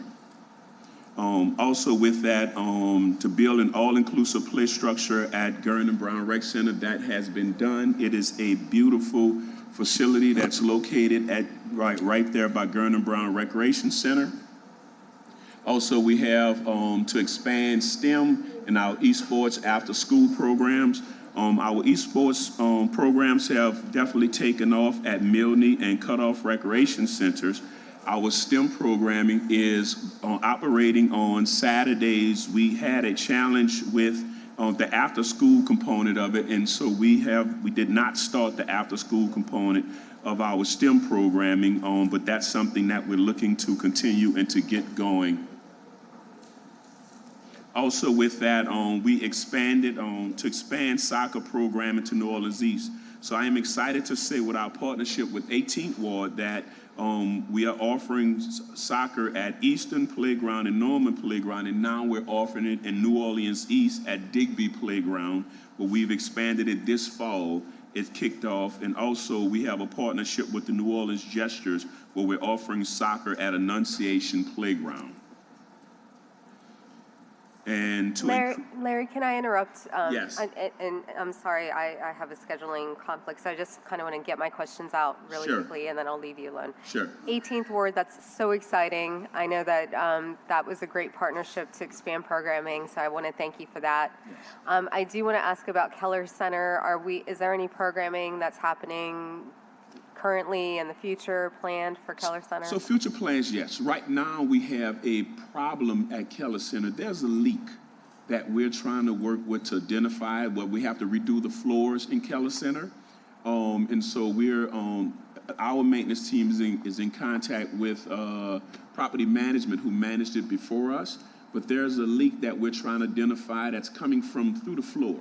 And so we have to resolve that problem because all the floors are actually coming up in there. And so we're working on that now to get that fixed. But definitely, we already had seniors programs that was operating out of there during the summer.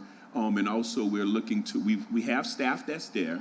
We have staff that was hired last year and assigned. Their seniors programs was going on. We also had Fitnola programming that was going on there, and the goal was to also expand with our after-school programming, but we have to do these repairs first, and that kind of put us in a position that we couldn't so far for this after-school, but we're trying to resolve that issue and get it up and running for more youth after-school programs as well. But we do have staff persons that's assigned there to do after-school programming. Do you know the timing of the repairs?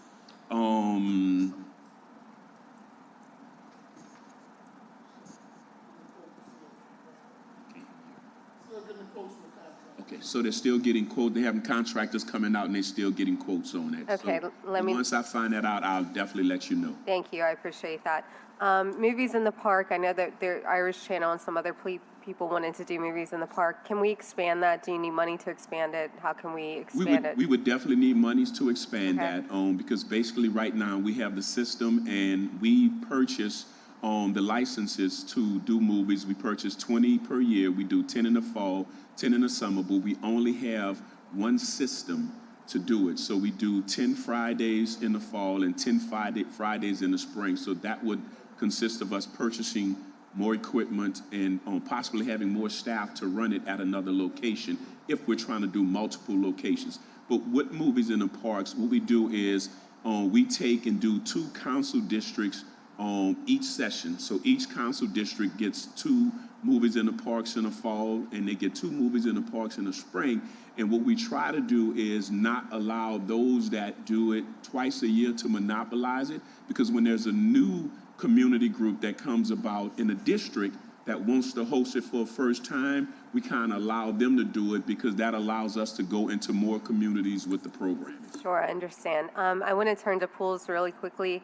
I see on your slideshow that the Gerttown, I can never say it, Natorium is slated to be up and running in the fall. The Gerttown pool. The Gerttown pool? The pool, the natatorium. Yeah, Gerttown Natatorium is operational. Is it operational? Yes. Okay. Yes, we're looking to bring a new one online this fall, which is at the Morris FX Jeff, and that's in Council District C in Algiers. That's a new natatorium that we're bringing online this fall. So Gerttown, I know there were some issues with like some glitching of some equipment, but now it's perfectly online. Yes, and so listen, it's these facilities are living, breathing entities, and of course they go through the ebbs and flows of whether it's HVAC systems, the humidity systems, now we had challenges in that Gerttown community where it would be power outages, and we would come in the morning and the water levels would drop, but we would have a delay in opening them. But we didn't have any issues this summer. The pools were operating, but anytime they go down, we work as expeditiously as possible to get them up. And that's our newest pool in our own portfolio, and it's strange how we've had more challenges with that newer facility than any of our others, but we continue to work through. The other pool that I want to talk about is A.L. Davis Park that hasn't been operational in not this season nor last season. What is the plan for that? I know that there's construction going on the field itself. That construction, by the way, is causing some issues with the building that was painted by the Mardi Gras Indian Council, so it's going to need to be pressure washed, Joe Thread. And I talked to Rick Hathaway about that. But the pool itself is not functional. So we, right now, we have a contractor with a purchase order. We've been trying to get that pool up and operational since the beginning of summer, but it rained through the summer. They have to tunnel under the pool to fix the repairs. It's leaks, it's broken pipes under. And because of all the rain, for the tunneling they did, the holes continue to fill with water. So the contractor would constantly pump it down, but by constantly raining, it constantly filled back up. So for their safety reasons, they say they had to stop until it all the way was drained and that ground got hard because they didn't want any collapses under there. But they still have the purchase order that's active today, and we plan on them finishing that pool before the end of this year, and that pool will be up and operational for next summer. Okay, and then generally at A.L. Davis Park, once the water retention pond is finished, I assume that we're going to plant grass, or are we doing turf? Because we've talked before about the soccer issue versus football and the turf getting torn up by soccer. So all that funding for that project sits in that shop with Joe's shop. We're just the recipients of the new fields and everything that come. There is no turf slated for it because they didn't have it in their budget, but there's no artificial turf. But there will be new sod that will be laid. It will be turtleback, as they call it, to make sure that it properly drains off any water that sits. And from there, it'll be a grass field again.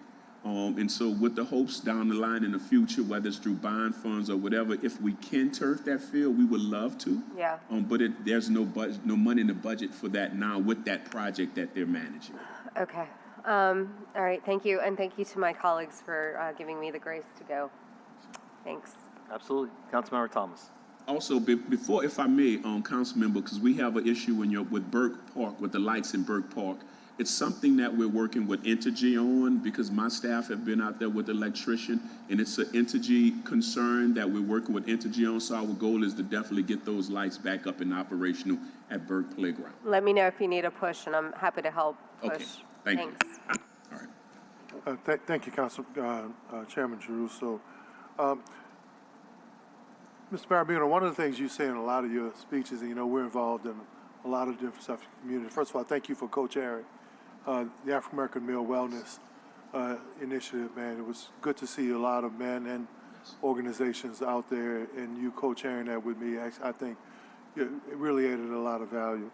One of the things you say a lot when you talk about NORD is that it's built on the back of volunteers. That's one of your phrases. Yes. So as I think about those volunteers and know many of them, is there some way to reward them with a stipend or some kind of payment, right? Because many of those volunteers are actually sustaining programs. Yes. Filling in the gaps at a lot of our playgrounds and parks and recreational facilities. Have we thought about how we reward them more so than just a proclamation or a pat on the back, but actually give them some type of financial incentive for doing what they do? And what would it take to do that? Sure. So that subject has come up over the course of years. In the past, this was years ago, I advocated for stipends for them, and we had NCAA that give all of the volunteer, not all of the volunteer coaches, they give the head coaches a stipend on each football team of $1,000, and they give assistant coaches a stipend of about $200, $250. That was then, I advocated for that, but that's something that is not in our budget. It is something that I think that our volunteer coaches deserve to not only be recognized, but also receive some sort of assistance because they utilize their vehicles, They're spending their time away from families and homes, but it's not something that's in my Yeah, budget. 3 are members of my family. Not that I'm advocating just for them, but it's a conversation that's been Sure. around for a long time. So I would hope that y'all would sit with the budget chairman to visit that. I know my father was one of those volunteered. My late brother, brother-in-law, my 2 nephews now, and it's really not, I'm not saying it's because of them. I'm actually bringing this up because a lot of those volunteers who fill in those gaps, you know, many of them are people that, you know, some type of stipend, you know, would actually help them in terms of how they live and what they do. So, absolutely, Mr. Chairman, I would definitely appreciate it if you guys could get together with our NORD director and talk about how that would look and what we would have to do, because it wouldn't be that much money. Sure. And that's something also, Councilman, that I do through the NORD Foundation side. When I'm advocating for funds for NORD, I always talk about our dedicated volunteer coaches and how we can reward them for what they're doing. So that's a conversation that I have on the philanthropic and corporate side with the NORD Foundation side, and doing different things for the coaches as well. And the next thing, I just had a meeting yesterday downtown in one of the big office buildings about travel sports and that whole movement that's happening right now. Travel sports are now in competition, especially with a lot of facilities. They utilize the facilities, but a lot of kids can't afford to participate, their parents can't afford to participate in travel sports. What are we doing to take a look at that or manage that? Make sure that the travel sports don't, well, you know, it's a competition that's happening now, but really don't diminish the NORD programs. How are you guys looking at that whole phenomenon of that movement right now? So what we do with that is we create our own all-star teams, right? And so that kind of competes and give these kids something to look forward to. For example, we do Biddy basketball. And we do Biddy basketball all-stars where that the city of New Orleans and NORD pays for those kids and those teams to travel.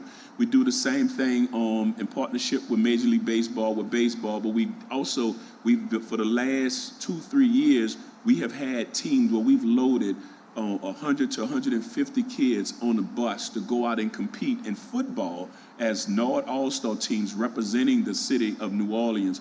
But you're right, Councilman, the travel football piece is something that is very attractive to a lot of parents, and it's expensive.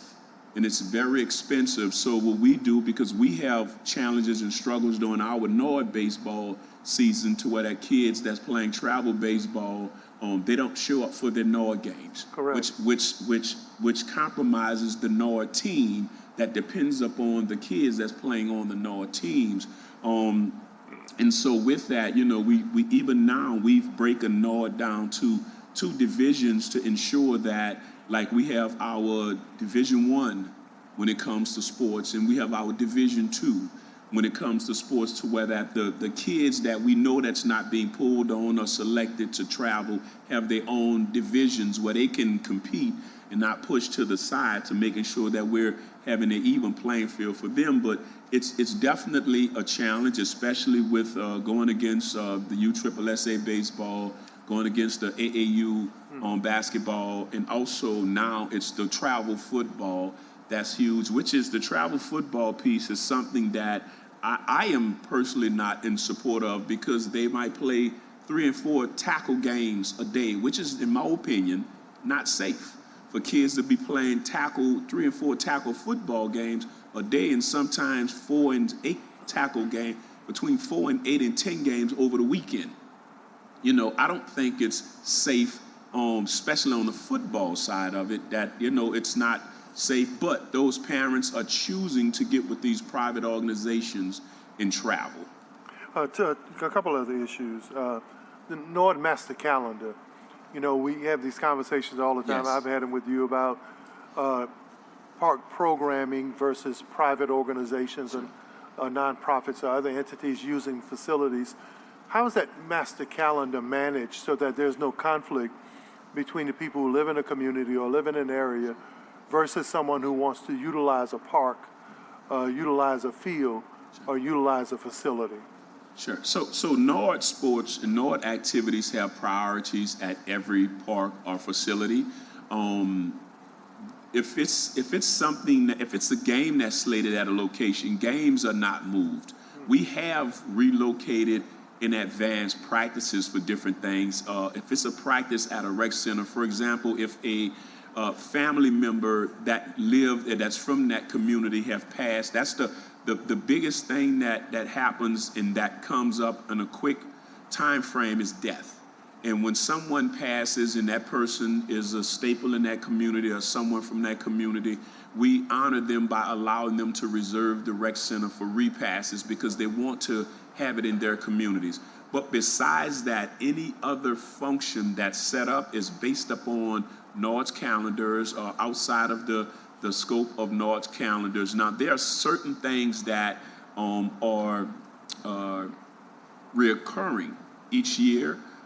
Certain things that we are trying to align our schedules with to make sure that any large reoccurring activity that affects the community, that we make sure that's in place and that we schedule around those. And then lastly, a couple of things. First of all, thank you for responding to this first issue is grass cutting, the cycle for grass cutting, maintenance of fields, and you jumped right on it the last time we were out there with our kids at the playground, and I think I sent you pictures that showed you how not only did they do a bad job of cutting the grass, they didn't rake it up, they didn't pile it up, and then the other thing is pest control. I remember an incident at a particular playground where everybody was kind of getting eaten up by fleas. This was a while ago, and we still talk about that with the community. What is the process for grass cutting and general maintenance? Because you can cut the grass, but if it's not manicured, it's not really attractive, and it actually begins to kill or erode the vegetation underneath it. And you fixed that the last time. How are we moving to get better contractors and those who maybe give a damn about the fields for the kids in our community versus how they cut or treat the grass and pest control? Sure. So when it comes to the grass cutting contract, that's a citywide contract that's led through Parks and Parkways that NORD pays its portion for all of its grass that it cuts. So for our active fields that host games, that host teams, they're cut once a week.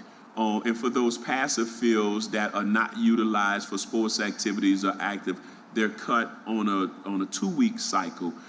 Few things that we've talked to Parkways about is one, stepping up the grass cutting as it relates to those when it comes to the edging and trimming and making sure that that's properly done. It's not, to my understanding, in their contract to pick the grass up. And so what we're doing... Wait. It's not in my contract to pick it up at my house when I cut the grass, but I pick it up because it looks better. Right. It's healthier, and it doesn't kill the grass underneath it. So it's not in their contract. Right. So that's what, yes. So I'm informed that that's not in their contract, even through Neutral Grounds and Thoroughfares. When did we learn that? Because after you and I had the conversation, I had a deeper dive conversation, more or less, with the contract and the requirements of the contract, and that's not in the contract. Well, let me say this. Yeah. That's some bull twinkie, like Councilmember Morrell would say. It's not in their contract. Is it in the contract when they do it along Bayou St. John or the parks uptown? Of the parks in neutral grounds and green spaces and upscale communities because they pick it up there. But it's not in their contract. Pest control. So pest control, we work with mosquito and control with mosquito control. We call them, they come out, and also with that we have 2 certified staff members on NORD staff that's able to handle the pest control equipment, so they can go out as well. But we depend upon when it comes to rodent control and pest control, we call up on mosquito control, on that mosquito and rodent control to come out. And how often do they service? How often? have a schedule in place for that? Yeah, so they come out on as called out, as needed. Now, we do have a contract where they do come out, they do on certain, I know facilities, they have the termite contract that comes out and do inspections, and also they have where that they do the rodent trap and abatements throughout about our rec centers in different places like that. All right, I just want to be clear before I finish this. So when I see grass cutting in certain public spaces being manicured in certain communities, right, that fit those upscale communities, but when I see it happening in our community or in areas that are not that fortunate, they pick up the grass in those areas, but it's optional whether they pick up the grass in the African American community or in poor communities. That's just an added bonus. So how do we have to do something to make that part of the contract? Sure. Well, then we would have to add, I guess, funding to make sure that that's part of the contract. But they don't ask for more funding when they do it in those other neighborhoods. They just pick it up and just rake it up. All right. Thank you. Because right now, Councilman, we have about of the 1.7 is operating in maintenance. For the year, a little over 500,000 goes to grass cutting. And so, yeah, so that definitely we would love to see it happening, because as you know, I sent my guys out there, to definitely go and make sure that. So you didn't send the contractor back out, you actually sent your facilities I grabbed the people noise back out. maintenance guys and had them to go, because I was out there, I saw it, we saw the same thing together, so I had my guys to go out there and clean it all up, yes. Well, that needs to be dealt with because, we take pride in our community, just like everybody else. We may not be rich, privileged, we may not have a bunch of money, but the green space and how it's manicured and how it's treated. And those same folk who provide that service will manicure, trim, and rake the grass in certain communities, but they won't do it in our community. And that's some bull. It shouldn't happen like that. Thank you. It's also, I want to talk about increased opportunities for special needs populations through programming and infrastructure. So with saying that, we partner with Xavier University, Dillard, UNO, and we offer special needs basketball camps this year. We also partner with the Veterans Affairs, where we offer wheelchair basketball tournaments out of Milne Rec Center.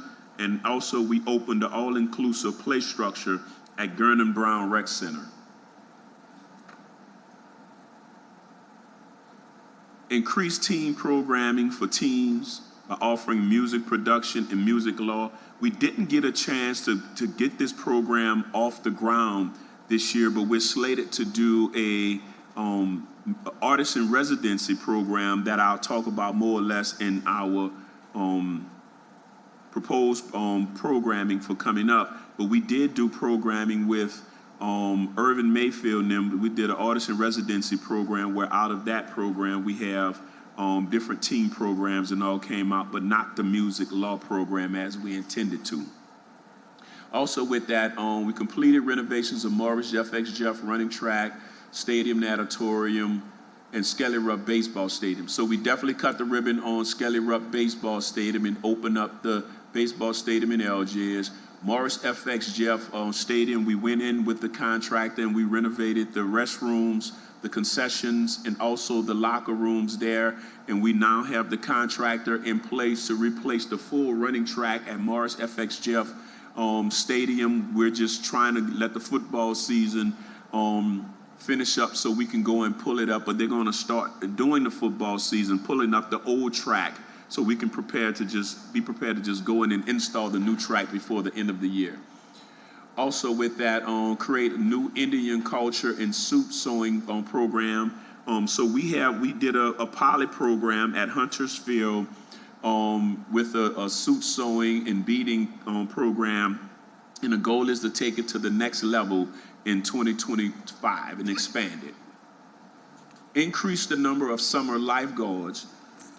So NORD employed 96 summer lifeguards in 2023, and we had an increase we had 110 summer lifeguards in 2024.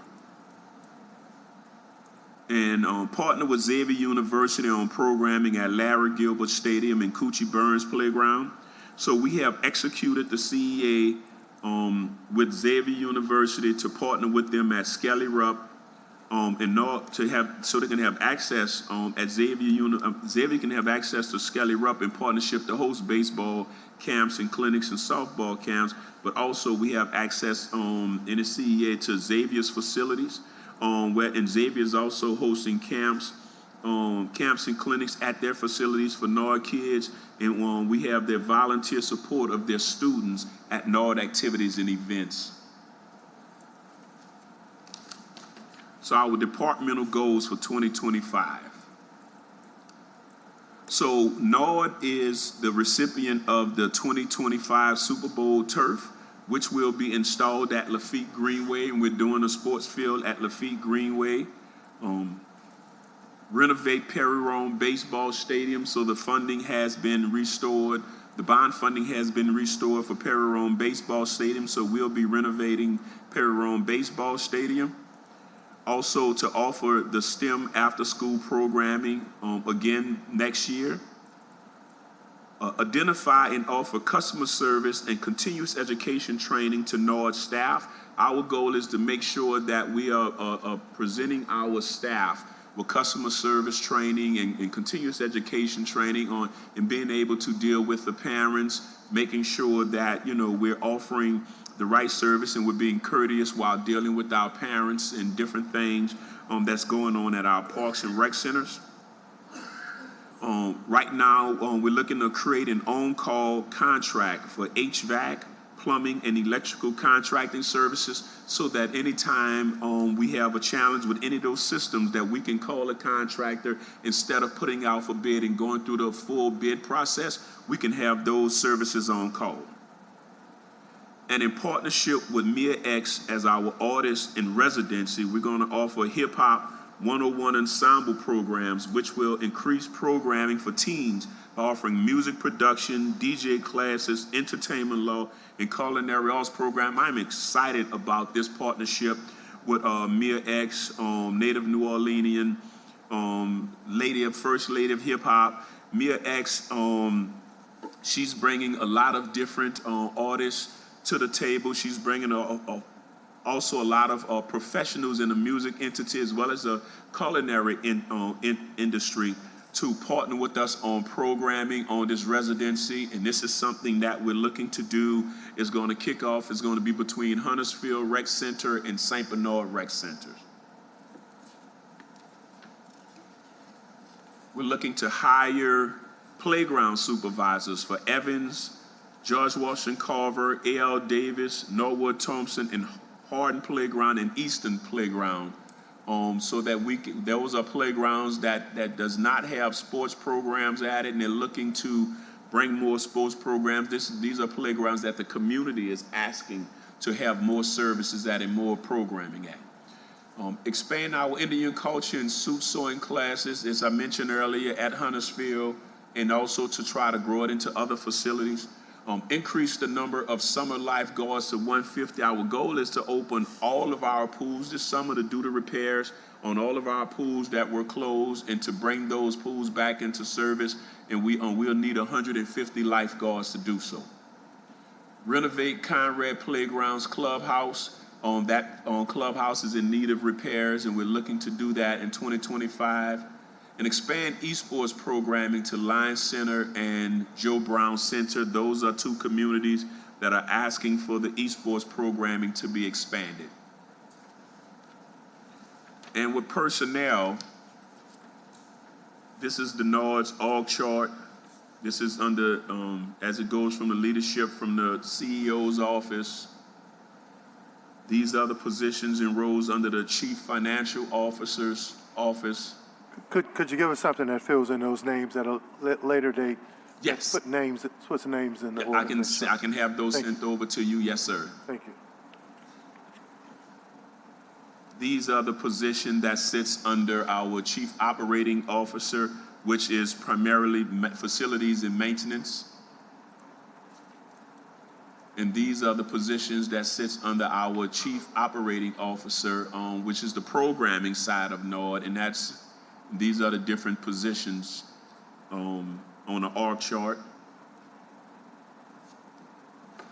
And when, What happened to the archery instructor? Because it hadn't been active out at Joe Brown, the archery range, Sure. and I know it was at one time. What's going on with he that? broke his leg. Okay, So all right. we have an open position, but our guy, Justin, that runs outdoors programs, Right. he's doubling, and Okay. he's doing both. But he recently broke his leg and had surgery, so Okay. he's out. He's trying to be back Right. to do the outdoors, the canoeing program, but he's haven't been back to do the archery program. Yeah, so we're waiting. He had to have surgery on his leg, and once he returns, that will. But we still have that position open to find another instructor for it. Thank you. As well.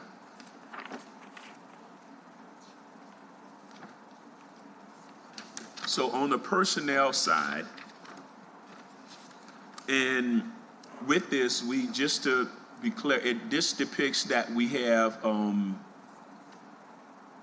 a shortage of about 45 positions, but to make sure that we didn't, this was put together before the reconciliation took place, because we do have, for example, there's the NOAA Public Outreach position. That's a field position. Also, the executive assistant's a field position. There's none listed.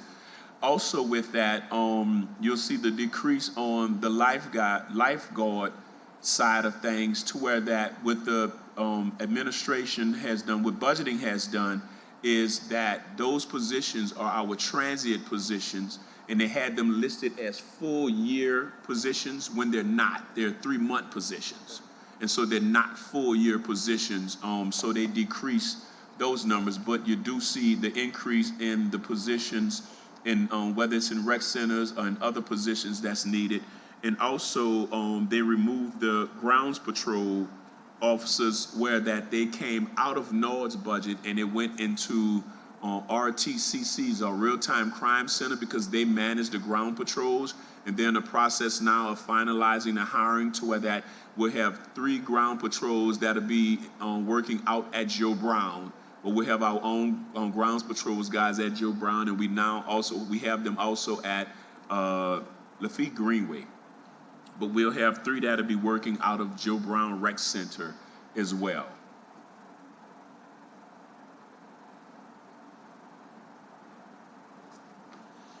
And so in the budget 2024 budget summary and 2025 proposal, it depicts a deficit in personnel of $370,304, an increase in other operating of $314,405, and a total decrease in budget of $55,889.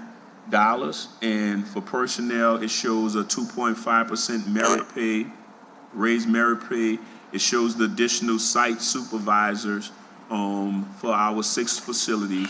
Also, it's an adjustment in CDBG funding for the 2025 allocations, and an increase in professional services and supplies and maintenance on the other operating side, because with the maintenance side, we see the continuous increase in cost for supplies, equipment, and services. And that concludes my budget presentation. Thank you. Yeah. One question for Councilmember Moreno, and then I have a Thank you. question Just / comment. one quick question, just so I understand the other potential funding you could be getting. How is the fundraising going with the foundation? So internally, my staff have been writing grants itself, and so, but the fundraising from the foundation side itself is not strong. Yeah. Like, what do you mean, what's not strong? So we've been receiving grants. For example, NORD writes for, like, we don't have philanthropic and corporate sponsors that's donating. We've been writing grants internally. We've been also approaching different organizations, such as, which we're talking to Ochsner now about fully funding the FitNOLA program, because it fits within their scope. You know, that kind of makes sense.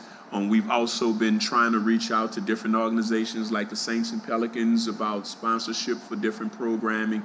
And so we haven't been receiving a lot of philanthropic and corporate donations, but when it comes to writing for grants, we received different grants, whether it was a Verizon grant or whether we received grants from other organizations. We received the recreation and cultural grants. We write for those, and thank you guys for the Harrison Cox grants that we received. But on the philanthropic and corporate side, we haven't been receiving many donations through the foundation. Yeah, that's disappointing. Okay, thank you. Hey, Larry, thank you very much for being here. Would you mind just doing us one favor? I mean, I don't want to make a big deal of this, but the park partners were supposed to provide an annual report to the council as a result of the CEA that was put together.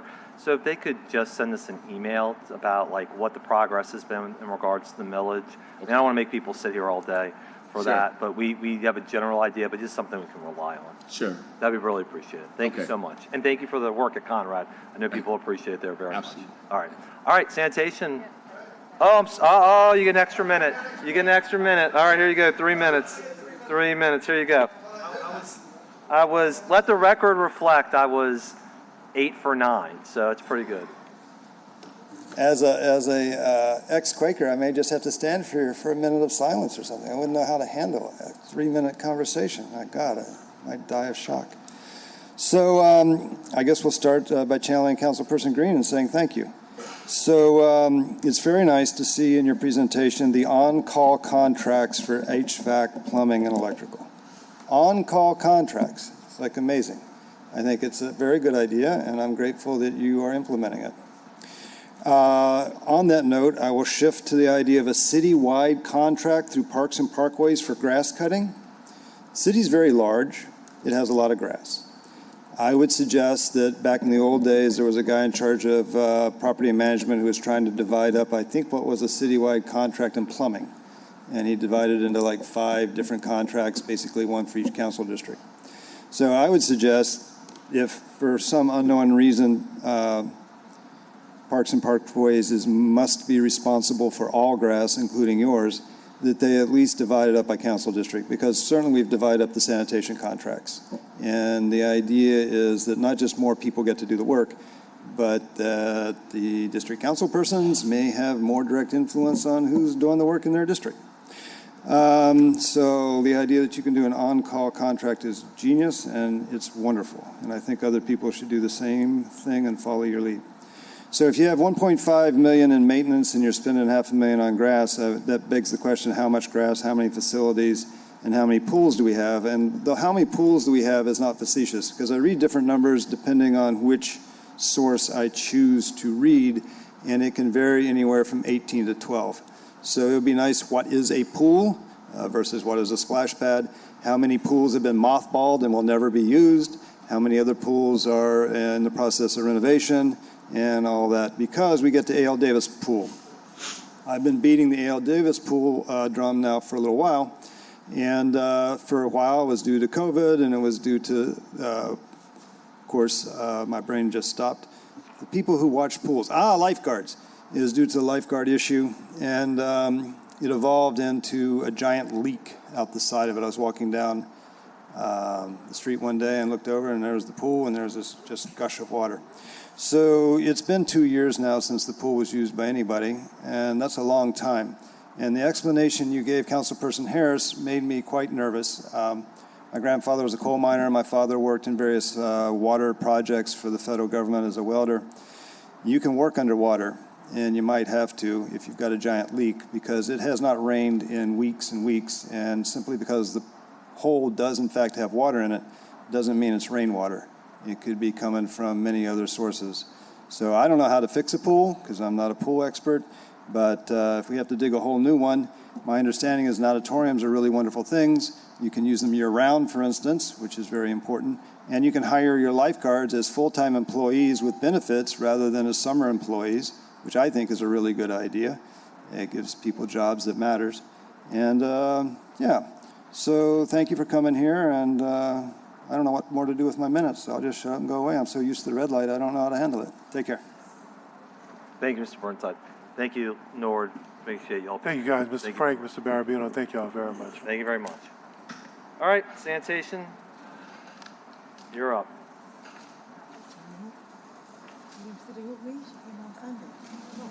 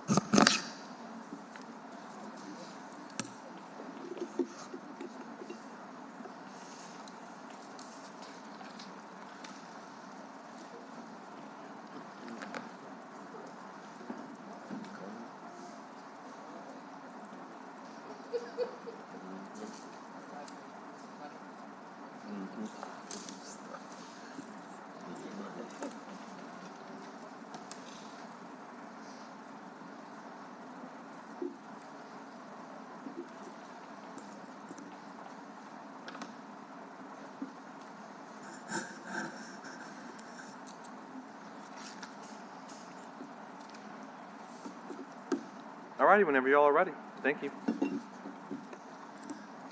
Good afternoon, Council. Matt Torrey, Director for the Department of Sanitation.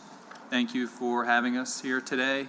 And similar to other departments, I'll start by thanking the Department of Sanitation employees as well as our partner contractors who contribute to the meeting of the goals that are outlined in the presentation we're going to hear today.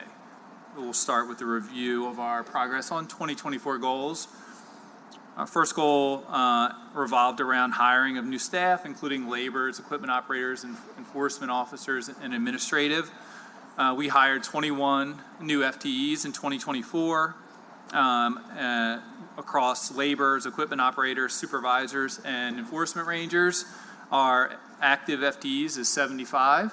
We have 4 vacancies, and we have pretty robust hiring, so we fill those quite quickly, but we do have attrition as an operational department.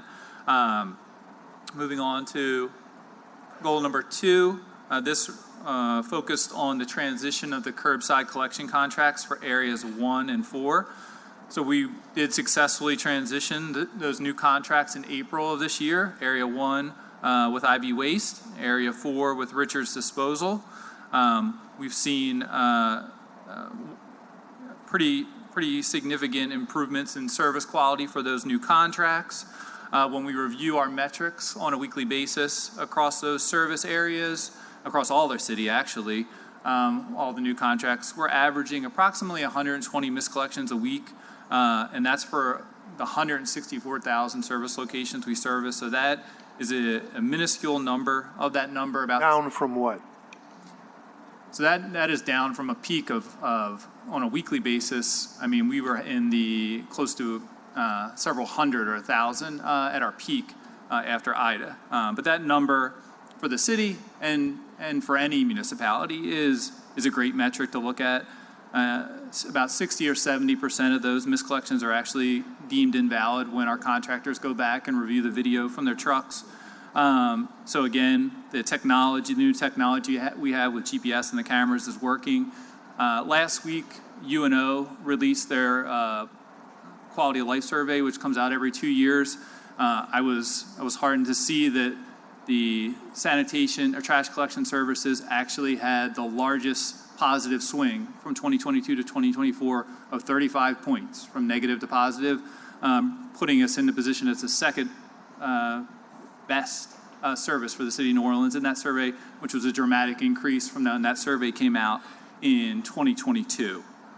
So again, overall, I think we've Matt, seen... can I interrupt you for 1 second? I mean, I was here for Ida. Those weren't bright days, and like things have gotten markedly better. And I don't know, I'm looking at my colleagues, I'm seeing far fewer complaints. And generally, to your point about the cameras and the GPS, frequently people will think trash pickup was missed. The video will show it wasn't in the super majority of cases. And then frequently they'll go make courtesy pickups too. So thank you to you and your team for that very drastic turnaround and everybody at the table. Sure. And I will surely pass that along to the contractors who are the ones doing the work on the ground. And, again, I think the way the contracts were structured, we're getting value and we're getting the service we anticipated. On to the third goal for this slide. So this focused on the award and construction for the convenience center sites in New Orleans East and on the West Bank to reduce illegal dumping. So unfortunately, the funding for the old Gentilly Road site, which was in the east, was reallocated. So that project will not move forward, and we won't be constructing the convenience center at this time on Old Gentilly Road. We are still exploring a partnership with the city of Gretna to co-operate or co-use their West Bank Convenience Center site, which is slated to open next year, adjacent to where the city of New Orleans had scoped out a convenience center site on the West Bank. So we have been in close coordination and contact with Councilmember King's office on that matter, and we'll have more updates as we go through the year on whether or not that's a possibility for 2025. Next slide. As far as installing new public litter cans, we were able to install 100 new public litter cans throughout the city. We also installed or partnered with the French Quarter Management District to install 100 new litter cans in the French Quarter, which the FQMD purchased. We just assisted with the actual deployment of those cans to the locations that they selected. So we're really happy about that. On goal number 2 on this slide for the Swiffer grant that we received from the EPA. So this was for the delivering of recycling carts to households had not yet opted into our curbside recycling program, as well as the development of a solid waste master plan. So we did fully execute the agreement with the EPA. We're in the process of drafting RFPs for the recycling cart and solid waste master plan RFPs, and we're partnering with ORS on that. And we anticipate having those RFPs out in 2025, with carts being delivered to the approximately 70,000 households who have not yet opted into our curbside recycling program, probably late spring, early summer 2025. I know it was mentioned during ORS's presentation, and we're continuing to work to identify a resource that's focused on recycling throughout the city to assist with the deployment of those programs. Final bullet on this slide was for the RFP and award of the new sanitation services contract for Area 5, which is the French Quarter and DDD. So we did successfully award that contract to Henry Consulting. We have ongoing transition meetings that have been happening since that award with Henry Consulting ahead of the planned December 23rd transition date, and everything is looking good with that transition ahead of that time. For 2025, some similar goals and some new goals here. So we continue to have a focus on hiring new staff. As an operational department, it's important that we continue to increase the number of folks that are working on the ground for the Department of Sanitation. We do work 365 days a year, 7 days a week, which means we only have our full complement of our operational team 3 days a week. The other 4 days a week, we only have half of the team there. So certainly more resources would mean more productivity for this department, more litter removed, more illegal dumping, more street sweeping, et cetera. The transition for Area 5 will begin, as I mentioned, the first day of service for Henry Consulting will be on December 23rd of this year. Obviously, that is a very important time of the year throughout the city and in the downtown area with the holidays, New Year's, and then Super Bowl and Mardi Gras. So we will have a very close contact over that first month as we ramp up and adjust as needed to make sure that that increased level of service that we're all anticipating with this new contract is there. And continue to install new public litter cans. So this is something that we should be doing on an annual basis. There's certainly a need throughout the city for continued deployment of public litter cans to combat litter. The next goal is something that actually Councilmember Moreno's office brought to our attention back to the forefront last week, and we met with her. And her office has been great about engaging DEQ on this, on exploring a pilot program for a waste tire bounty. So we continue to have a pretty significant issue with waste tires throughout the city. The Department of Sanitation removes anywhere from 30 to 50,000 waste tires from the right-of-way annually, and that supply is pretty steady. So, in talking with Councilmember Moreno, meeting with DEQ, we really would like to explore some new approaches to potentially going at this problem. Joe Threat mentioned that over a year ago in terms of having a bounty or attaching some type of reward to accumulation of tires. Joe, what happened to to that effort? You said you were going to put something together to deal with that. Is that part of this effort? As part of this effort. I think Councilman Moreno brought this up, and I think, to get your support for this, it'll be good for us right now, because I really think if we put a bounty on those tires, and we've got places where we can collect them, and I think that would go a long ways, and it would prevent a lot of the other pilferage that goes on in the city with people looking for ways to make money. Yeah, I mean, I think it's always been a good idea. It's just kind of the lack of implementation, and so now it's time to get it implemented.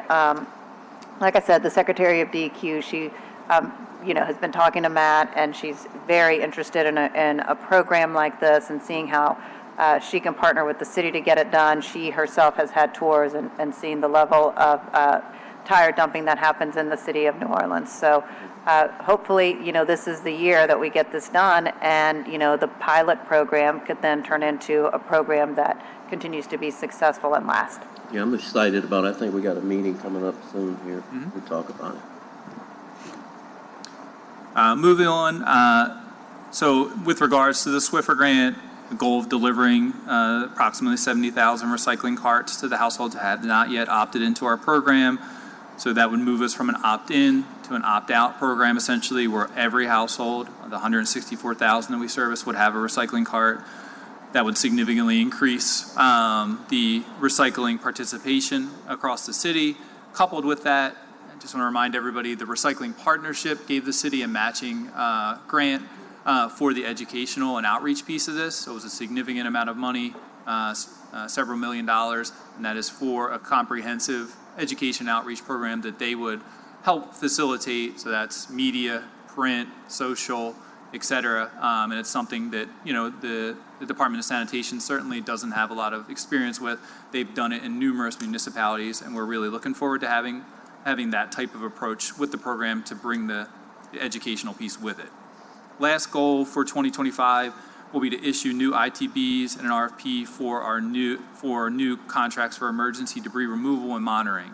So our current contracts actually run through next July, but it's clear that these are extremely important contracts for the city to have those contracts in place to be activated upon a storm. So we'll be putting out those ITBs and RFPs later this year so that we have those new contracts in place well ahead of July of next year, and be able to have our kickoff meeting and transition ahead of hurricane season for 2025. Here you see our organizational chart. So this breaks down the three silos of the Department of Sanitation with the administrative office, enforcement, and field operations. We do have a modest administrative office of 5 FTEs that is responsible for overseeing, over $55 million in contracts. We have 6 enforcement rangers at this time, 1 per council district, and 1 ranger dedicated to the French Quarter, and 64 FTEs performing field operations. This is supervisors, 4 supervisors, 20 equipment operators, and 40 labor and maintenance workers. These are the folks that you see most commonly on a daily basis throughout our city, removing litter, clearing illegal dumping, picking up waste tires, operating mechanical street sweepers, emptying public litter cans. And as I mentioned, as a department that works 7 days a week, 365 days a year, those 64 people, we only have 3 days a week. On the 4 other days of the week, we only have half of those FTEs, 32, which go pretty quickly when you're assigning out resources and accounting for people that might be on leave. So again, always stressing and working with the budget director and the CAO's office on adding new resources for the Department of Sanitation. Here's just a summary of our 2024 actual and 2025 budgeted. So you see we're flat at 75, but we do have a really good track record of working with the budget director and the CAO's office on when we reach full staffing to make requests to their offices for additional FTEs, which they've been really good about granting and approving those so that we can hire additional people and keep those positions growing. Okay, so looking at the budget forecast for 2025, we just wanted to start and come back to the slide that we looked at last year. Can you go back one? So this was around the sanitation fee. It's probably one of the most common questions we get and the most frequent areas of confusion amongst residents. So the sanitation Department of Sanitation is forecasted to have expenditures of over $62 million in 2024. That covers solid waste collection, recycling, landfilling, and the other sanitation services that happen throughout the city. The sanitation fee is expected to generate $38.2 million in 2024. So we're operating at a deficit of $24.1 million when we look at that sanitation fee compared to the overall cost of sanitation services in the Department of Sanitation. In 2025, that deficit is going to grow. The sanitation fee is actually projected to generate a slightly smaller amount compared to 2024, but obviously our contractual costs are going to increase, so you're going to see that deficit grow to $33.2 million. And you can anticipate that that deficit would in theory grow every year if the sanitation fee remained unchanged, because our contractual contracts do have annual CPI adjustments, which means they're going to increase every year, year over year, to provide for that inflation adjustment. So I wanted to make sure that we just provided an update on this for the council. Next slide. Matt, can I just ask one thing? Yeah. Can you go back? I mean, maybe this is really more a Brandy question. Like, $33 million hole in our budget is big. So I hate to say this, but we're going to have to start thinking about what a fee increase looks like. If I remember correctly, the last time the fee was raised is 2012. Is that right? I mean, $33 million fixes a lot of streets and hires a lot of people and puts things back to work, and the city's just eating this money as part of its general fund, period. And I mean, it's been over a decade, and I think Matt's laid out all the things the contracts have done. Maybe later in 2025, we have to have that conversation. Because I just don't think it's fair to you to keep on trying to operate, or the city, to operate this kind of deficit. Well, the CAO is the one funding us. The general fund, right, we're not a pass-through like other parishes, so it's a little bit different. But yes, it's a deficit. When we look at our neighboring parishes and the fees that they've assessed through their new contracts, they're above us for the most part now. So again, we are receiving value in our contracts, I think. We are once a week versus twice a week some other parishes, but they have a higher rate. So I think, again, we're getting value, but the deficit is the deficit. And this is the thing that is most challenging to convey to residents, because people still remember twice a week. They remember paying $24. Now we're having once a week and they're still paying $24. But of course, we've seen the cost of that service increase dramatically over the past 5-10 years, like everything else in our households. Matt, we did a table in our 2023, maybe January newsletter. Maybe we can revive that and send it both out so people can see for 2025 just how big the deficit is, and just keep on reminding people, because you're right. I hear frequently, I'm paying for twice a week while I'm only getting once a week. And then when you go through the whole numbers, they go, oh. So I just think it's an education piece. Happy to provide the information. Yeah, thank you. All right. If I can ask a question to Tori, just want to make sure I fully understand. Go back one slide, please. So it costs $62 million to pick up the trash. Say that again. The $62.3 million.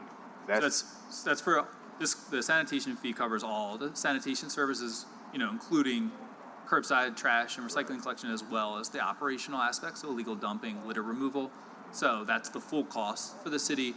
The cost just for the curbside collection contracts in 2024 was $48.1 million. So there is a difference when you factor in the personnel costs of the department, landfill costs, and the other services that we do as well. So the fees we get from the residents come up to be like 38 million? 30, yeah. 39. And it leaves a $37 million deficit? It leaves about this year it's going to be $24 million, the deficit. 24, Next year it'll yeah. be $33 million. Okay. So big regardless. So when 30. When people say, I'm only getting 1 week, what am I paying for? They would be paying for more. If we go to 2 days a week, they'll be paying more. Yes, absolutely. That deficit would grow even bigger. We know that. You'd add another $10 to $20 million on that deficit if we went to twice a week, based on, and we have that optional pricing in our contracts, so we know what that cost is. Yeah. All right. Thank you. Sure. Okay, budget summary, and we've talked a little bit about some of these numbers. Biggest increase for 2024 25 is related to our new collection contracts. So playing a little bit of catch up, it shows here an increased operating cost of $18.8 million. We already got 11.4 of that through the mid-year this year.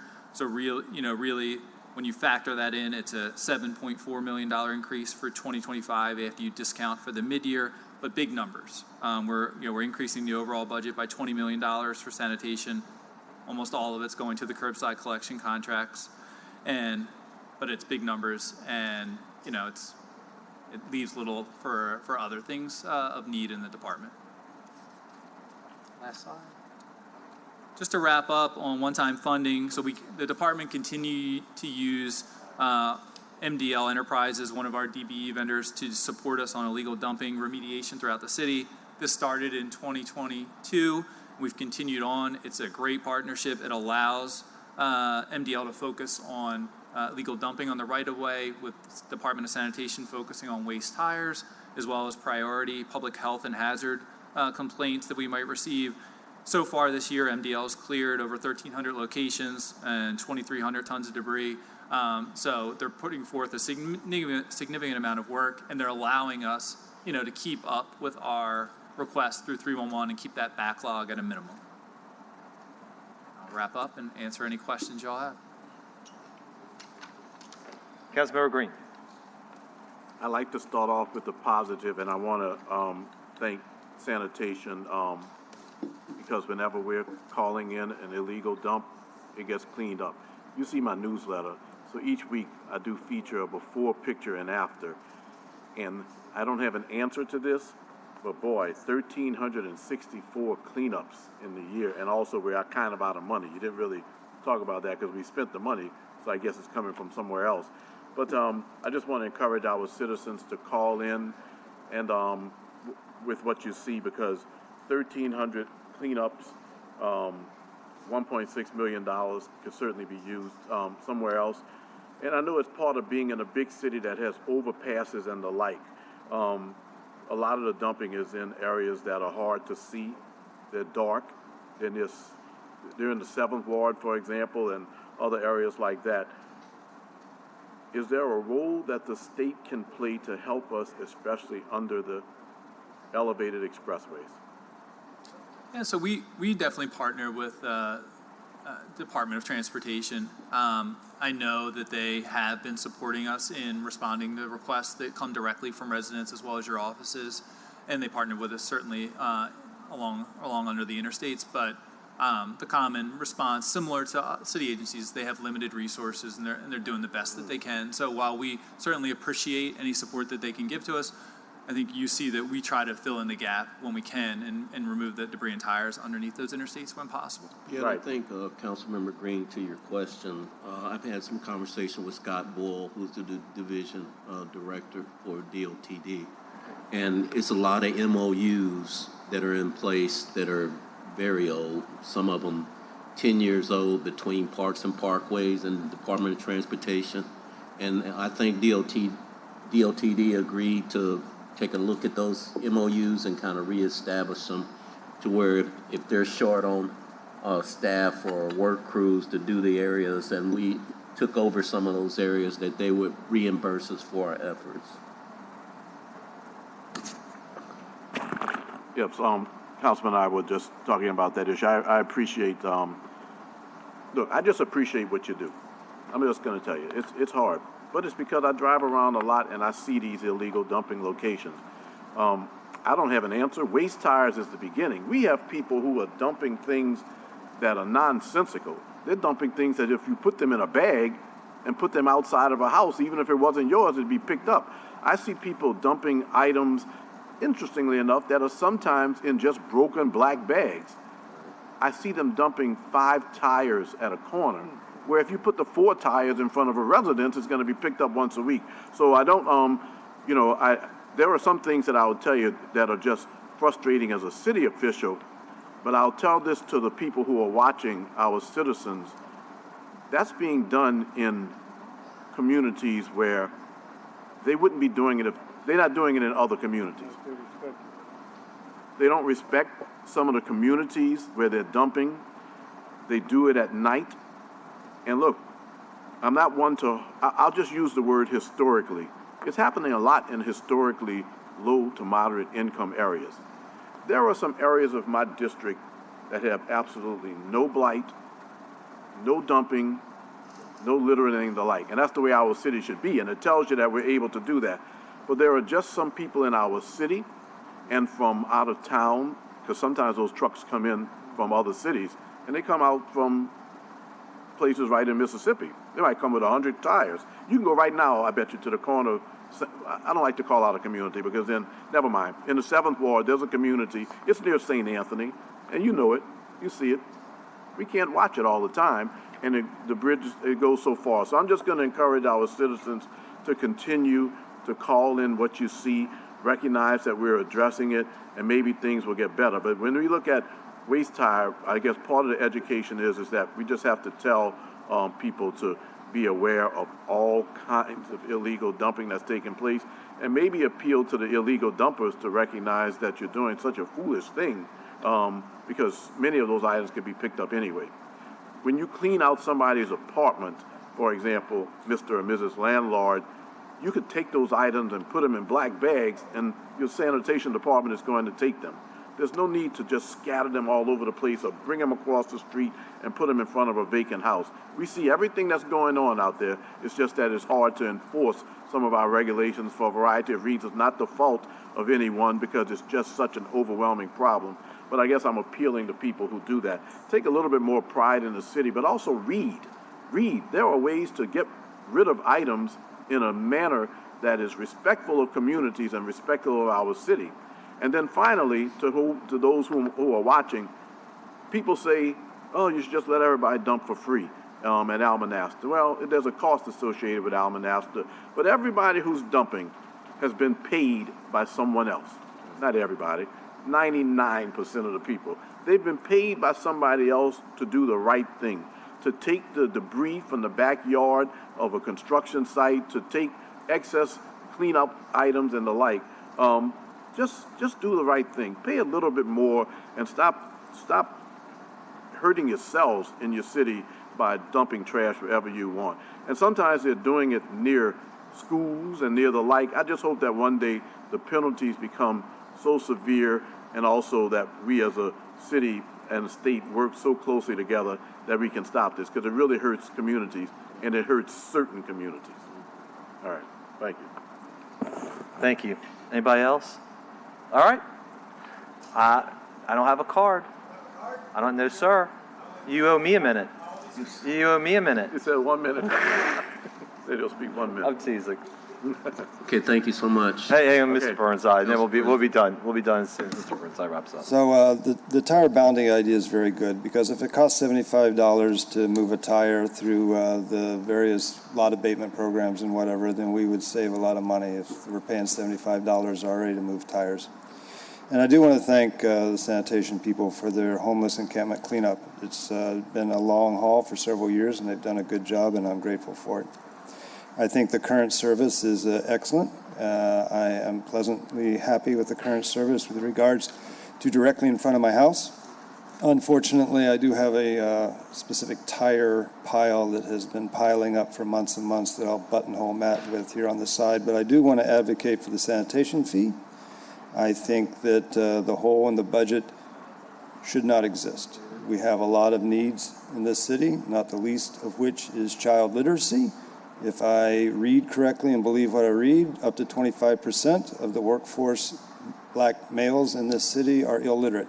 And if that's the case, it's little wonder that DNX cannot find 1,000 employees to hire, although they promised us that when they came here. And they're an international company. They're not a fly-by-night organization. So I will assume that they tried. So we have needs, and we should pay for our own service for regards to sanitation. And quite frankly, at $24 a month is extremely cheap. The newspaper these days is $2 a day. That comes to $60 a week. I know nobody buys newspapers except me, but still $24 a month is, I can't count anymore. It's $60 a month, not $60 a week. God. Anyway, I've talked too much. Thank you very much. Mr. Burnside, when you see sanitation workers, I want you to know that every time they clean up an encampment, there are people in hats who are out there intimidating them trying to find something that they're doing wrong so that they can come back on the city somehow or the other. I want to let you know that when you see a sanitation worker, you talk about pressure on the job, and you and I are on the same page. Compliment them, because they get up at 7 o'clock in the morning like they're going to do tomorrow morning. They're going to go and clean up an area, making people feel safer, and yet they have to be intimidated by the thought that they could be incorporated into some legal action, interestingly enough, because they're doing the right thing, because it rubs some people the wrong way. I want to mention that to you because I know that you understand and will recognize the need to say sometimes to people, there are things that you're doing that I don't even understand and I don't see. That's one of them. They're out there every Wednesday or every other Wednesday sometimes, depending on the holiday, at 7 a.m. And it's ridiculous that they should feel intimidated doing the right thing. That's all. Thank you. Just for the record, Mr. Burnside does very frequently send detailed reports on our mechanical street sweeping that are very astute, both positive and negative, that we pass along to our team, and we do appreciate it. So. All right. All right. Okay, thank you so much. Thank you, Councilmember Joe, Caruso. Lenitra, and Brandy for being Okay, here so thank you. long today. Thank Appreciate you, it. Councilmember. See everybody on Thursday. Take care.